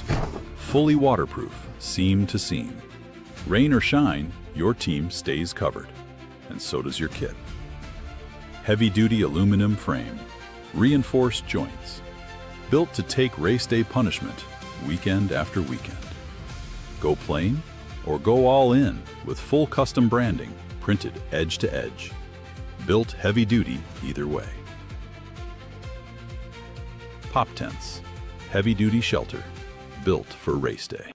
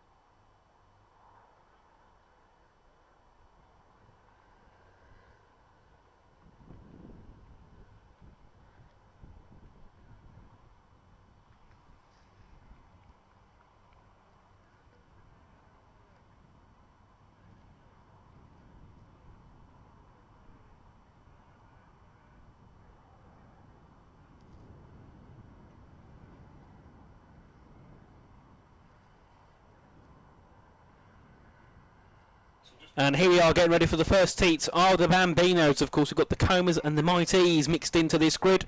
I think there's quite a few more Mighties than there is Comas. But of course, we'll have a look through them. Well, when we see them through turn one, we'll hear how many Comas there are on the track. As I believe this will be a standing start, so we're just waiting for everybody to be put into their grid position. So starting on pole for this race will be Harry Lilburn, of course, one of your Notts Corner plate champions. You've got Sadie Cartmel starting in second, who was actually second off Lilburn. Just shows how quick he is in that little machine. Then Josh Magill will start third in this one, and they are underway. Down to turn one we go, and still Lilburn will hold the lead into the first corner. So no, he's not. So Cartmel's took the lead immediately away from Harry Lilburn. It was a bit of a poor view heading into turn one, but now it will be Sadie Cartmel who will lead us away here for the first heat ahead of Harry Lilburn. So they head their way out to turn 3, down to turn 4 and 5 for the first time. Of course, you've got there in third Josh Magill and Finn Moore as well. So they head their way down towards turn 5, and this is an opportunity for a battle for the lead here, as you can see there Carmel has to defend and stop any move there from Harry Lilburn, who's still all over the back of Sadie, heading up towards a chicane. Can't go for a send just yet unless they do know back safe. So we'll look for a send maybe down towards turn 9 and turn 10, because he's got a good run out to the exit of the corner. Pulls himself to the right hand side, to the outside line. Then we'll have a good run down towards turn 11. They head their way onto the brakes. And still it will be these two side by side. Sadie Cartmel versus Harry Lilburn. And they've got in third Josh Magill, who's right with them, battling on. So the top 3, well, the top 5 have pulled away from everybody else here in this race, as they will now make their way back down towards turn 1. But Magill's got a good run here on the back of Lilburn. Lilburn can't quite do anything here to get ahead of Cartmel just yet, as they head their way back down towards turn 2. And you can just see there Lilburn trying to take a bit of a different line, something a bit alternative to try and get a move ahead of Sadie, as they head their way back into turn 3. And some brilliant racing by these. Remember, these are 6 to 8 year olds in these karts. Probably would beat me in a race, I'm not even afraid to say that. Definitely would beat me in a race, that's for sure. As they make their way back down towards turn 6 again, and this is a battle for the lead. Has there been an opportunity for Lilburn? No, because Cartmel still holds on. Really good job of defending here and putting that kart in the right place at the right time ahead of Lilburn. And then, of course, they've still got Magill there in third, who's really looking to close in and just try and bite off the fact that Lilburn can't quite find the move. Gives an opportunity for Magill to maybe try and do something about it. As you can see there, Lilburn takes the outside line, a better line compared to Cartmill through turn 9. Down to turn 10 they go, and at the moment, I mean, they don't have to push too much, but at some point, Lilburn's going to have to try and force a move, force an error from Sadie Cartmill, who's done a brilliant job since the start of this race. Qualified second, but has led the whole way so far after a good launch down to turn 1. But that's Magill on the back of Lilburn as they head their way down towards turn 1. Some great battling here as they make their way back into turn 2. And by the sound, I believe they are the Mighties. Acomas are coming back behind. You've got 35 leading that train, which is Dara Kearney in that one.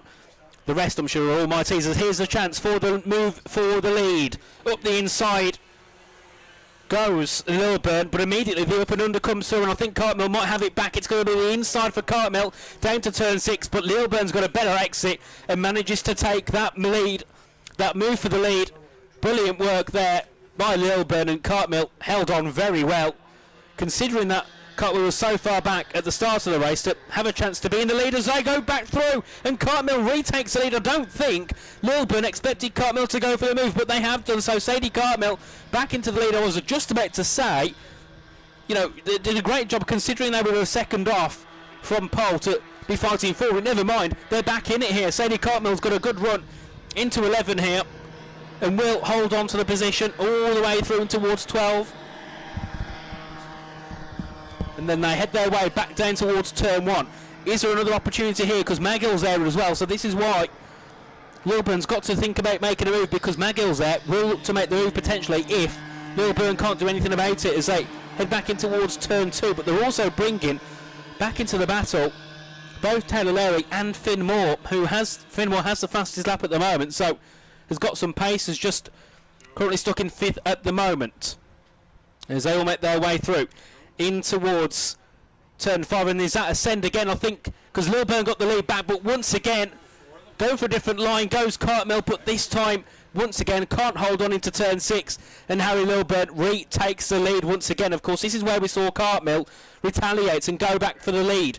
I don't think they've quite got a line here unless Cartmill can go for the send into the chicane. Cartmill's gone back for the send once again and retakes the lead. Brilliant work once again up the inside line, but that's going to allow Lilburn to have a chance. No, he's had to back off, and that's now brought Magill on the outside line to go through, and I think Josh Magill's got on through on him, and so might Taylor Larry have a chance here to go for a move on the back of Harry Lilburn, who's just been caught a little bit there off guard heading into turn 9. It's going to be side by side as Lilburn.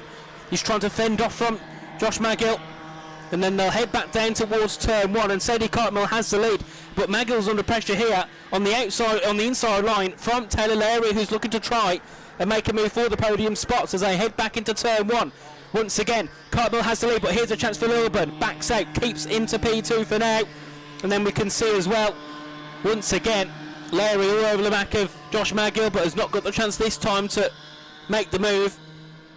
But he might have a chance here, as I think there's a bit of a squirrel there from one of the top two. Just slowed them down slightly and has allowed Magill to close in once again. They make their way back down towards turn 6. And Lilburn's not got an opportunity there. He's going to have to try and do what Sadie Cartmill did, which was go for the inside line at the chicane and make a move there, as they head their way back up towards turn number 7 and 8 once again. Is there going to be a move here from Harry Lilburn? No, he's a little bit too far back for now, but he's got a good run on the exit of the chicane though. But whether that matters, we'll have to wait and see as they head down to turn 9. But it won't turn into anything. No move can be made there by Lilburn. Despite the better exit, couldn't quite get a run to the line, as we do see a couple of our carts further back in the field as well, having a battle through in towards turn 5 and turn 6. That was Jones and Cairns, but of course the battle still goes on with the leaders here, who I believe might have one more lap in this race. Down to turn 1 we go. Cartmill's in the lead. Second will be Lilburn. Third is Magill, who's looking to try and go through, but he can't get through once again. He's very quick, is Josh Magill, but he can never find the opportunity to find a move and to try and go a spot higher. So they head their way back up towards turn 3, and Cartmill's done a really good job of holding on here. A superb driven race, but here's a chance maybe up the inside for Harry Lilburn. Will it be a last lap move? Potentially. No, has had to back out up the inside into turn 5, and Cartmill will hold on, and that's allowed Magill here to have the outside line, but he also has to back out, so it will be still Sadie Cartmill that leads. Is there a chance here for Lilburn to maybe do something up towards the chicane? Because he's not had much luck there, he's only lost places there, he's never gained anything up there. As they will make their way out of turn 7 and 8, up towards 9 and 10 again, and we do see there a send from Taylor Lowry, has to back out there on the back of Josh Magill. Was looking for the overtake, but can't quite find a way through. And Sadie Cartmill has drove so well in this race. One of the best drivers I've seen so far, to hold on to a driver that in qualifying was a second faster than absolutely everybody on track. Has done such a superb job to keep them there and behind, as a checkered flag will wave high, and it's Sadie Cartmill, your winner for the first heat of the Bambinos. Second place will go to Harry Lilburn, and third will go to Josh Magill. A superb performance by the Bambinos, and I mean that was super. Sadie, I don't even have any words. Sadie Cartmill was insane. Really good race, and kept Harry Lilburn there. Josh Magill was third, fourth was Taylor Lowry with the fastest lap, ahead of Finn Moore in 5th. Darragh Kearney finished 6th ahead of Milo O'Mahony. Rory Laverty was 8th ahead of Billy Ward 9th, and James Stagg rounded off the top 10 with Caitlin Wilson, Holly Jones and Jensen Kearns. Your full 13 on the grid.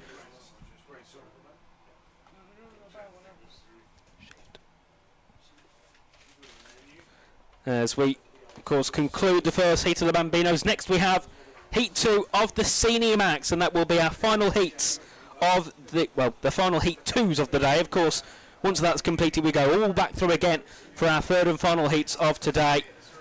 We will have a remainder of 8 races to go through. But once again, it was Sadie Cartmill ahead of Harry Lilburn and Josh Magill, your top 3 for the Bambinos. And they'll just make their way into the pit lane, and then we'll get going shortly for the Senior Max.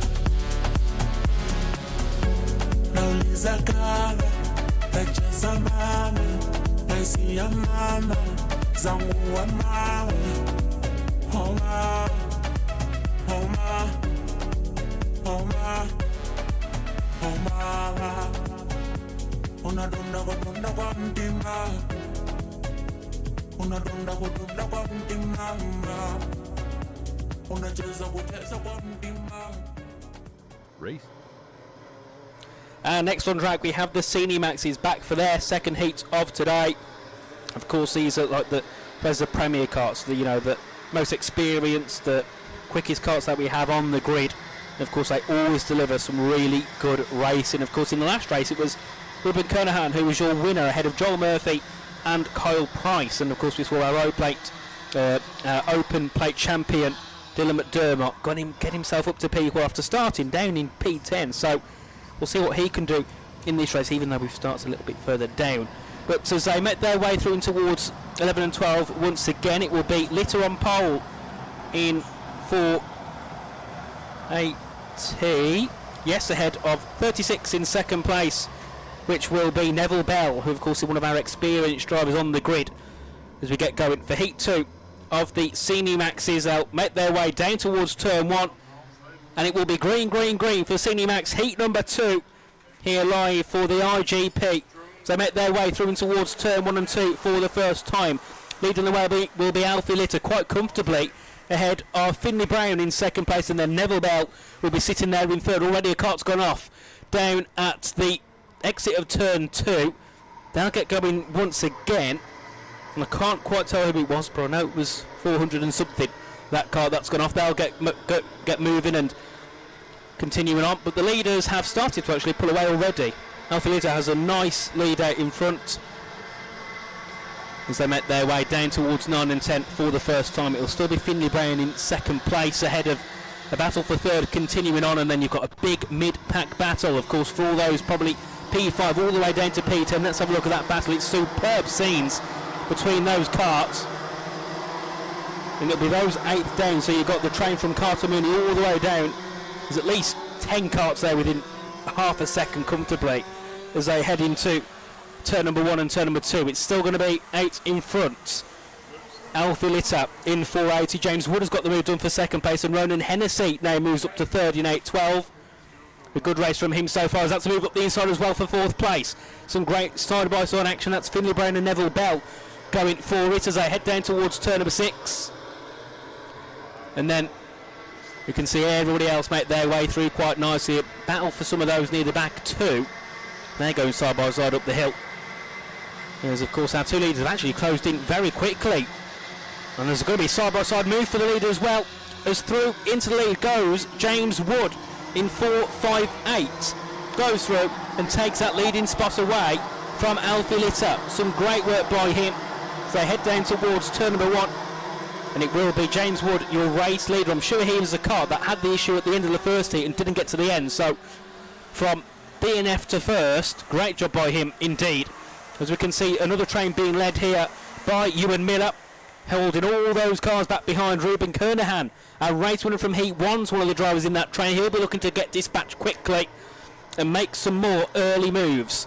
As we do see side by side for fourth again, that's going to be between, I think, Finley Brown and Keith Burke there for fourth place as they head their way back up to 7 and 8. The top two, though, still very close together, and Alfa Lita, despite being overtaken, he's not letting Wood run away with this one at all. He's keeping him there for company, but they have started to dispatch Robin Hennessy, and then they've got that battle of Finley Brown all the way down, who were at least 2.5 seconds off all the way down to the back of the train, being 4 seconds off.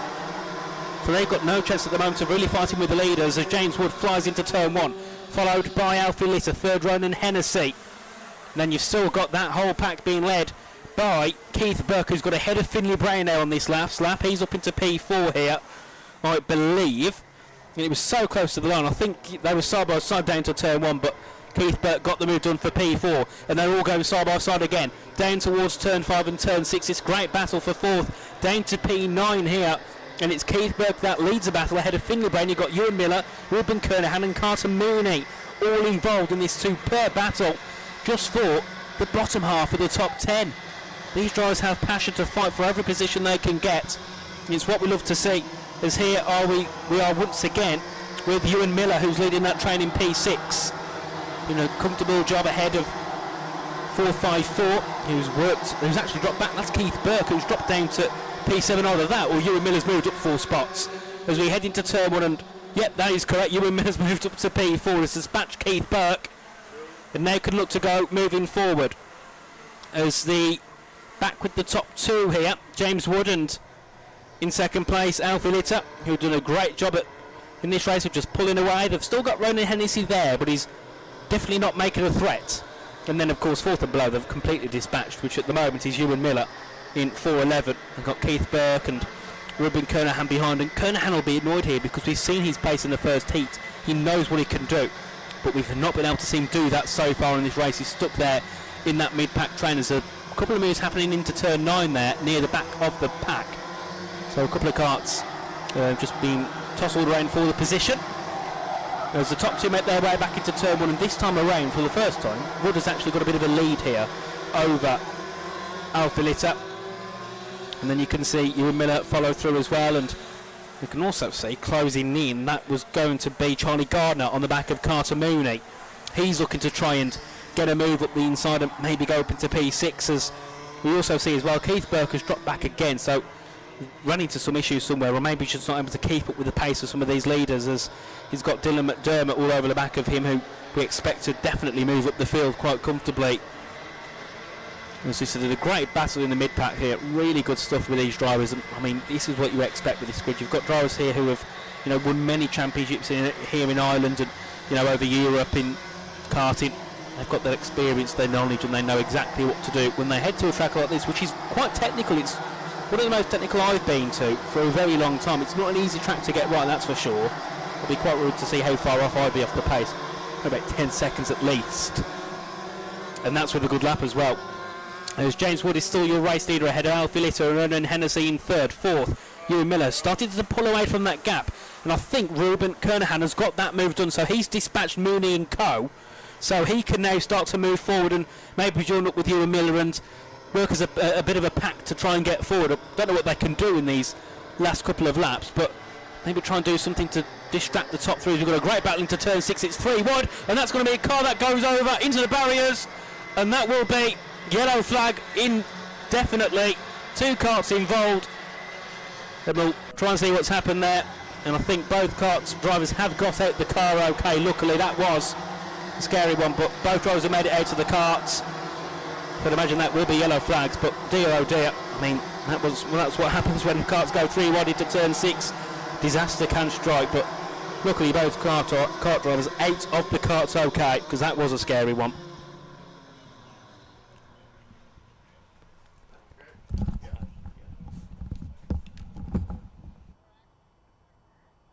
Day starts before the lights go out.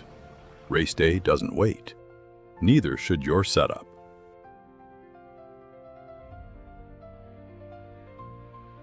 Engineered to withstand winds up to 80 kilometers an hour, with our weight system holding it steady when it matters most. Fully waterproof, seam to seam. Rain or shine, your team stays covered, and so does your kit. Heavy-duty aluminum frame, reinforced joints, built to take race day punishment weekend after weekend. Go plain or go all in with full custom branding printed edge to edge. Built heavy duty either way. Pop tents, heavy duty shelter, built for race day. And I think that's a conclusion of the Senior Max Heat 2. So, because of, I think, it being quite late on in the race and not much point restarting it, we're just going to get everybody in the Senior Max karts back into the pit lane. They'll, of course, head to the weighbridge, and that will be race complete for the Senior Max drivers, of course. Both drivers are going to be seen over by the medical team, but I'd imagine both of them are at least okay because they've got out the karts fine. But of course, in incidents like that, you've just got to make sure that everybody is okay. But of course, we'll be back very shortly. We're going to have a quick ad break because we're going to get everything sorted out. A couple of karts to be removed, and then of course the medics as well on circuit. And then once we're back, we'll be live for the cadets as they'll be out for their first of heat. Well, they'll be out for heat 3 of the first of the heat 3s as we will start to come to a conclusion of the evening. We've got 8 races left to go. We'll be back with you very shortly.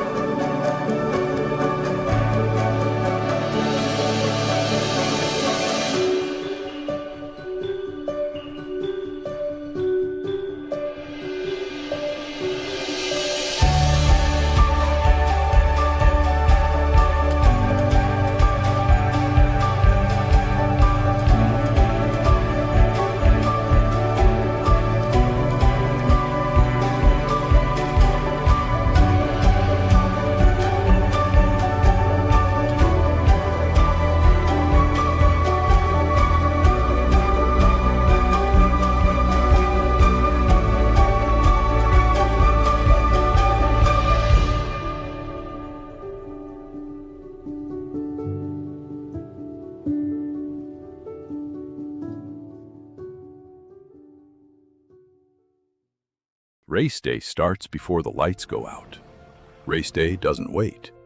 Neither should your setup.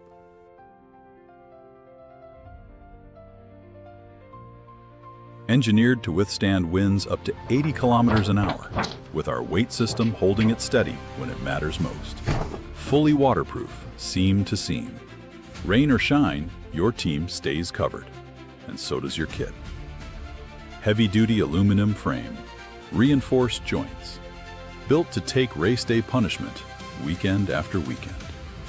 Go plain or go all in with full custom branding printed edge to edge. Built heavy-duty either way. Pop tents, heavy-duty shelter, built for race day.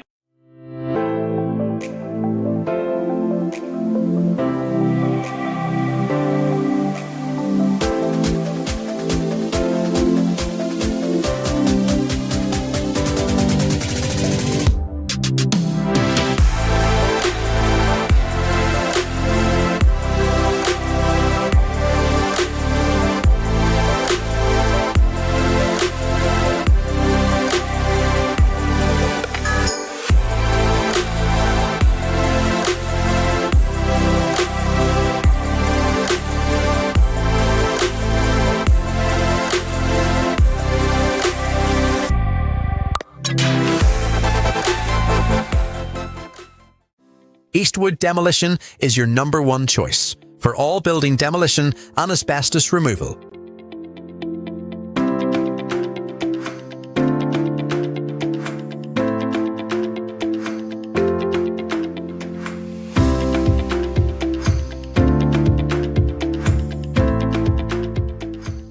Contact us today to discuss your next project.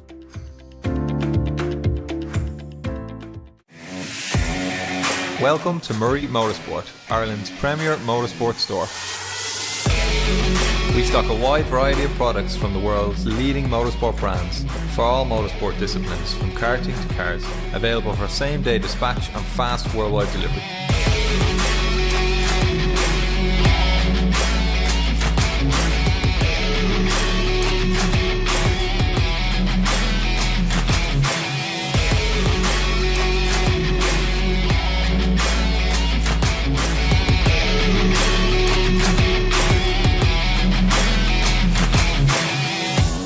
Check out the full range of our products at murraymotorsport.com or come and visit our new store in Walkinstown, Dublin 12.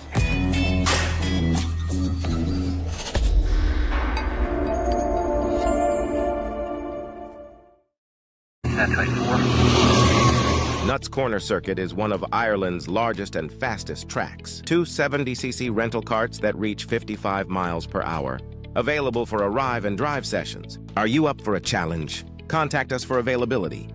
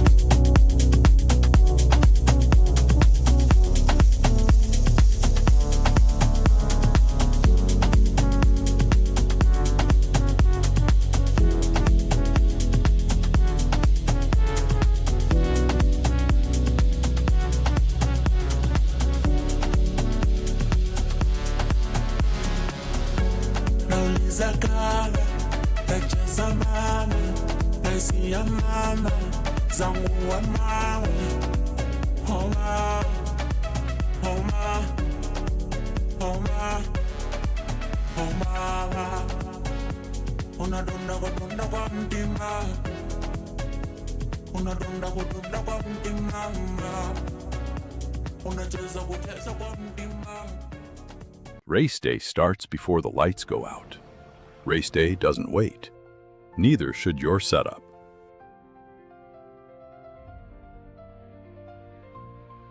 Engineered to withstand winds up to 80 kilometers an hour, with our weight system holding it steady when it matters most. Fully waterproof, seam to seam. Rain or shine, your team stays covered, and so does your kit. Heavy-duty aluminum frame, reinforced joints, built to take race day punishment weekend after weekend. Go plain or go all in with full custom branding printed edge to edge. Built heavy-duty either way. Pop tents, heavy-duty shelter, built for race day.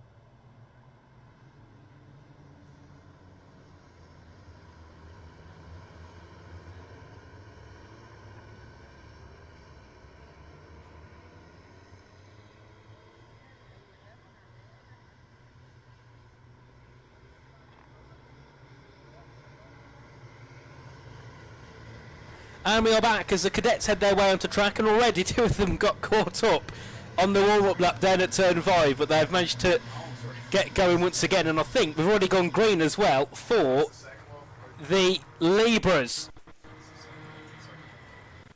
who make their way through. And the second pack are just heading into turn 11 now. Oh, is that? So the second pack are heading through. Oh, there we go. This is confusing. We'll get there.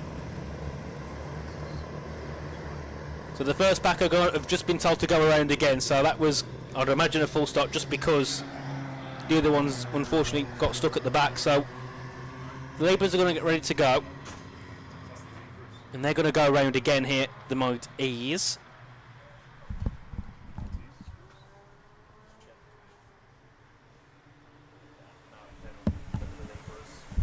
So the Libras are heading through turn 2 now. The Mighties are the other karts on the other side of the track. Dear me, this is confusing, but we'll get there.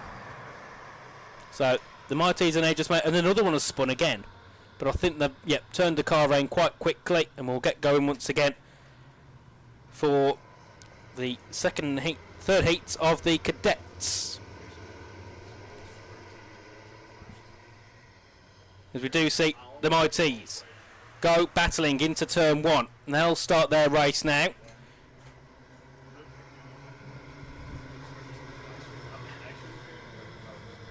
And then, of course, we see the Libras up at the top of the hill. I think they're going to get going next time too. Then we'll get going under race action. It's just with the two classes, everything's just a little bit choppy and change on the first lap. So now we can see. Well, they went green, so I think they're going to have to go. I think they're going round again to catch up to the back of the pack because of the fact another one spun. So back to yellows. And then we'll get going. So the Libras are now getting ready to go down to turn 1. These are with the karts at the front of the field, as they're now getting ready as they wait for the green flag to wave. And they are away. We're underway for the third heat of the cadets. We got there in the end, and they'll head their way in towards turn number 1 quite nicely. And it will be leading the way. Jack Harper ahead of Harry Starbuck into this race, the top two. But of course things will change on this opening lap, I am sure, as they all make their way through quite nicely. Of course, one driver to keep an eye on is Harry Ty Lee. Starts, of course, with the RGP plate, so he was the winner of last year. As we do see the Mighties now begin their race as well as they head their way through in towards turn number 2. Leading that pack, I believe, is Kart 11, Archie Annesley. So they'll get going as well. So we've got two races here, just everybody's on the same piece of track because they're that far away from each other. They're never really going to chop and change at all. As we see the Mighties making their way through. Nobody making moves at the moment in that class. But of course, if we look over at the top, we do see moves going on with the Cadet Libras as they head their way through down past turn 12 for the first time in this race. And we'll have a look at the order because there was lots of moves and lots of chopping and changing going on high up the field. As we head back into turn 1, and I believe the lead will still be the same here in this one as they make their way up towards turn number 2. Will be, Jack Harper that leads. Cooper Devant is in second place, ahead of third being Ben Nicholson. And then it'll be the rest to follow in behind, fourth and back. That battle's led by Michael Darcy at the moment. Great job at the moment. And then we can see into turn 5 as well, a couple more karts looking to make moves. I think that was Ollie Williamson somewhere in that. Of course, we saw him charge through the field in the second heat. Finished second. He won the first heat, so I expect to see a lot from him in this one. As if we look at the Mighties as well, a gap has already been pulled quite nicely by Archie Annesley here in this one. And Harry Stinson, I think, is there as well. But we'll keep an eye on this. I think Harry Stinson might actually be leading this one now. I think he's overtaken Annesley. As we see the top 2 head their way into turn 12 though for the Cadet Libras. And they make their way back down to turn 1, so it's still going to be in the lead. Jack Harper, who of course had a really good race last time, fighting heavily as they head in towards 1 and 2. Then we've got a battle for third and fourth as well as they head through, and that's going to be Ben Nicholson and Michael Darcy. Then you've also got another train of karts as one of them trying to make a move there is going to be Noah Castles on the back of Alex Murray, of course, as one of the top runner-ups in the cadets, in the Bambinos last year. He's in the cadets this year, so we'll see what he can do. And heading into tomorrow for the pre-final and the final, as I believe that's Ollie Williamson making moves again up to P5 now. He has been insane so far all event long in practice, and in the races he's been very, very quick, so I expect to see a lot from him as well.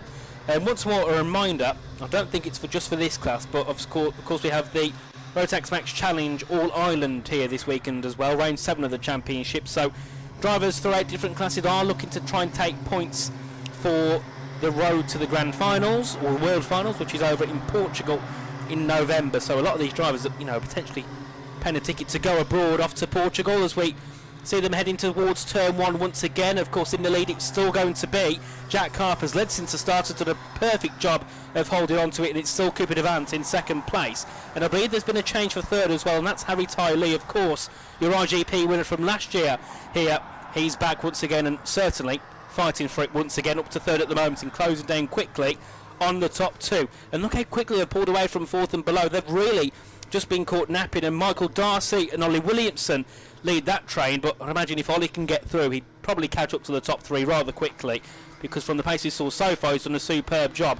But then we see some of the Mighties as well making their way through on the track. The leaders are just heading down towards turn 6 at the moment. We'll try and keep an eye on who's leading that, and I think it is either David Gunn or Harry Stinson. It's one of those two, but of course they're even a different class, so it's about trying to figure out who's where, as they're now heading up towards turn 8 and 9. You can see them on our screen here. Doing a great job of battling at the moment.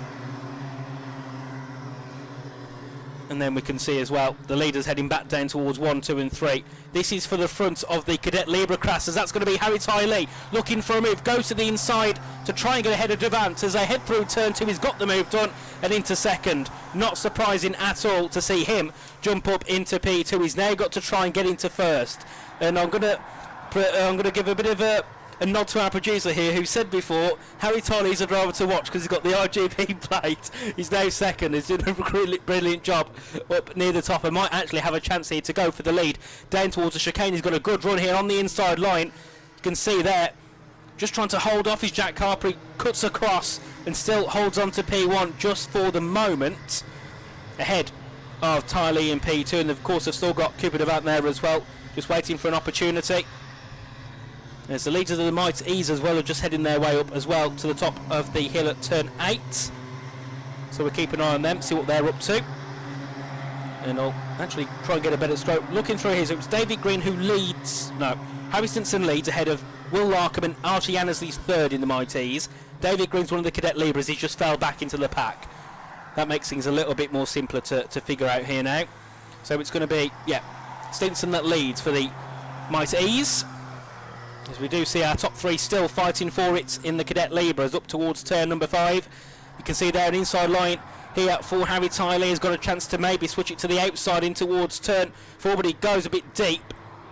And they continue on. I don't think that was the leaders. I think that was another pack somewhere in the field. a little bit further down as they make their way back through into the next part of the track. So no, that wasn't the leaders of the class, that was somebody else in the field having a battle. Dear me, this is confusing here on track as we continue watching our leaders trying to spot out where they are on the circuit at the moment. As we see a few heading their way back down towards turn number 1. I think this might be our leaders now. Jack Harper's there up at the front of the field, and that's once again a move being made up the inside there by Harry Ty Lee, trying to cut off a move there from Cooper Devant, who went back up to P2. So we've got back with our leaders now. Then of course back in fourth is Ollie Williamson, who's really closing that gap down. It's come down by a couple of seconds since he's jumped to the top of that train. And that's a move there as well. Back again from Devant, looking to go through into P2, and does take Peter away from Harry Ty Lee. A really good battle this is for second and third, and it's just allowing now Jack Harper to pull away in this battle as they make their way through, continuing on quite comfortably. And we can see here our leader of the Mighties, Harry Stinson, I believe that is, making his way through on track. He's 78, so we're just trying to find out where he is at the moment. We'll try and find him, because obviously the Mighties, they've got quite a big gap in the field, so a lot of them aren't anywhere near each other, because Harry Stinson's got a 5-second lead over Will Larkham, so he's doing a great job. I mean, they're having a battle for second and below, and that's going to be 78, which is, of course is your leader for the Mighties, Harry Stinson, who's making his way through quite nicely, heading down towards turn 1 now. We should see him in a moment, as we do see as well battles as well with the leaders, as one cart's just gone off there down at the exit of turn 2. That was, I believe, 1, 2, 3, which is Ben Nicholson, so he's had a bit of an excursion at turn 2. And we're following here with the two leaders once again, Jack Harper and Harry Ty Lee, battling for the top spots in this race. Have done a superb job so far. Is there a chance for Ty Lee this time around? No. He's just going to have to stick back at the moment and wait for his clear opportunity as they make their way onto the brakes in towards 11, then out to 12, and it will be back down towards turn 1, and it will be still Jack Harper holding on. Is there anything that Harry Ty Lee can do, because he's got a decent run here on the outside into the first corner, and that will be the checkered flag waved, so it will be in the end Jack Harper taking the win ahead of Harry Ty Lee, and Cooper Devant finishing in third ahead of Ollie Williamson, who did get back up to the top 4 ahead of Michael Darcy in P5. That race ended very quickly. It was a superb race for the cadets in their final heat of the day. And then of course for the Mighties, it was Harry Stinson, win and fastest lap. I think he's done that already today so far, very quick driver. Then it was Will Arkham finishing in P2 ahead of Paulie Green in P3, Ash Yannisley in 4th, and then we had Emily Christie rounding off the top 5 for the Mighties. And that'll be it for the cadets here today. They'll be back tomorrow, of course, for their pre-final and final. Just a reminder of that, their pre-final should start at the beginning of the show at 10 AM, and then if there's no break, if there's no issues I should say, around 1:30 they'll be back again for the final.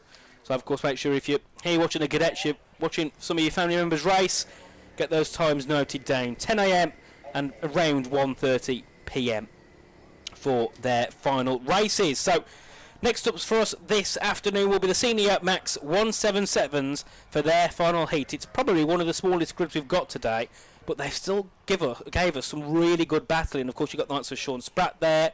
You've got Mark Shields, who was involved in that, Liam Kearns as well. Really good battling between those drivers in that class. And I'm sure we'll see a lot of that as well heading into the final heat as well. Because we are just waiting for them to get themselves lined up. They are on the grid ready, and we are just going to head over to an ad break quickly as we just wait to get the Senior Max 177s out on track.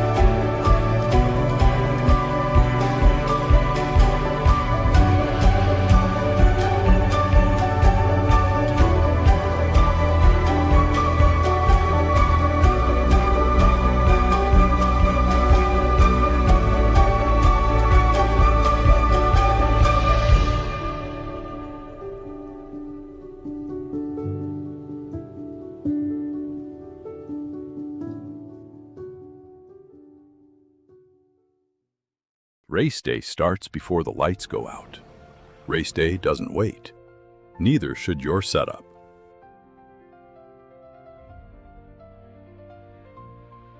Engineered to withstand winds up to 80 kilometers an hour, with our weight system holding it steady when it matters most.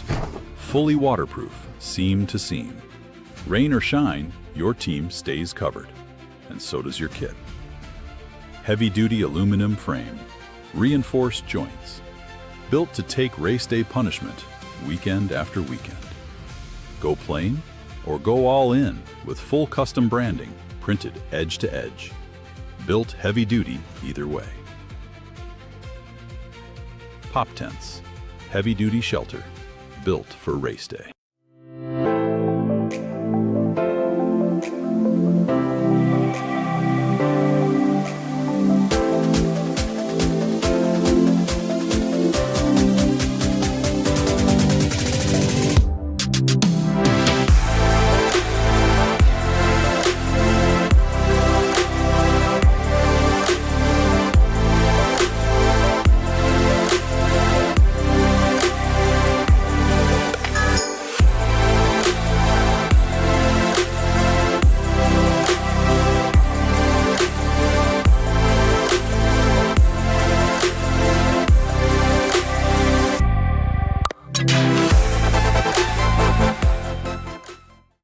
Eastwood Demolition is your #1 choice for all building demolition and asbestos removal.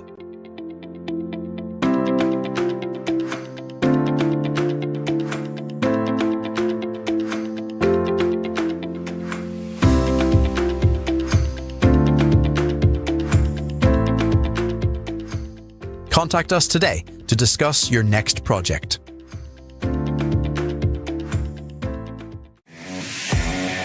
Welcome to NI Motorsport, Ireland's premier motorsport store. We stock a wide variety of products from the world's leading motorsport brands for all motorsport disciplines, from karting to cars, available for same-day dispatch and fast worldwide delivery.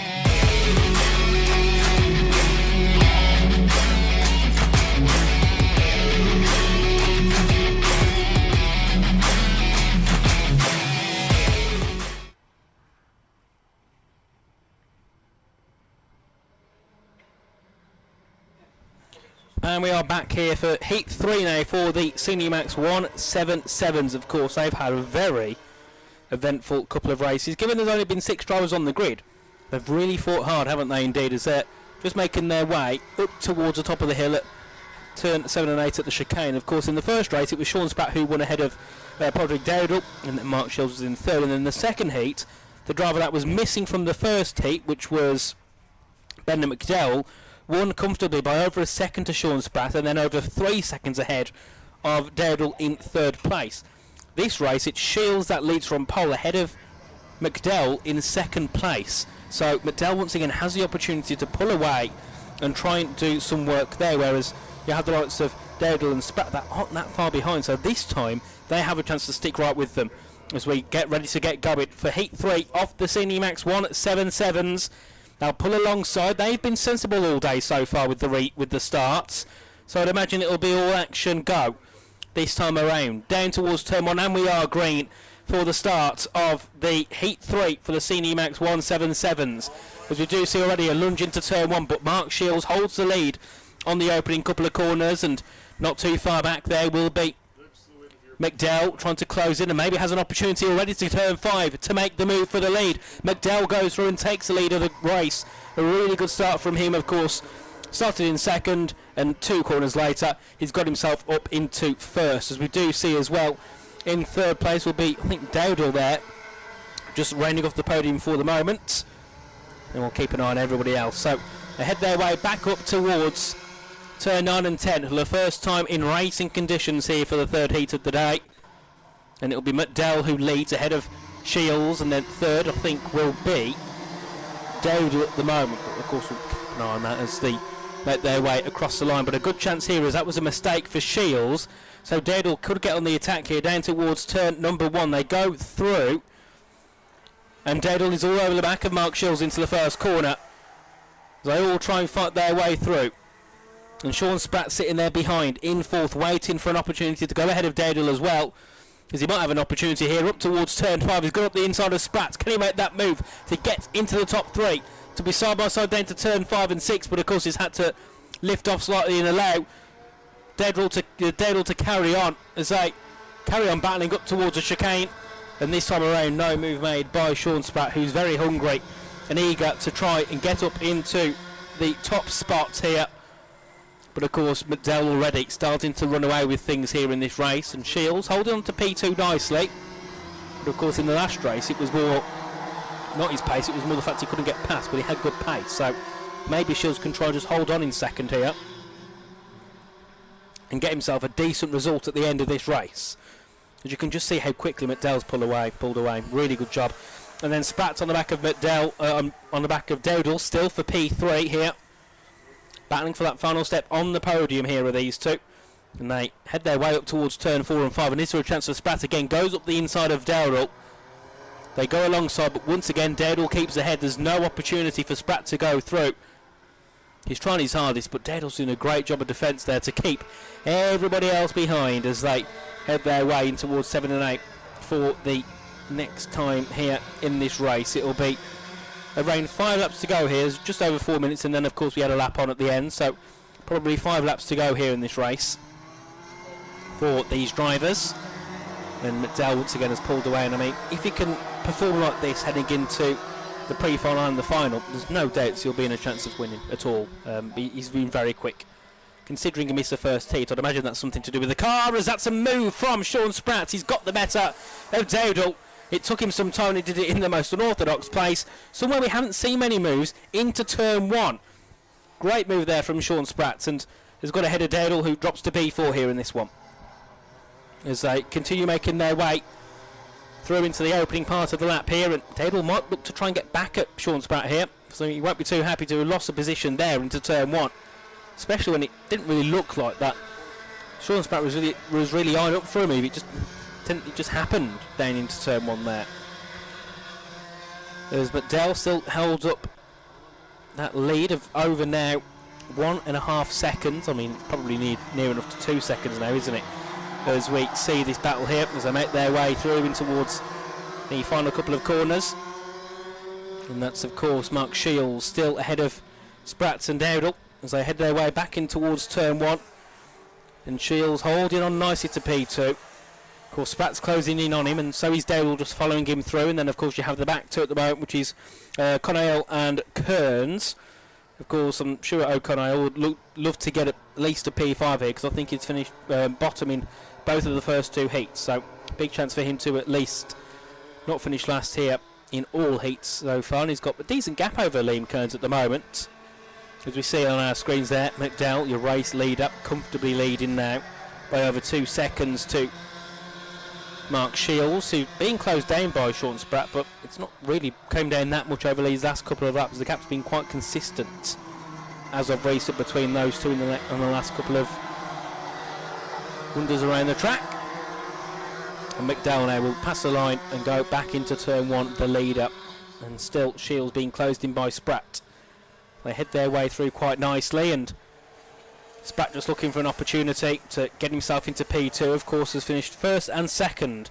At least it has finished off the podium, make it first, second and third here if you can't find the move. But of course this lap around though, Shields has really slowed down a bit, because look how close Spratt and Dowdle are to the back of Shields. So he's made a mistake, or maybe just not quite got the pace at this moment. He's probably going to have to defend here into the chicane, because there could be a send here from Sean Spratt, who goes up the inside, goes for the send and makes a move. A brilliant move there from Sean Spratt, who within a lap just brought that gap down by at least half a second and has got the move complete. And you can imagine can start trying to pull away a little bit now from Mark Shields, and it won't be too long, I think, before Dowdle will look at an opportunity to try and go through and take third place away from Mark Shields, who I think would feel yet again quite disappointed to lose out on a podium. Has been very quick so far all event long. As you can see, Spratt already starting to pull a bit of a gap to Shields. Dowdle is just waiting for his opportunity to go through, but he's not quite close enough there. There's a bit of a slide there from Liam Kearns into turn 1, pushing his car all the way through, leaning on that tyre for sure into turn 2. And still it's going to be McDowell that leads. He's got a 2.9 second gap at the moment, just flying on track, isn't he? Nearly 3 seconds ahead of the whole field. And it was around a similar gap in the second heat as well. As we do see that, of course, Shields under pressure here from Dowdle. They get very close, heading out of turn on in into turn 10. I think Dowdle was actually looking for a bit of a sense somewhere, but he couldn't quite make the move. And they still head in towards turn 11, very close together.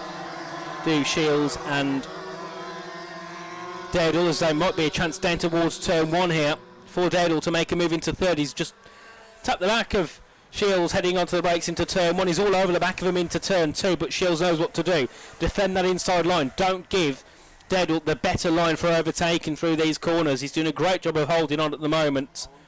Ahead of Dowdle, who's doing his best to try and get ahead and try and get back onto the podium. I think given he's finished, I think second and third here, I think he'd love to be on the podium once again, and would I think in terms of the way the points are looking so far, it put him right on a case for fighting for king of the corner.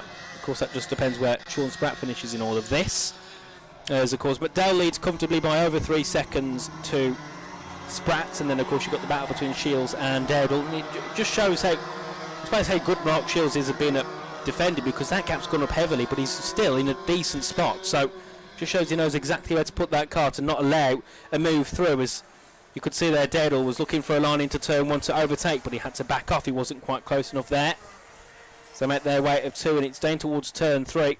And Dowdle this lap around is a little bit further back than you'd like to. He's nowhere near a gap to make an overtake here at the moment, Dowdle. So maybe he's just trying to back off a little bit and wait for the race to come to him. But I don't think there'll be that many laps left after this one here. I think we are slowly coming towards a conclusion here of this race. This will be the last lap to go, I'd imagine, as the checkered flag is being waiting for McDowell, Ben McDowell, who was led perfectly again. 2 in 2 perfect races. If he was here for heat 1, it'd probably be 3 in 3, because he would have started on the front row in that race. As we will see the checkered flag wave for the final time for the Senior Max 177s here on Saturday. It's Ben McDowell, your race winner. Second place goes to Sean Spratt, and third will be Mark Shields, who was closed down quickly by Padraig Dowdle, but he could never make the move. And then it will be O'Connell in 5th and Liam Kearns rounding off the full grid there. A great showing from our 177s once again. Some really good action despite it being quite a small grid. But it was McDowell who won that one ahead of Sean Spratt. And then it was Mark Shields rounding off the top 3 of the grid. And it seems that we are looking to get underway quite quickly for the Senior Max 1 for the Tillotson T4 Juniors. So Maxes are done.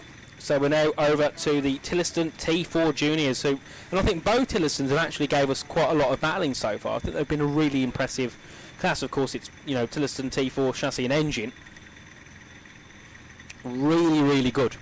These karts have produced. I mean, they are 4-stroke, so people say that realistically they're sometimes harder to get speed out of the corners, but that just rewards driver skill if you can keep carrying the speed through the corner, compared to a 2-stroke engine where it's a little bit more power straight away and they can get going. But these karts really do rely on driver skill for sure. I mean, I'm saying that as if I'm a good karter, but I'm definitely not. I've been karting once and I finished, I think it was about a lap down on my friends, and we did like 15 minutes. It wasn't good. Safe to say I don't think I'll be doing it again, that's for sure. And to be fair, the kart wasn't that bad. I was still, I think, 3rd fastest in a straight line, considering I was the heaviest of them all. So the kart itself must have had a decent engine, that's for sure. Oh dear mate, but that's a story for another day, indeed. But here we are with the Tillotson T4s heading out onto track. Of course, it's yet again it's a decent grid, to be fair. It's not too big, it's not too small of a grid, so you do get quite a lot of action with these karts. As of course, starting for heat 3 on pole will be Brereton in 114. We'll try and get a bit of a look at the last race, what we had, just to give a bit of a recap of what happened, because they're still heading down to turn 10. Of course, it was Ollie Clark that was the seniors, never mind. Wrong T4s, but T4's still a T4, isn't it, anyway? we'll try and find the last results, and I think I've left it too late because we're going to get started in a moment. As we are just waiting for the third heat to begin. So it was Zach Battersby ahead of Wesley Brereton and Owen McNamara that finished third in that one. So really good race between them as we are about to go green flag racing for the T4 Juniors. As they head their way down to turn one, and it will be green in this one, and it will be starting at the front. 1-1-4 for Brereton, but I think that might be a different kart number for this. And then of course second will be Battersby in 17, third will be McNamara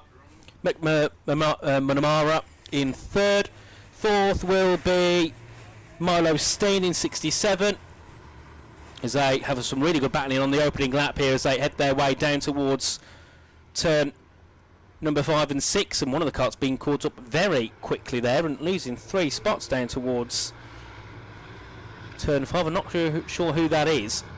We'll keep an eye as they make their way through down to turn 1 next time around. But of course it was Wesley Brereton who started up on pole position in kart 309. And then we have some great battles further back as well. Another kart being caught napping there. That was the kart down, I think, in P7. So that might have been Nathan Strang, I think, being caught up somewhere. As the leaders head their way back down towards turn number 1 for the first time in this race, and it will be Wesley Brereton that leads ahead of Owen McNamara. I got the right name right that time. Zach Battersby will be in third place ahead of Billy Clancy in fourth, who of course was fighting very heavily at the front of the field before he got involved in that little bit of something at the top part of the track and dropped back to P4 after one lap. He was leading so comfortably at one point as well in that second heat. As we head our way up towards the top of the hill once again, and Battersby all over the back of McNamara.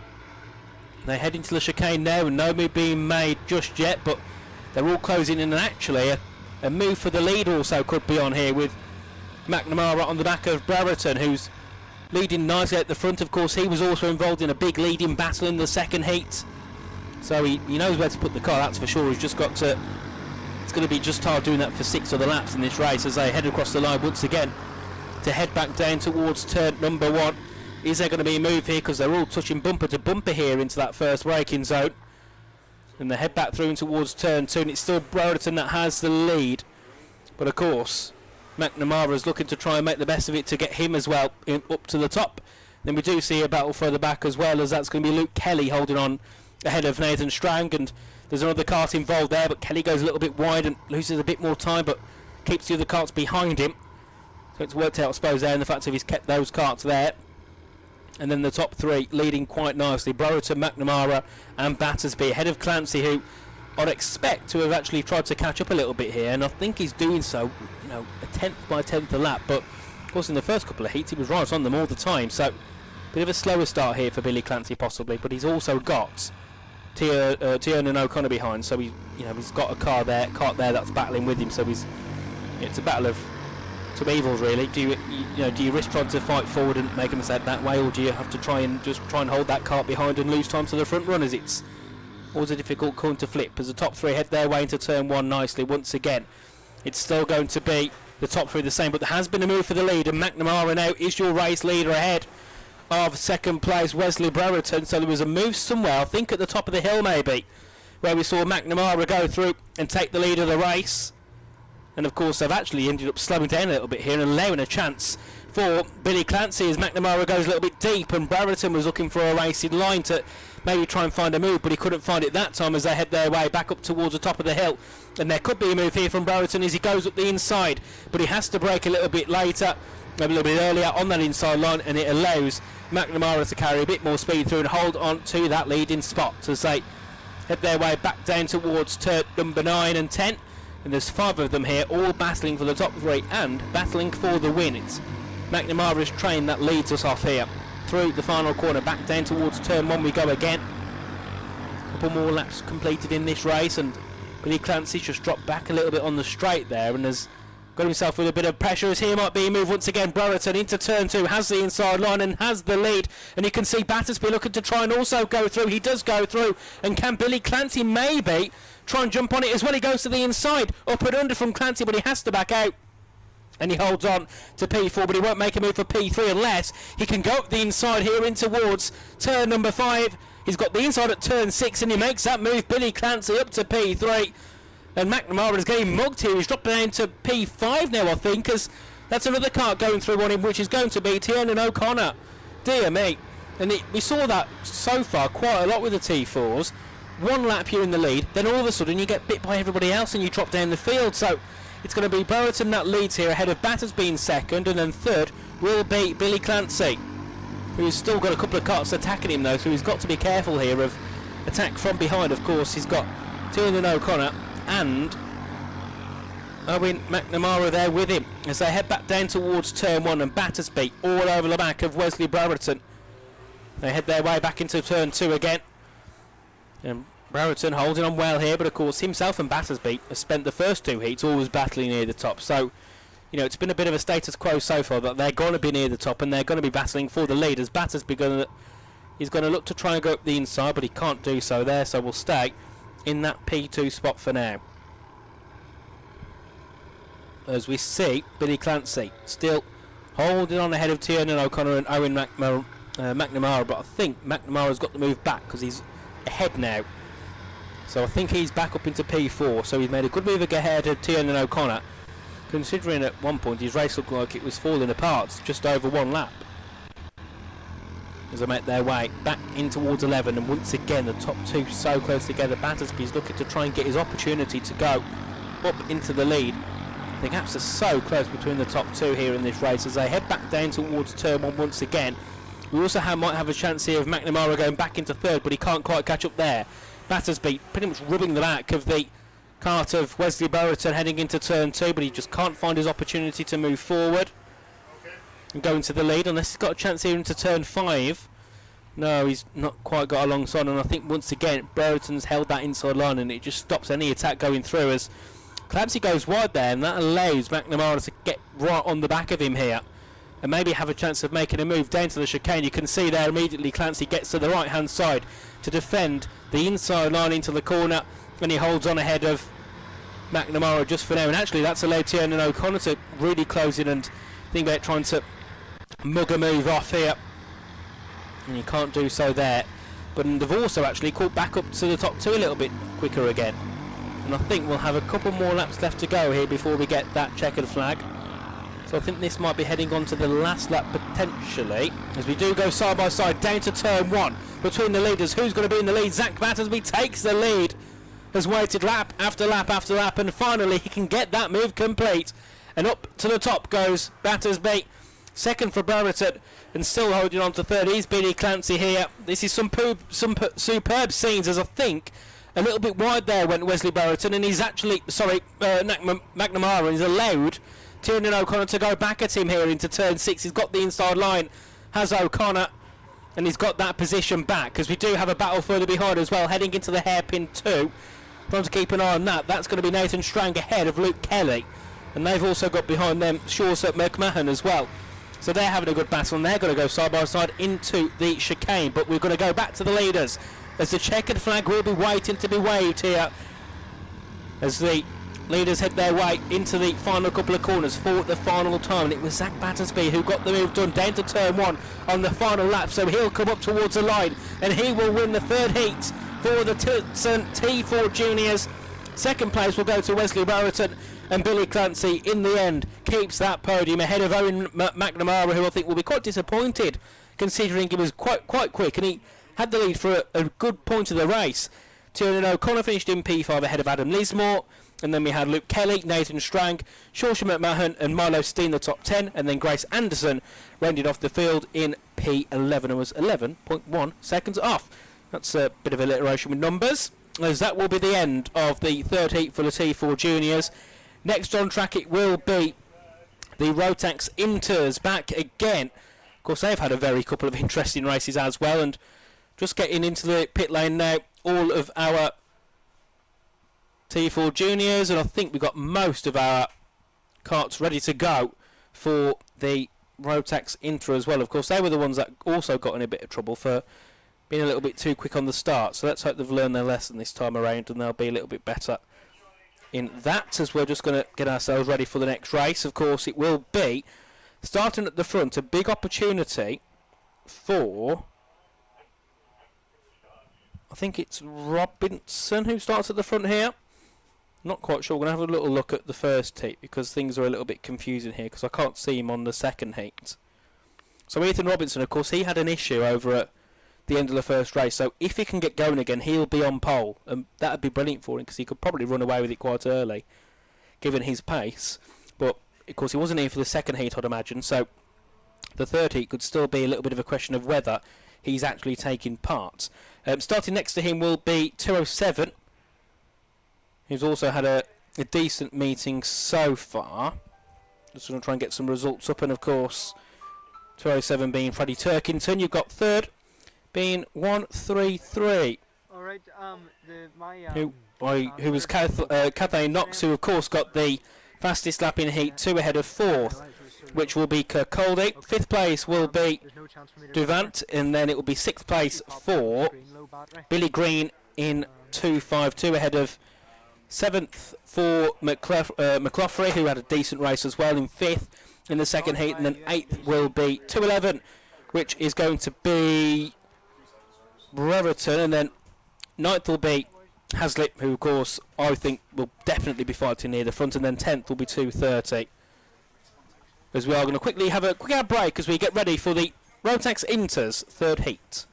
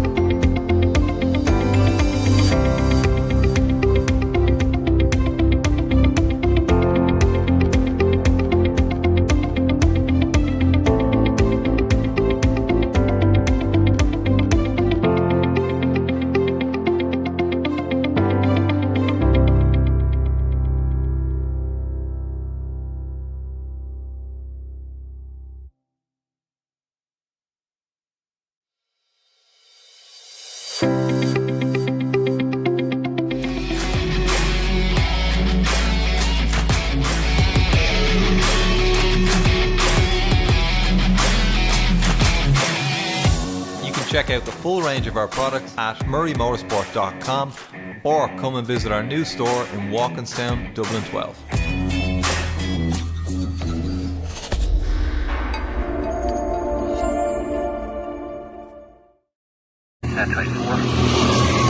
Nuts Corner Circuit is one of Ireland's largest and fastest tracks. Two 70cc rental carts that reach 55 miles per hour. Available for arrive and drive sessions. Are you up for a challenge? Contact us for availability.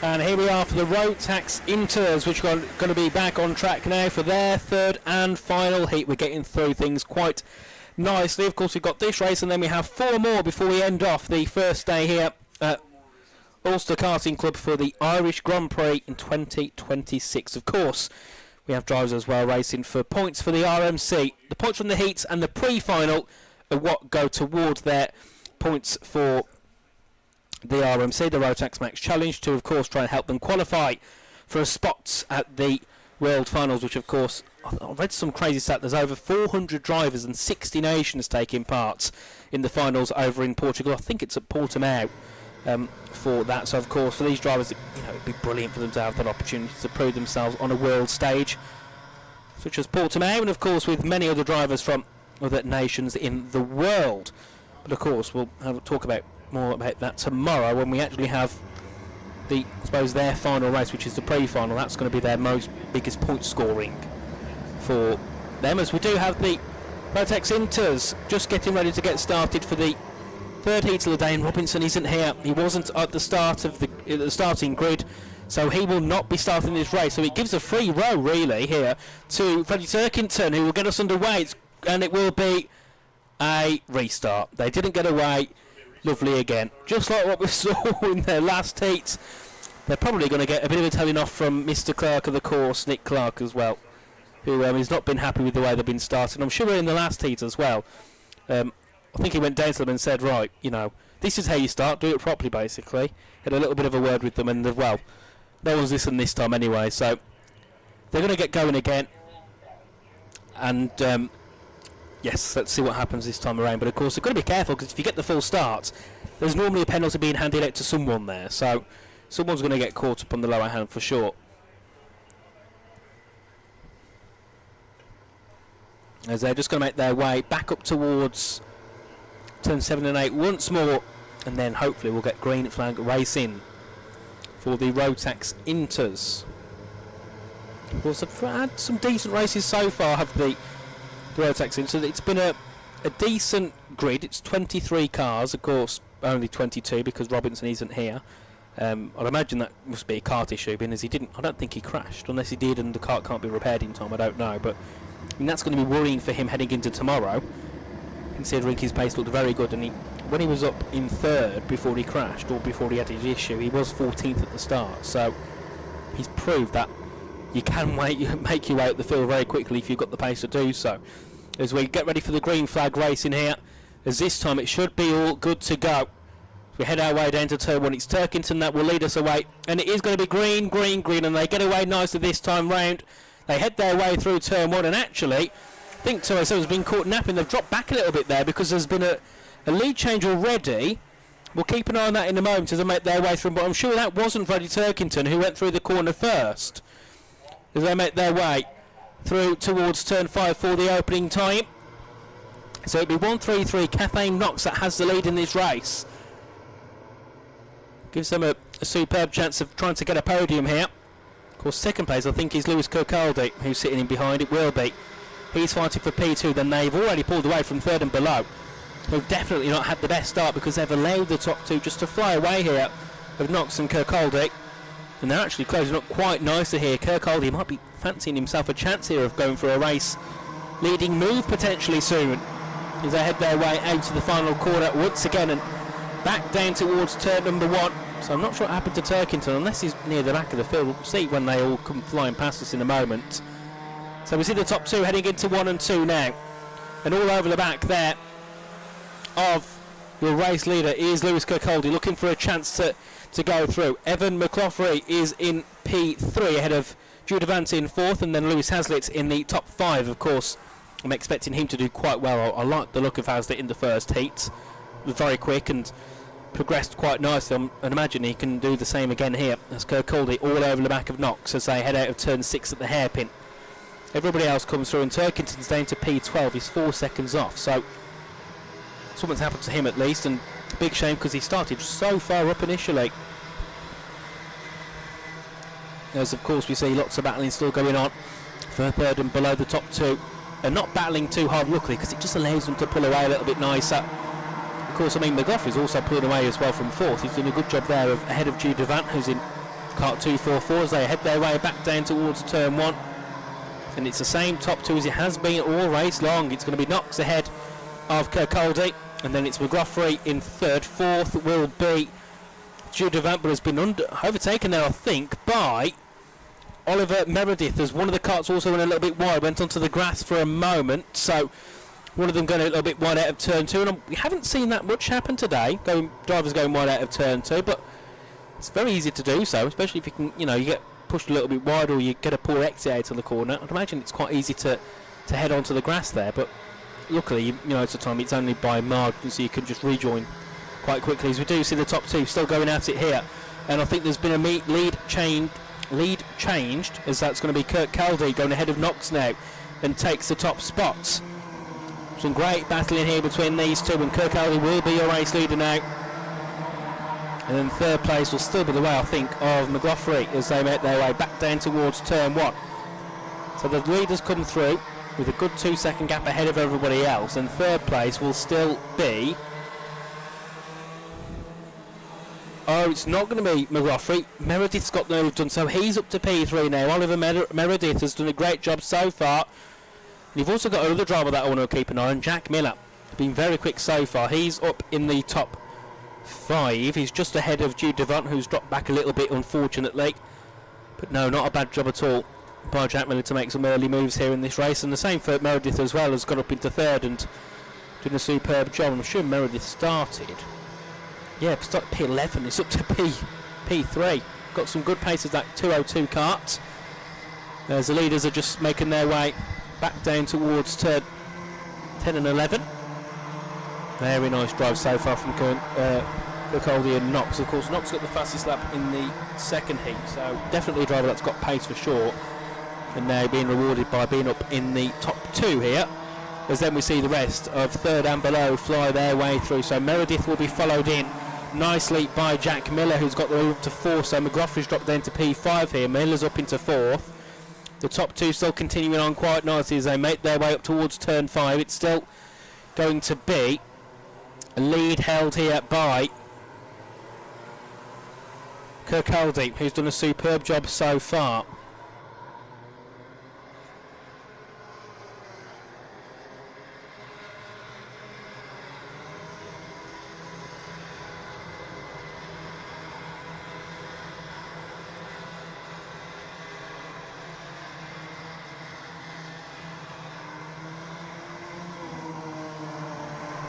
As the top 2 still closing in quite nicely, and a really good job so far from Kirkcaldy. And I think, you know, Knox has also done a good job because they're still there all over the back of Kirkcaldy in towards turn 1. So even though it looked like a pretty easy move, Kirkcaldy's not been able to pull away, and Knox might have a chance at fighting back for the lead there. Bit of a snap of the car as they head through turn 2, but still keeping a comfortable gap there. And then you can of course see in third, making their way up towards turn 4 and 5, will still be Oliver Meredith. Hasn't really been able to gain him much on the top 2, but he's still holding on nicely in that battle for third place. But of course the 2 leaders doing a good job out front and just pulling that gap even more away. And actually there might be a chance here for a move for the leaders. Knox was looking up the inside but backed off slightly and has allowed Kirkcaldy still to continue on in the lead. I won't say led, but I think we'll have to heading into the chicane. Sometimes you've got to be very careful heading into that corner when looking to make an overtake.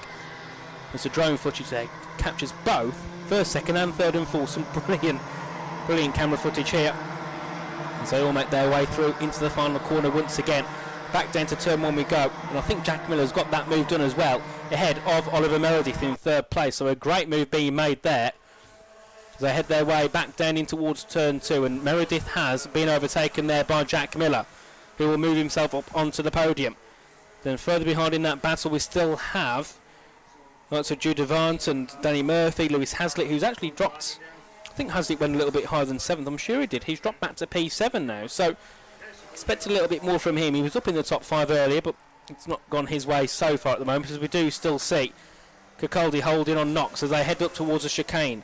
There's no move happening just yet here for the lead, but it's definitely not far away. I think Knox has still got something in their sleeve here to maybe go for a move to go back up into the top spots. Of course, still third and fourth going at it as well as they make their way through and towards the final couple of corners once again. And I don't think we're that far away either from the checkered flag. We are 7 minutes in, so I think this will now be the last lap. If this isn't, it'll be the next lap being the last lap as the top 2 go through. Kirkcaldy versus Knox here for the top spots here in this race. And then of course you also have further back there trying to make a move, Danny Murphy on the back of Jude Devant as well. So that's a good battle for 4th and 5th here. So much battling to keep an eye on here, as we do see once again Knox on the back of Kirkcaldy trying to hold on to that, trying to go back for that leading position, just can't quite ever get a good enough of a run here to go for a move. And the checkered flag will be waiting this time, so this will be the last lap of racing here for the Rotax Inters for their final heats. So they make their way in towards 9 and 10 again. Is there a chance here for Knox to send it? He's looking for a good line. He's all over the back though of Kirkcaldy, but I don't know if there'll be enough here in towards turn 11 and 12 to go for it. They make their way through into 11, then it'll be into the final corner. This could be one that goes and gets decided at the line. The checkered flag will be waiting for your race winner of Heat 3 for the Rotax Inter. It will be car 1 for Lewis Kirkcaldy with the win, ahead of Cafe Knox in second and Jack Miller rounding off the podium in third. Fourth went to Oliver Meredith, who managed to still get a decent result despite losing that podium with a couple of laps to go. Jude Devant was P5 ahead of Danny Murphy, your fastest lap time driver, ahead of Lewis Hazlitt in P7, Evan McGoffrey in P8 ahead of Ben Lalou in 9th, and then Harley Brereton rounding off the top 10. Of course, next out on track we'll have the T4 seniors going out once more. Of course, this will be their last heat of the day as well, before they return tomorrow too. I think the seniors are in the middle of the day, really. Yeah, 11:15 for the pre-final, and then 2:45 for the final. So they've got the middle of the pack, really, when it comes to their racing tomorrow.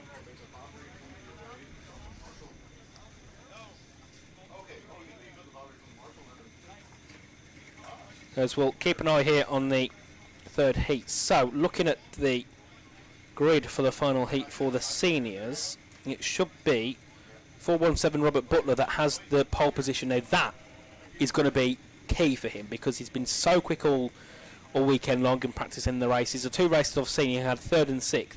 He's been good, he's been there, and probably deserves a little bit more, really. He just couldn't quite find any moves to go higher.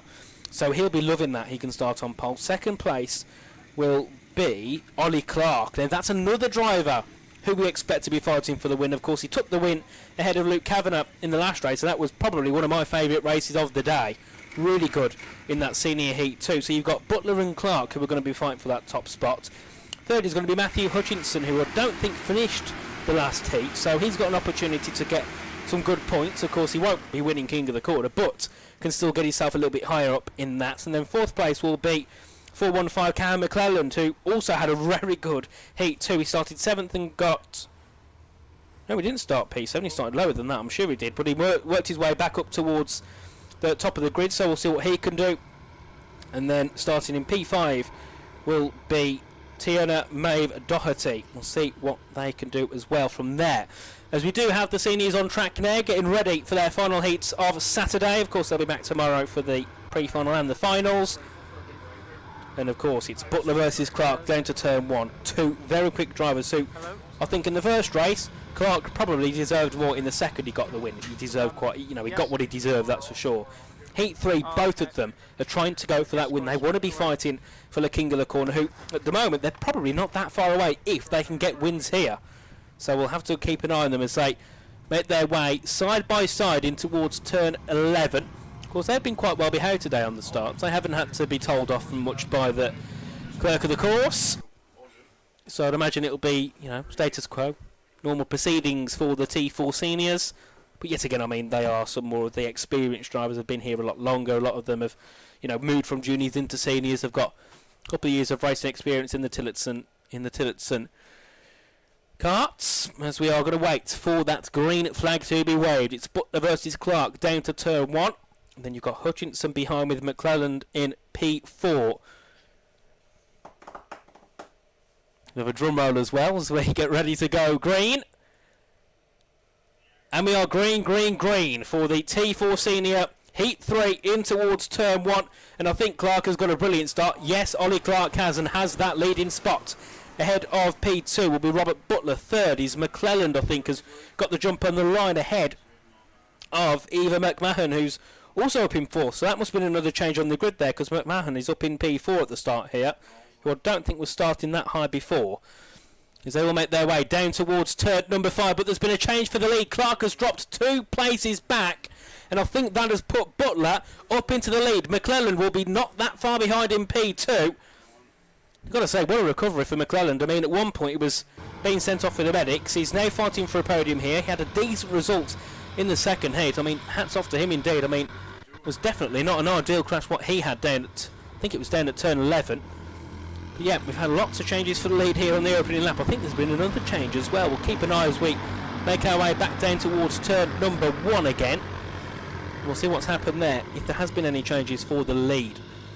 They head their way through, so it will be now 417, so Robert Butler has the lead. McClelland's not that far behind in second place. Third will be Ollie Clark, so he's keeping them company, but of course he's not where he was at the start, which was, he was a brilliant start as well. He got really high up on the opening laps, and then you got Luke Kavanagh there as well. Another driver to keep an eye on, very quick, has been quick all weekend long as the top 4. I think we've seen in most races as well, it's normally the top 3, top 4 that pull away. Sometimes you get a 5-car kart tray, but the rest then obviously filter off into their own battle. So I think the top position drivers have been quite fortunate today, because if they're near the top, they're probably going to stay there in the sense of they've got such a big gap behind. It's normally just a big mistake or an incident which drops them back. Otherwise, they tend to kind of stay there for a good chunk of the race. As we see McClellan there looking to close in and maybe think about a move as well to go for the lead. So make their way into the final corner and back down towards turn 1 we go. And still in the lead is going to be Robert Butler, who I think is deserved of a win today. It's been very good so far. And of course you've got McClellan there behind, and then of course Ollie Clark in third, who's also got there with him Luke Kavanagh. But is there a chance there? Maybe for Clark. He was looking to the outside of McClellan into turn 1, but he couldn't quite make the move there. As the top 4 continue on behind them, we've got a nice little battle for 5th and 6th, and Luke Palmer's in that one. I'd expect him to catch up as well. Has been quite quick so far. Was a little bit unfortunate in the last race. There was so much going on at the front. He ended up, I think, dropping to P3. Was in the lead at some point as well. So we'll see what he can do. But I'd imagine he'll catch up quite quickly, and also then bring Eva McMahon with him, who's just behind. That's going to be an opportunity for her to move forward here in this one. As the leaders make their way back through in towards the final corner once again, it is still the same top 4 as it has been most of the race long. It's still going to be the lead for Butler, but McClellan's closing in nicely once again. That's probably the closest he's been so far. Has he got a chance to make an overtake into turn 2? No. Stays there just for now. Of course, in third it'll still be Ollie Clark, who's doing a great job of holding on to a podium there, because Kavanagh's quick and Kavanagh's behind him. So we've got to be careful of that there, because Kavanagh could definitely strike at any moment and look for a move. As Luke Palmer still in P5 looking to close in, as we've got a battle here for the lead once again, and I think McClellan's closing in even more. He might have a chance here down towards the chicane to go for a move for the lead. It's close action here. McClellan's has had to stay behind for now, but he's got Ollie Clark there with him, and the more these bunch up, the more Ollie Clark can think about an overtake, and he's done the exact same. He's done the exact thing. Gone up the inside as Ollie Clark, and he's gone up into P2. Great work there by him, and he's now one step closer back to the top step where he got dispossessed a couple of laps ago here in this race. But still Butler leads, and he's leading quite well. He's not pulling away, but he's certainly doing a great job of just holding that gap to what it is.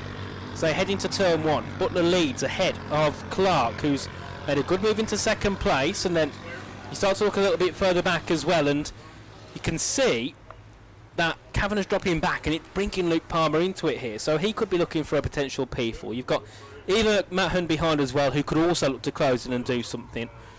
This race is certainly not over. We're just over halfway through, 2 minutes to go, and then of course we have a lap after that, so you're looking at 3-4 laps here left in this race as they make their way back up to the top of the hill. And there might be a move here, as Clark was looking up the inside of Butler but couldn't quite go for it, so he's had to stay behind for now.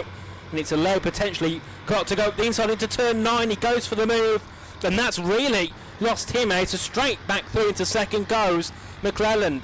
So a bit of a risky move for Ollie Clark, hasn't paid off, and he's actually dropped him back about 5 or 6 tenths from Cahan McClellan in P2. Can he maybe think about now going for a move ahead of Robert Butler? No, he's a little bit too far back at the moment as they head their way through turn 1. Into turn 2 they come.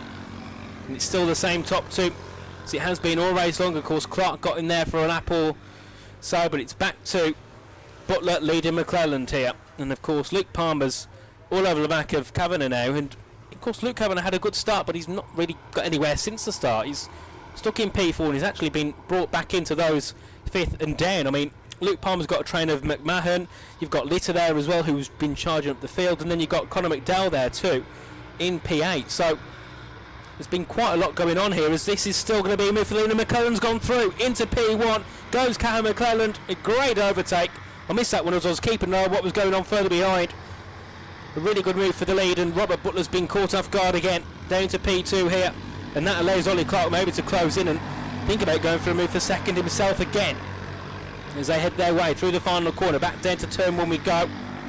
And further back we can see a lot of action going on. I'm trying to... So Luke Palmer's got through on Luke Kavanagh. So Kavanagh's down to P5 now. Palmer's up to P4.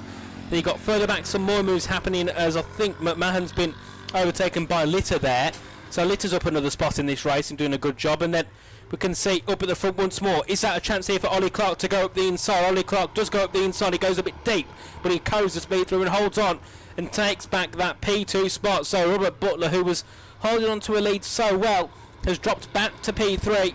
only after a couple of laps. Really disappointing for him, but Callum McLaren has done a great job to pull forward, and now to go into turn 9 and turn 10 as the leader once again. He's led this whole lap, and there won't be much longer to go here. This might be heading on to the final lap this time. Well, after this one it'll be the final lap, I'd imagine, as Ollie Clark has still got Butler there, but also Luke Palmer's on them. Maybe he could try and do something last lap here to make a move. As we head back down towards turn 1, let's see what Palmer can do here. He's in 4th, but a podium could be in his sights, as it does seem like Butler's struggling a little bit here to hold on, because Palmer's all over the back of him there, pushing his bumper through in towards turn 3, but he can't quite make the move there. As they make their way into turn 4 and 5, and McLaren's got such a big lead. You'd imagine here, even with it was maybe 3 or 4 laps, he'd hold on, but he's only got one more lap to go here to hold on to that P1 spot and get his first win so far. There's still a battle for P2 though, as further back we can see. I think there might be a bit of a move maybe being shaped up here. Let's have a look at what's happening for the podium spots as they head their way down in towards 9 and 10. And I think Clark has still got Butler there, but Luke Palmer's looking to close in and maybe think about making a move up the inside into turn 10. Palmer's got that P3 spot as we head on to the final couple of corners here. So we'll see Cam McClelland head through into the final corner for the final time. He will be the winner of Heat 3, and then P3 still to be decided to the line. P2's Ollie Clark, and P3 will be Luke Palmer, who holds on in the end ahead of Robert Butler, who loses out on the last lap, drops to P4 ahead of Alfie Litter, who got the move ahead of Luke Kavanagh. Then it'll be 7th for Eva McMahon, ahead of 8th for Conor McDowell, 9th for Peter Caldwell, and Jack Bird will round off the top 10 in a scintillating race there for the T4 Seniors Heat 3. That's them done for today. Of course, they'll be back tomorrow for the pre-final and the final.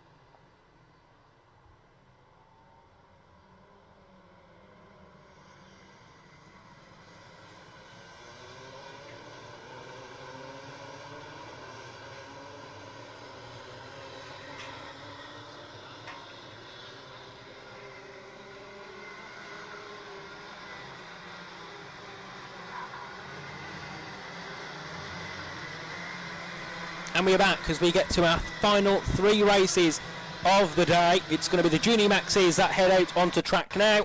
We have the Bambinos for their second and final heat, and then we have the Senior Maxes to round off the day. The Junior Maxes are just heading their way around now in towards turn 10 and 11, and let's hope this time they follow the rules and they don't get told off for being too fast on the start. Of course, it turns out in the last race, I think actually a couple of them got penalties as well, so they've got to be very careful. Of course, starting at the front this time will be 11, 366 in second, and then Blair, who finished in the top 2, will be third at the start of this one, so a big opportunity for him to move forward. As we go green, green, green, back down towards turn 1 we go, and a very, very crazy start as a couple of karts go straight off into the grass, one of them being 52 who goes off. That's going to be near the back. I'm not sure who that is, but one of them has gone off anyway. So look up at the front, it's going to be Ryan Arthur who leads. We've got one car off into the barriers as well, down at turn 2, has gone straight off into the barriers.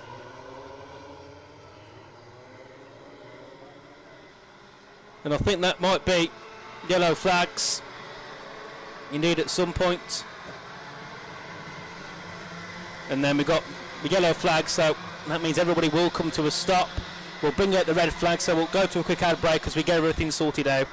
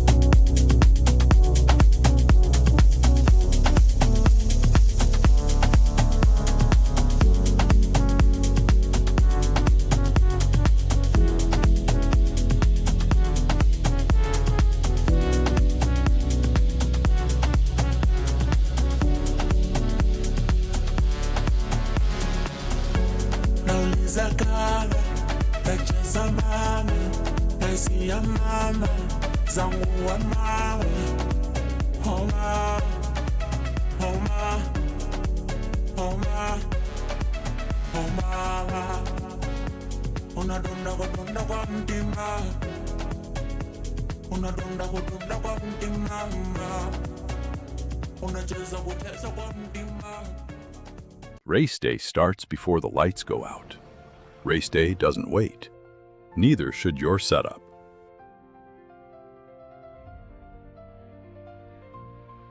Engineered to withstand winds up to 80 kilometers an hour, with our weight system holding it steady when it matters most. Fully waterproof, seam to seam. Rain or shine, your team stays covered, and so does your kit.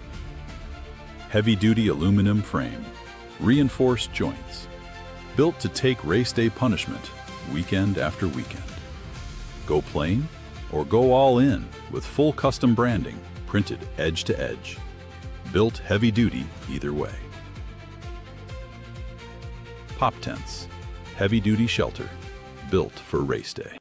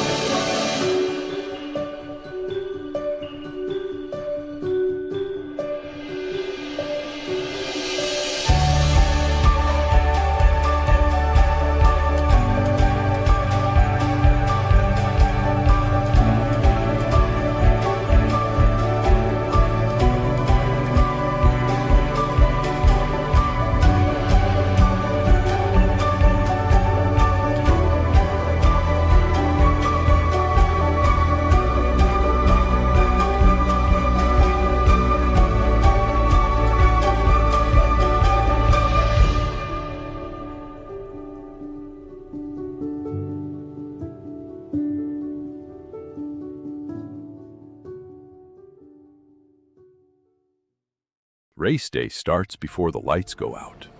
Race day doesn't wait. Neither should your setup.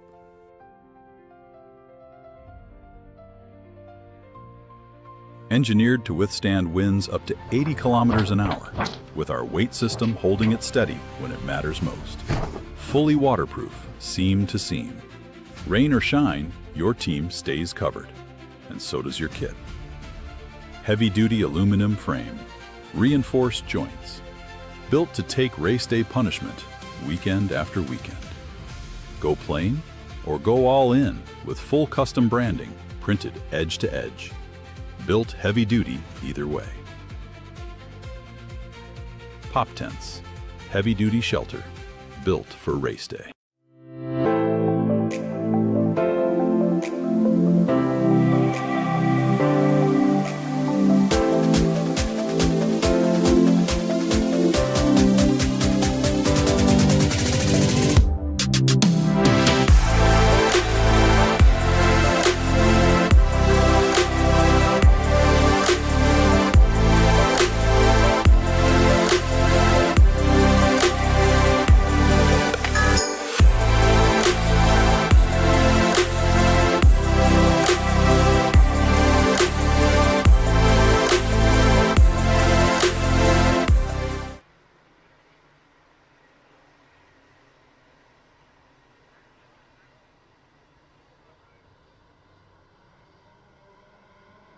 And we're back underway here with the Junior Maxis for their final heat of the day. Of course, just to confirm, the driver that went off into the barriers was Ben Corrie. Of course, we've been told everything does seem to be okay, but of course has to make necessary checkups to see if everything is all right. But hopefully we wish him the best as we head into tomorrow, of course, and hopefully he can make it back with us.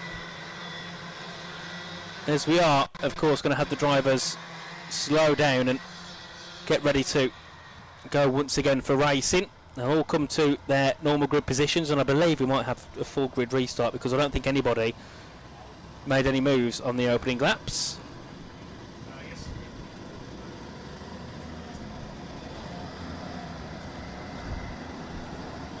As we are going to get everybody side by side. So start at the front here, it'll be Ryan Arthur, you've got Eva Lavery as well, Charlie Blair, Charlie Condé and Archie Condé, who were together. Then Max Colbert to driver that I'm keen to see because he did very good in that first race. Second race he got a little bit done by, I think.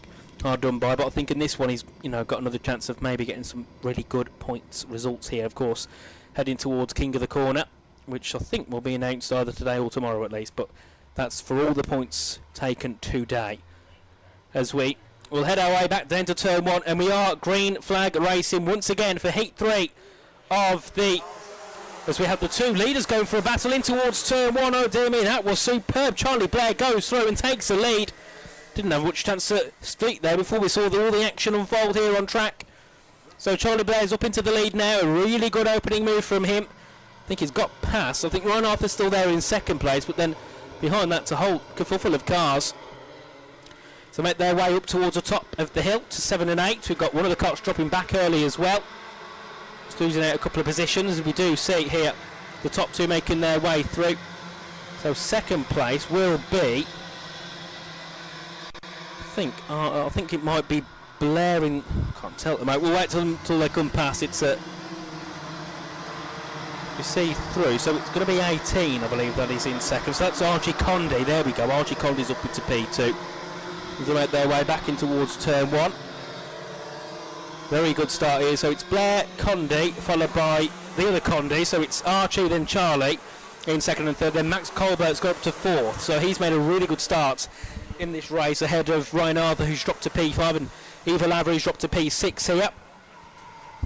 Looking further back, Jason Parks already getting some moves done. He's up to 13th here. So it's been a good start from him in kart 31. Has made a couple of opening moves here on the first lap, and then looking a little bit further down as well, I expect the likes of TJ McKay, would expect to see him a little bit higher as the race goes on. The same for Wesley Brereton, who's up to P16 here in this one, but Charlie Blair still leads this race comfortably ahead, and they make their way through in towards turn 10 and 11 once more, and of course back down towards turn 1 they go until the next lap of racing here. And a really good start from Blair, who will lead comfortably into turn 1. Then behind is Archie Condé, followed by Charlie Condé, and we have Max Colbert, who's all over the back of Charlie Condé, maybe looking to make a move. Goes up to the inside into turn 3, makes a superb overtake. Max Colbert up to P3. Brilliant work, and then we also have a kart that's gone off as well at the exit of turn 2. And that kart will get going once again. Big Shane there's 8, drop back down the field. And then we see another battle there heading down towards turn 6 at the hairpin. I think that's TJ McKay there, just making a couple of moves and getting started early. Really good from him there to get that move complete. As we go back up to the top though, and it's still going to be Blair leading the way. Charlie Blair's done a great job so far. Of course, finished second in the second race, and they're looking to maybe finish first. As of course, you saw the likes of Cameron Lamon as well, who finished second and third. I'm not sure where he's in the field. He's 8th at the moment, so he has made a couple of moves, but they're dropping down to 8th place in this one, as all the karts head their way back into turn 1 again. Brilliant racing so far. You see one of them nearly losing the rear there. That was Milo Steen, who was all over the back of the cars ahead and managed to hold on to the rear barely as they head through into turn 2. And then we're looking up at the front once more. Still, it will be Charlie Blair who leads. We've got a battle as well further back there for, I think, the bottom half of the top 10. I think Channel Lamon was involved, making a move ahead of Limo Hagen, I think, as they met their way in towards turn 9 and 10. And actually, we can see that gap's actually came down between second, third and fourth. So we can see Blair's pulled away slightly, but then Archie Condé's under a lot of pressure here from Max Colbert as they head their way out of the final corner and back down towards turn number 1. They'll head the way into the corner, and it will be Archie there that leads. And then, of course, you can see move's been made, and Colbert's gone to P2. He's made a really good overtake and has got into second place. And now it's going to be Condé and Condine, third and fourth. We'll see what they can do, battling it out on track. And then, of course, in behind them, trying to get involved is Ryan Arthur, just keeping in touch with them. He's not really battling with them, but he's just staying there, waiting for some mistakes to come through or drivers to get involved in battling, so he can then have a turn of going for it. As we see another really close battle, and a couple of cars make contact. One of them's gone off into the grass, and I think another one's coming to a halt slowly as well. As that's one of the cars that's had to pull over, and that will then bring a yellow flag in that sector for now, and he doesn't look too happy at all, that driver. We'll wait and see who it is and drops off. I mean, don't blame them, they've just been hit and have lost their race completely. So that cart's going to be done and dusted, and I'd imagine it might have to be pulled away here because it's, of course, in the danger zone of turn 7 and 8. The leaders make their way through though, going back to the action on track, and it's still going to be Blair that leads ahead of Colbert, Condy and Arthur, but Chad Lamon's in P6, and you can just see him in the way as the yellow flags go out. Everybody has to go a little bit slower through there, but I've got to say I don't think they lifted too much through there at all as they make their way back up towards the chicane at the top of the hill. And of course, like I said, Lamon, who's, you can just see him in the background, is the car just behind that leading group. He's got a chance of catching up here, and he did that in the first heat, I think it was. He caught up a really big gap quite quickly, and because they're battling as well, that's going to help it happen even more, as Blair's got those four all behind him. There's a couple of moves happening as well, as one of the drivers has dropped down to P5 here. As we cross the line and get going once again, I think we've seen Charlie Condy move a position here. I think Max Colbert's had an issue somewhere, so I think he's dropped back slightly. No, so it's going to be RG Condy that's dropped back. Charlie Condy's gone to third, and then Ryan Arthur's moved up to P4. But of course, it's still going to be Blair at the front. But actually, they're still battling for first and second here, heading through into turn 5. Blair lost it for a moment, and Condy's going to come at him here as they head their way up the hill. And a great move there by Charlie Condy, I believe, to go into first place. He's got Blair on the outside. That's allowed Max Colbert to fight through as well. Colbert goes into P2 ahead of the third place driver Charlie Blair, and wide there for Condy, so that's allowed through into the lead Max Colbert. So that's all changed quickly. Colbert's now your race leader ahead of Blair in second place. Third will be Condy, who we saw up at the top for a moment, taking the lead of the race. He's got shuffled wide and dropped down to third as the leaders make their way into the first corner. As they cross the line, it will be Colbert, Blair, Charlie Condy ahead of Archie, and then of course Chad Lamon's brought this gap down heavily. Look how close he is now to his leading pack. He's only a second away from Ryan Arthur as they all make their way into turn 5 once again. Onto the brakes nicely there for Max Colbert, who's looking to win 2 out of the 3 races here in the heat stage. Of course, that'll be very good for his fight for King of the Corner, but I think that the likes of Jason Park, depending where he finishes, and Lamon and Blair can also get involved in that battle as well for King of the Corner.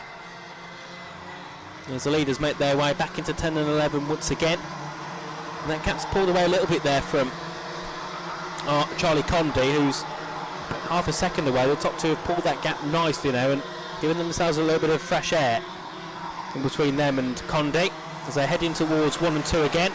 Max Colbert leads Charlie Blair ahead of Archie Condy, and then you've got in 4th place there Charlie Condy in front of Archie Condy, then Ryan Arthur. And then of course we can see further back as well, we've got a nice little train battling for bottom parts of the top 10. I think that's for P8 and P9, which is Jason Park and Gareth Winning. As that's another car that's gone for a spin down at the exit of turn 5. Will hopefully get going once again. Let's just wait for a little bit of traffic to move and then can get going. But a couple of drivers certainly not being too happy in this race, have been caught a little bit harshly on a couple of occasions. As the leaders are making their way back again through down towards turn 1. And we see as well battle for 6th and 7th place, so that's going to be Chad, I think that might be actually Jason Park closing in maybe. I'm thinking about making a move, but that was a checkered flag as well. We missed that one. Checkered flag, it was Max Colbert who took the win in that race. It was Charlie Blair in 2nd ahead of Charlie Condy in 3rd, Archie Condy 4th, and Ryan Arthur rounded off the top 5. And then we saw as well Chad Lamont finishing P6 ahead of Liam O'Hagan in 7th. 8th was Jason Park, 9th Mitchell Elliott, and 10th was Jack Murphy. Of course, you can see the rest of the results as well on your screen. That is the end of the Junior Max's day here. Next we have the Bambinos going out for their final time. It's their second heat. Of course, they had their qualifying earlier. Then after that, we have the Senior Maxes out for the final race of the day. As I think we're going to get going quite quickly for the Bambinos, and they delivered quite a good first race this morning, this afternoon. So we'll see what they can do here in the second, as we're just waiting for everybody to get back in. I think we've got just little bits of recovery and track work being done, but there's no carts to be recovered. I think, oh no, never mind, there is a cart to be recovered down up at the top of the track, so we'll try and see if we can get a review up there. But there is a cart that stopped, and don't think he's going to get going again, unfortunately. We'll just try and figure out who that is, but of course not ideal for that cart who's not made it to the end, unfortunately. Up down at the chicane, and we'll see what's going on. But of course that cart's going to have to be recovered here. And oh no, it's gone. It's got going again. We'll try and see who it is. I think that's going to be 13. So that's Gareth Winning, who unfortunately had an issue there, and to just pull off. I don't think he even took the checkered flag either, so that's not too good for him. And he'll make his way back into the pits, and then we should get going for the Bambinos for one final time. As we just get going for them, we're going to have a quick ad break, and we'll be back with you in a couple of minutes.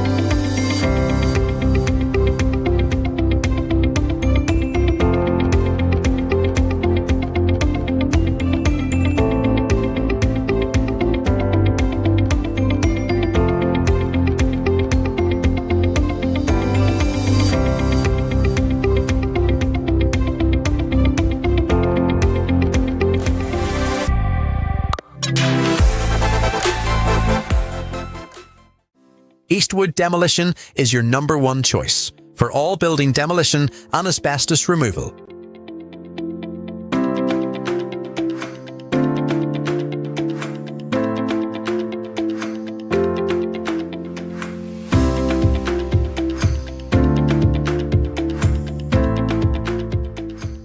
Contact us today to discuss your next project.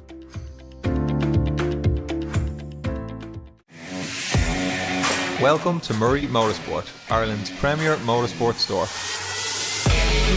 We stock a wide variety of products from the world's leading motorsport brands for all motorsport disciplines, from karting to cars, available for same-day dispatch and fast worldwide delivery.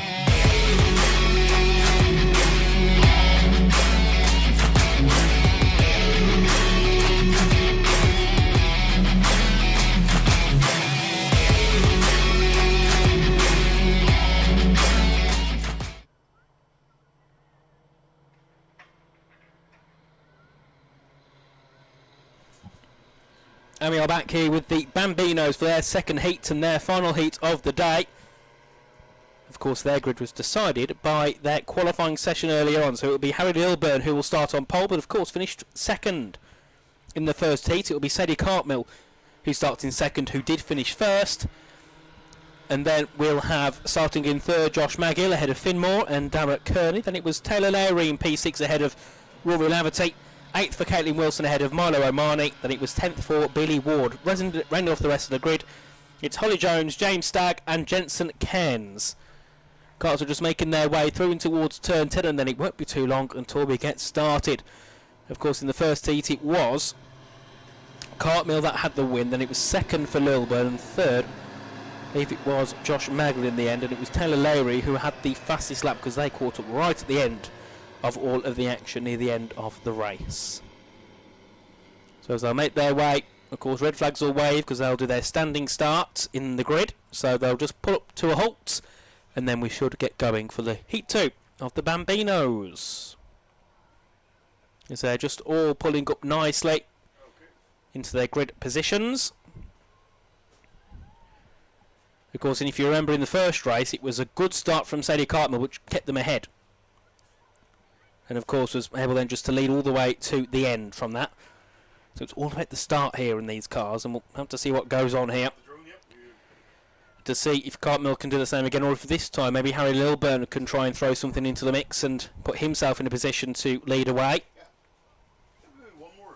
As just going to wait there. One of the clerks of the course just double checking everything is in order, and then we should be good to go for the penultimate race of the day. Of course, after this one we have the Senior Maxes that will be out on track. They'll do their final heat, and then of course it's all looking forward to tomorrow with the pre-finals and the finals, the races where everything really matters.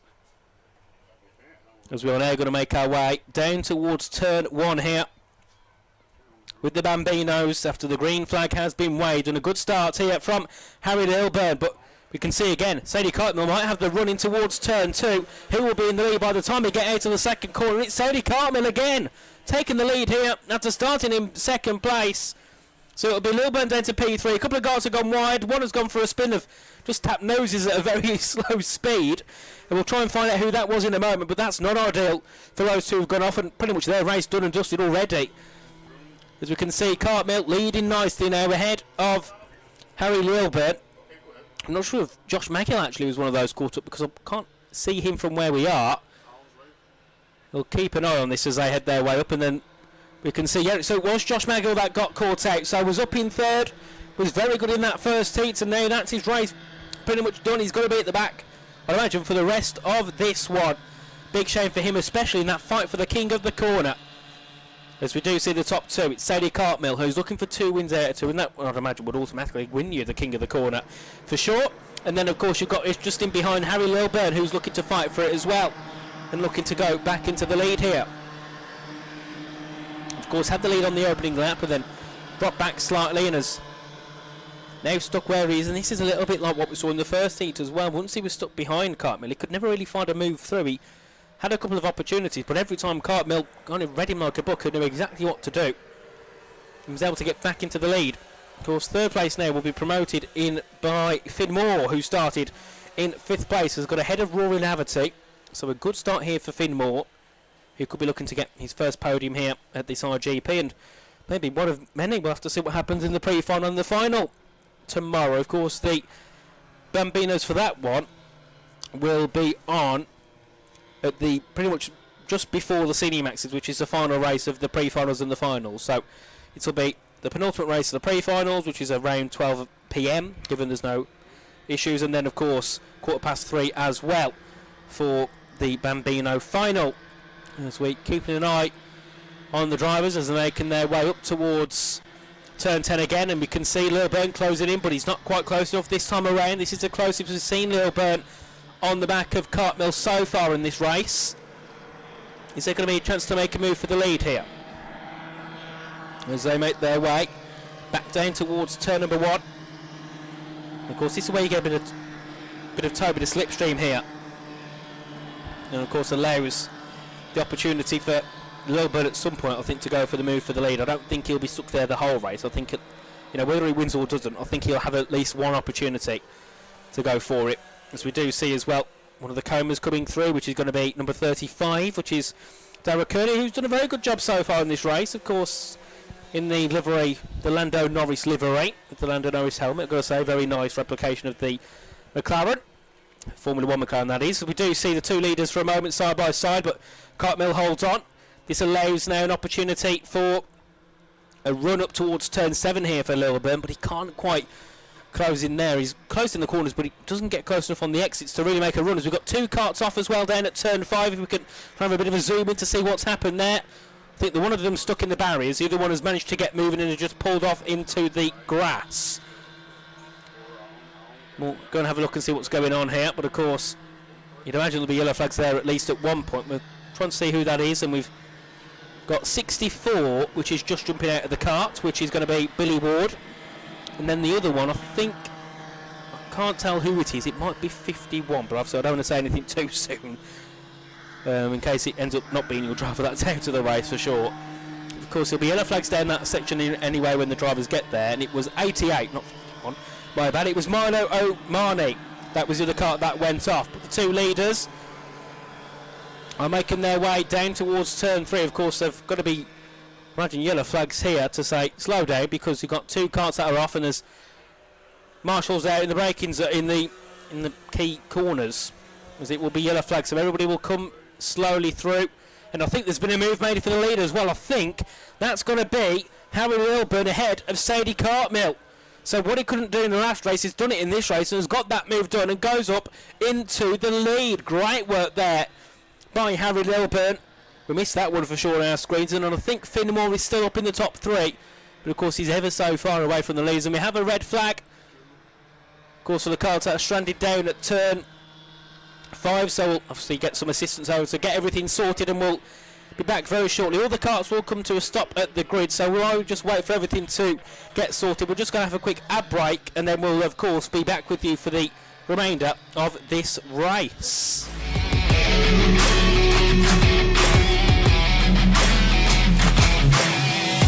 You can check out the full range of our products at murraymotorsport.com, or come and visit our new store in Walkinstown, Dublin 12.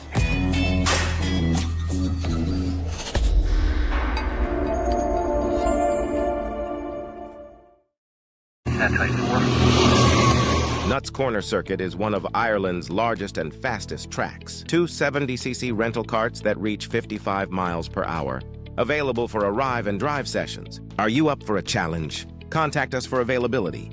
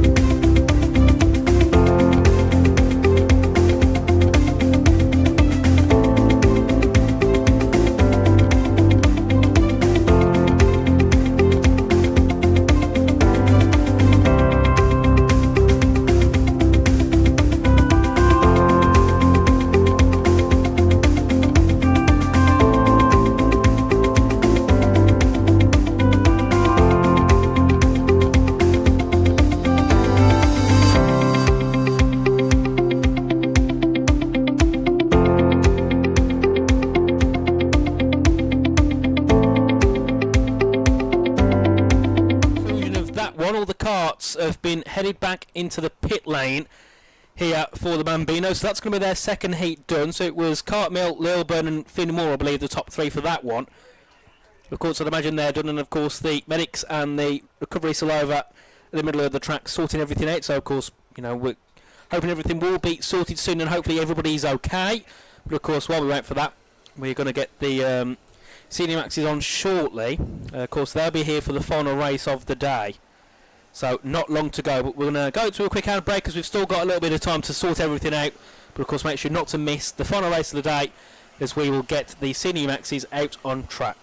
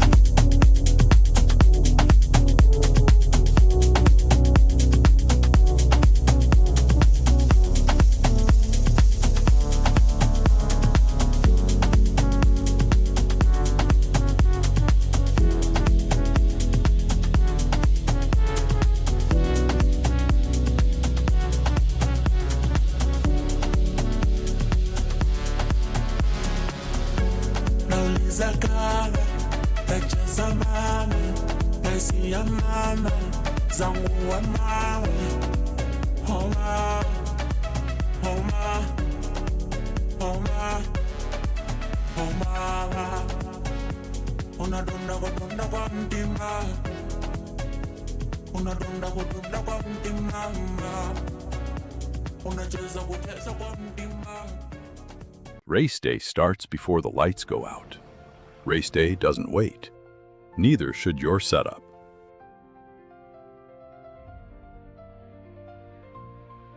Engineered to withstand winds up to 80 kilometers an hour, with our weight system holding it steady when it matters most. Fully waterproof, seam to seam. Rain or shine, your team stays covered, and so does your kit. Heavy-duty aluminum frame, reinforced joints, built to take race day punishment weekend after weekend.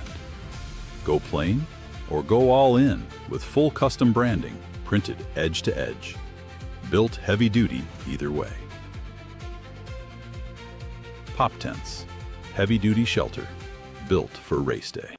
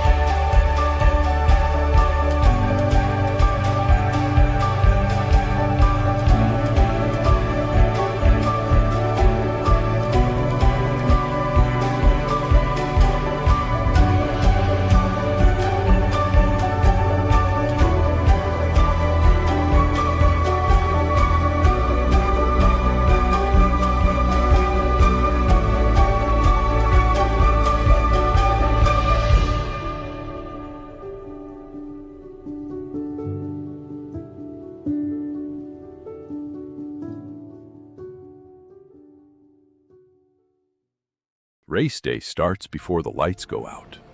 Race day doesn't wait. Neither should your setup.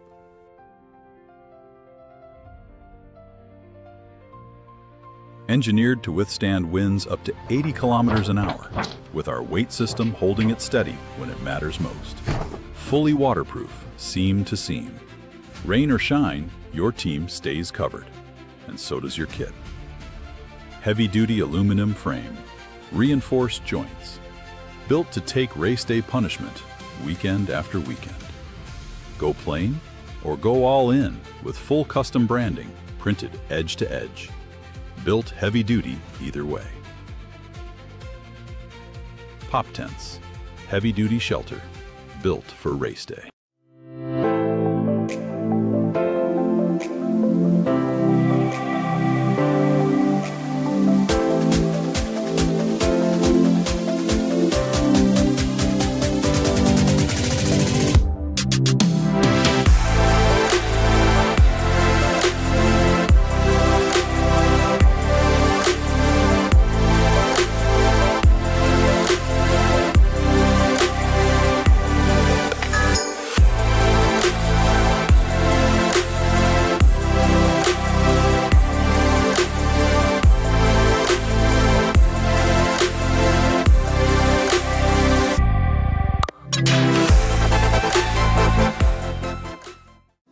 Eastwood Demolition is your #1 choice for all building demolition and asbestos removal.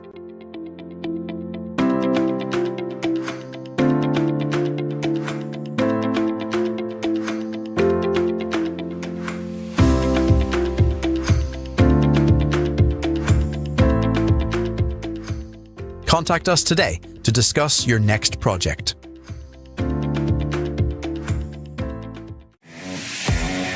Welcome to Murray Motorsport, Ireland's premier motorsport store.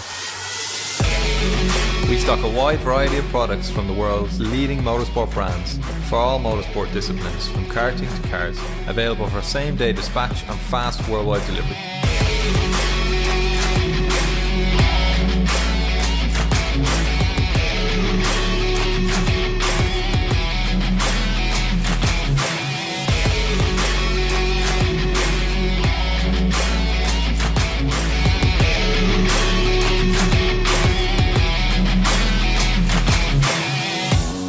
Check out the full range of our products at murraymotorsport.com or come and visit our new store in Walkinstown, Dublin 12.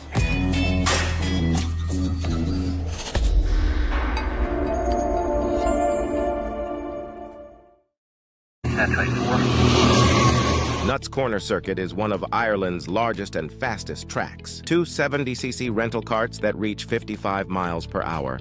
Available for arrive and drive sessions. Are you up for a challenge? Contact us for availability.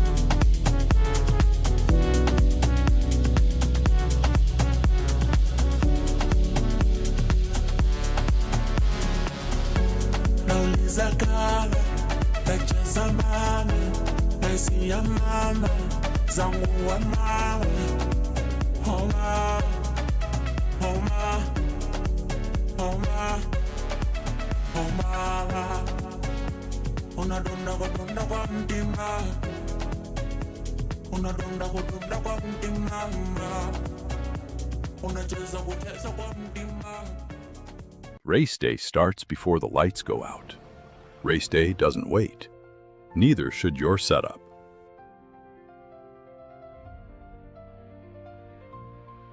Engineered to withstand winds up to 80 kilometers an hour, with our weight system holding it steady when it matters most. Fully waterproof, seam to seam.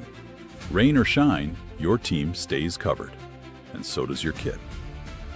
Heavy-duty aluminum frame, reinforced joints, built to take race day punishment weekend after weekend. Go plain or go all in with full custom branding printed edge to edge. Built heavy-duty either way. Pop tents, heavy-duty shelter, built for race day.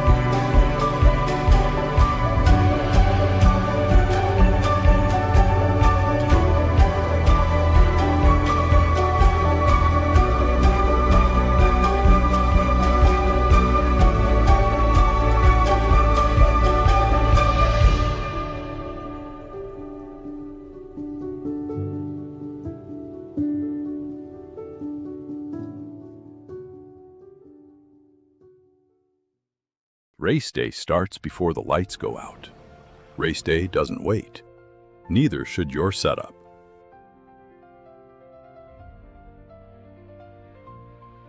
Engineered to withstand winds up to 80 kilometers an hour, with our weight system holding it steady when it matters most. Fully waterproof, seam to seam. Rain or shine, your team stays covered, and so does your kit. Heavy-duty aluminum frame, reinforced joints, built to take race day punishment weekend after weekend. Go plain or go all in with full custom branding printed edge to edge. Built heavy duty either way. Pop tents, heavy duty shelter, built for race day.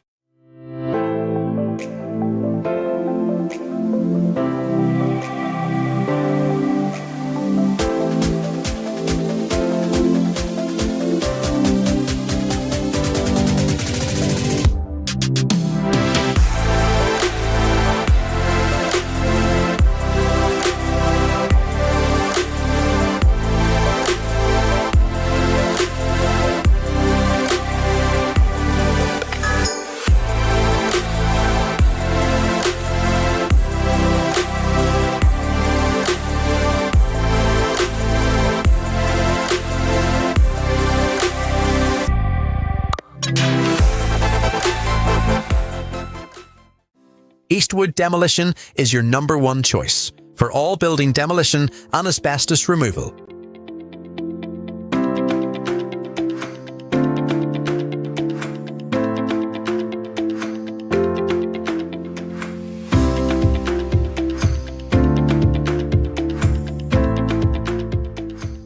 Contact us today to discuss your next project.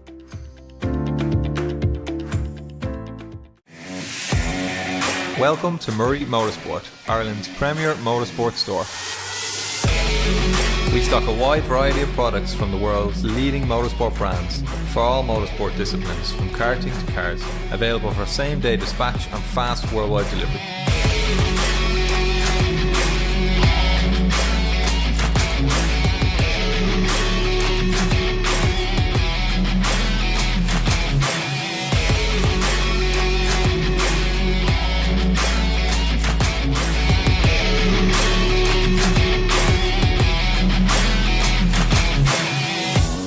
Check out the full range of our products at murraymotorsport.com or come and visit our new store in Walkinstown, Dublin 12.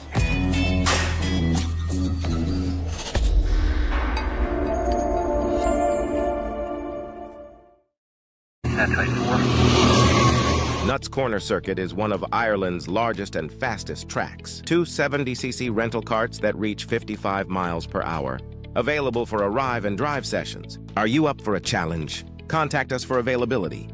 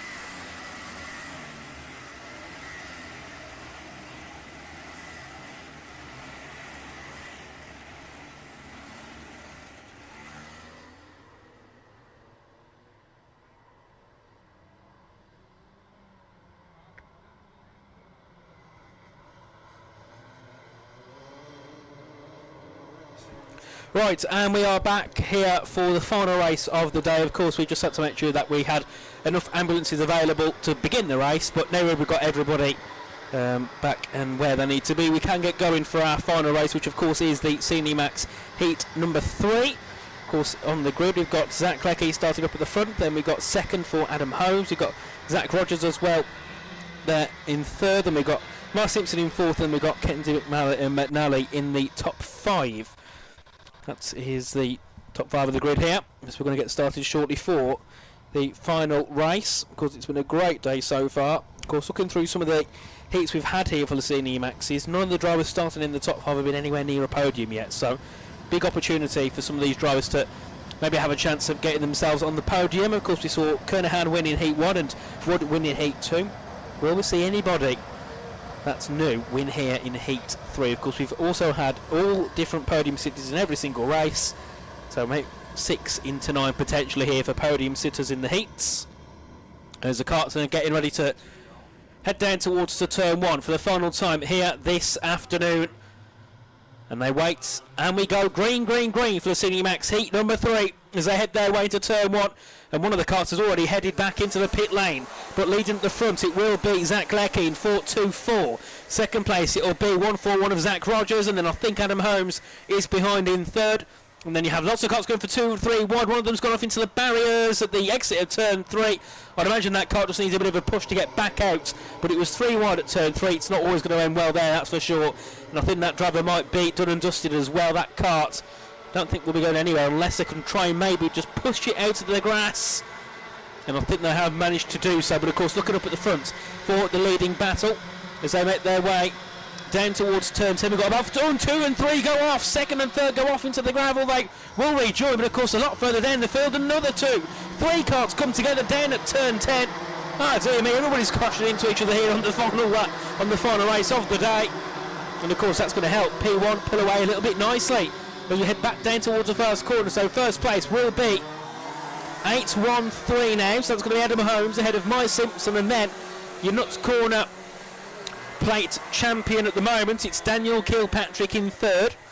I'd imagine with the pace he's got and the fact he's been up near the top many years here at Nuts Corner, he'll definitely be fighting for the lead later on. I think everybody that had got into an issue has managed to continue on, but of course lots of incidents to open up the first couple of laps of this race as we follow the leaders here making their way through the chicane and down in towards turn 9. Of course it's still going to be Adam Holmes who leads the way here, but the top 5 are all bunched up together with Joseph McMahon reigning off that top 5. And then of course you've got that battle with Carter Mooney and those below all looking to catch up. You've got the likes of James Wood and Ronan Hennessy and Kyle Price in that battle that have all been fighting for podiums today. So we'll see what that group can do as the leaders make their way into the first corner. Scintillating stuff here as they were within not even a car into each other. Superb action here as there might be a move on the cards there for McMahon looking to close down on the back of Noah Taylor, but he's not quite close enough there, and maybe a move for second place down into turn 5. That's Simpson and Kilpatrick going side by side, and I think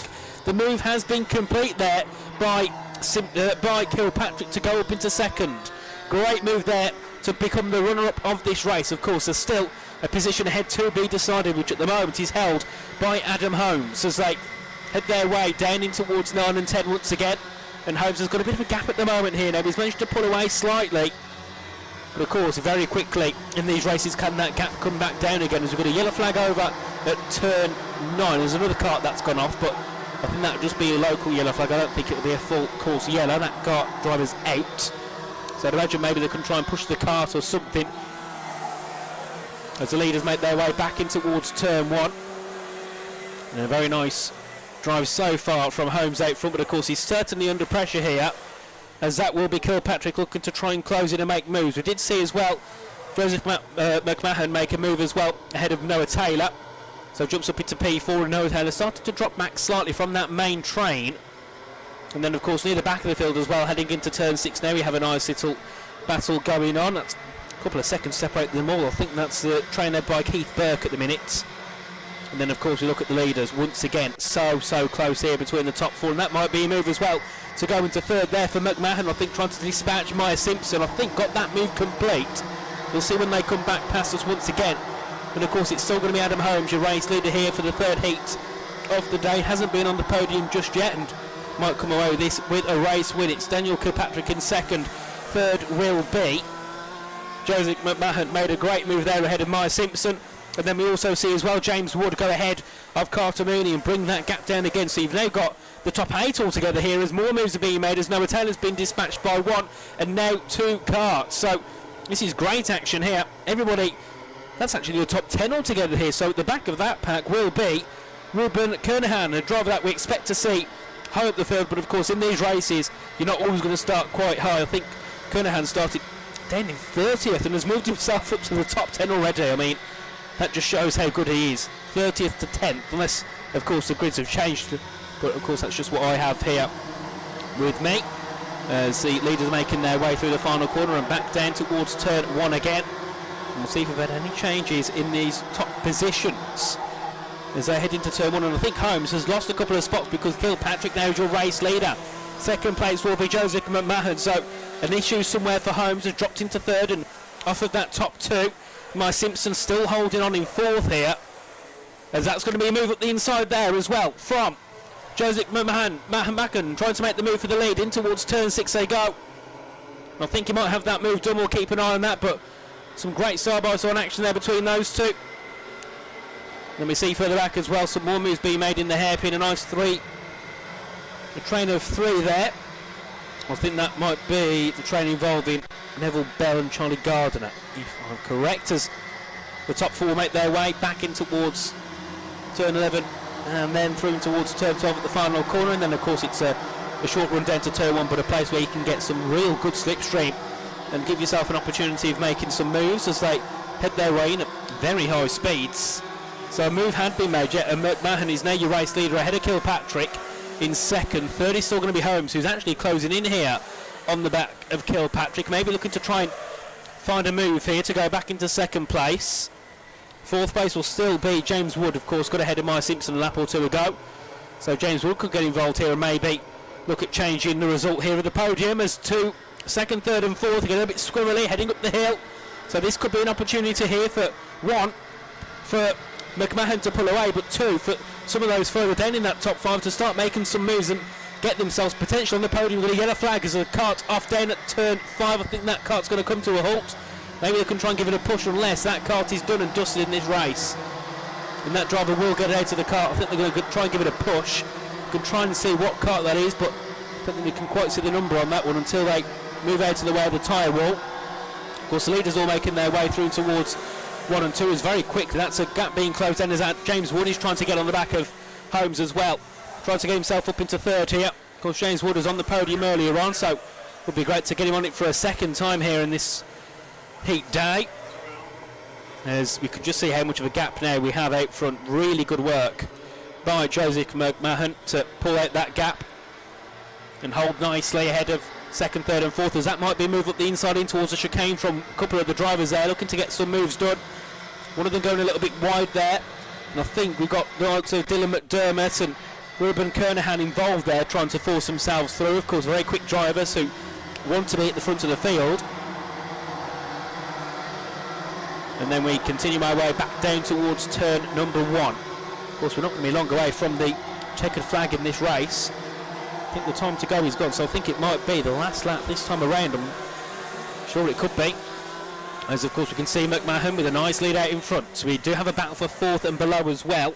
James Wood is ahead of Adam Holmes, so Holmes is now just sitting ahead of Carter Mooney, who is looking for an opportunity to overtake as they head their way in towards turn 5, down to the brakes into turn 6 here at a bit of a hairpin corner.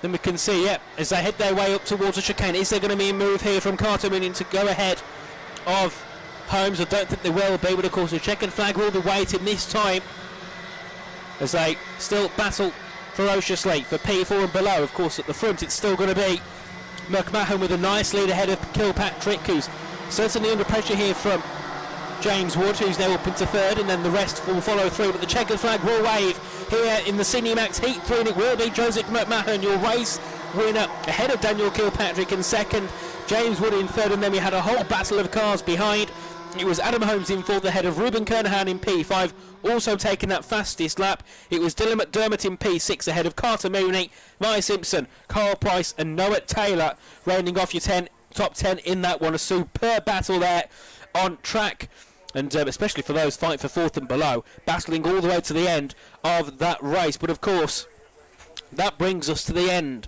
of what has been a very interesting day. We've had lots of stoppages. We've, in the end, got our way through a couple hours over schedule, but of course we're back tomorrow for more action, and of course for the action which really matters, which is the finals. So of course we'll have the pre-finals first. We start with the two cadets, which I believe have been split into separate races. Then we have the Senior Max 177s, T4 Junior, Rotax Inters, the T4 Seniors, Junior Max, Bambinos and Senior Max, and then we have that again for the final. Of course we'll also be crowning tomorrow the King of the Corner, which will be added up of the points today. If you've scored enough points and you've scored the most, then you'll be given King of the Corner. So lots to fight for into tomorrow. And of course, another reminder that many drivers are here driving for the RMC, the Rotax Max Challenge All Ireland. It's round 7 of the championship. So points from the heats and the pre-final will help them in their course of trying to get to the grand finals in Portugal in November. Of course, production has been brought to you by Arc Media. You can check us out on social media, Instagram, Facebook at Arc Media NI, and of course we'll be back tomorrow for more of the action. We'll see you tomorrow at 10 a.m. as we get ready for the final day of the 2026 Ulster Karting Club Irish Grand Prix. From myself, Nathan, in the commentary box, we'll see you all tomorrow. Have a good evening, get home safe, and we'll see you next time. Goodbye.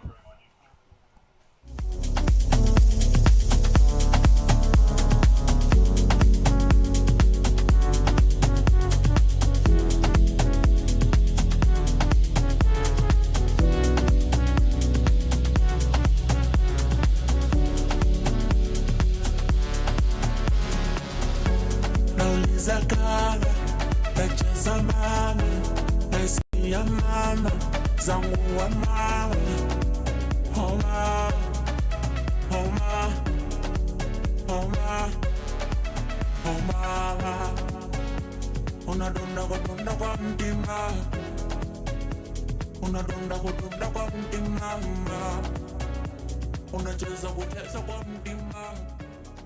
Race day starts before the lights go out. Race day doesn't wait. Neither should your setup.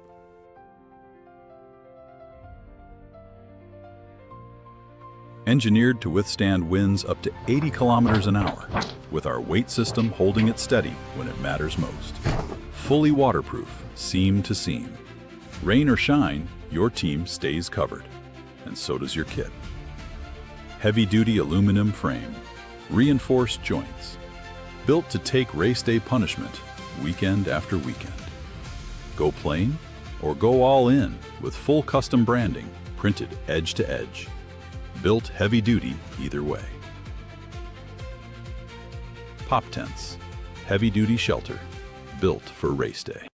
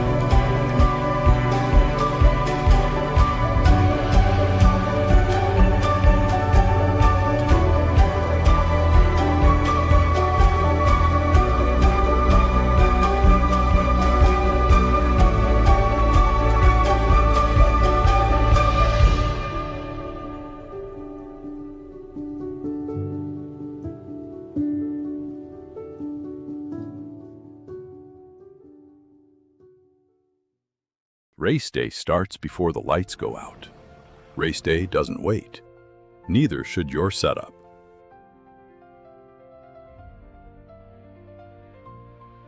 Engineered to withstand winds up to 80 kilometers an hour, with our weight system holding it steady when it matters most. Fully waterproof, seam to seam. Rain or shine, your team stays covered, and so does your kit. Heavy-duty aluminum frame, reinforced joints, built to take race day punishment weekend after weekend. Go plain or go all in with full custom branding printed edge to edge. Built heavy-duty either way. Pop tents, heavy-duty shelter, built for race day.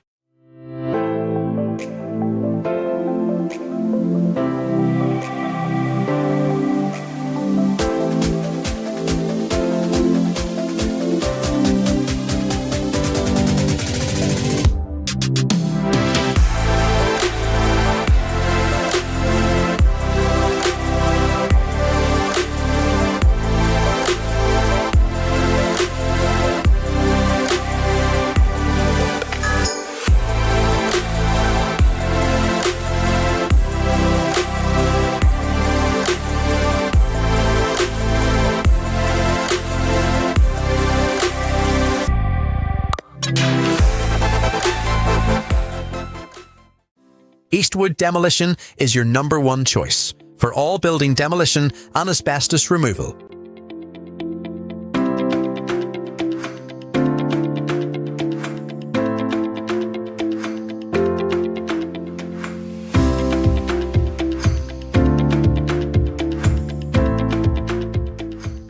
Contact us today to discuss your next project.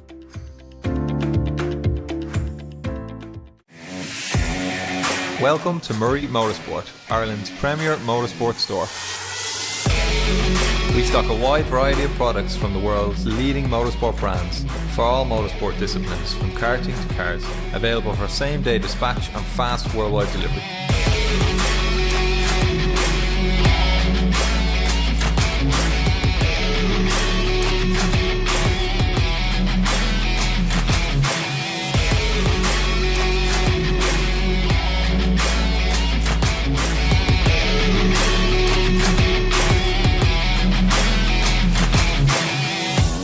Check out the full range of our products at murraymotorsport.com or come and visit our new store in Walkinstown, Dublin 12.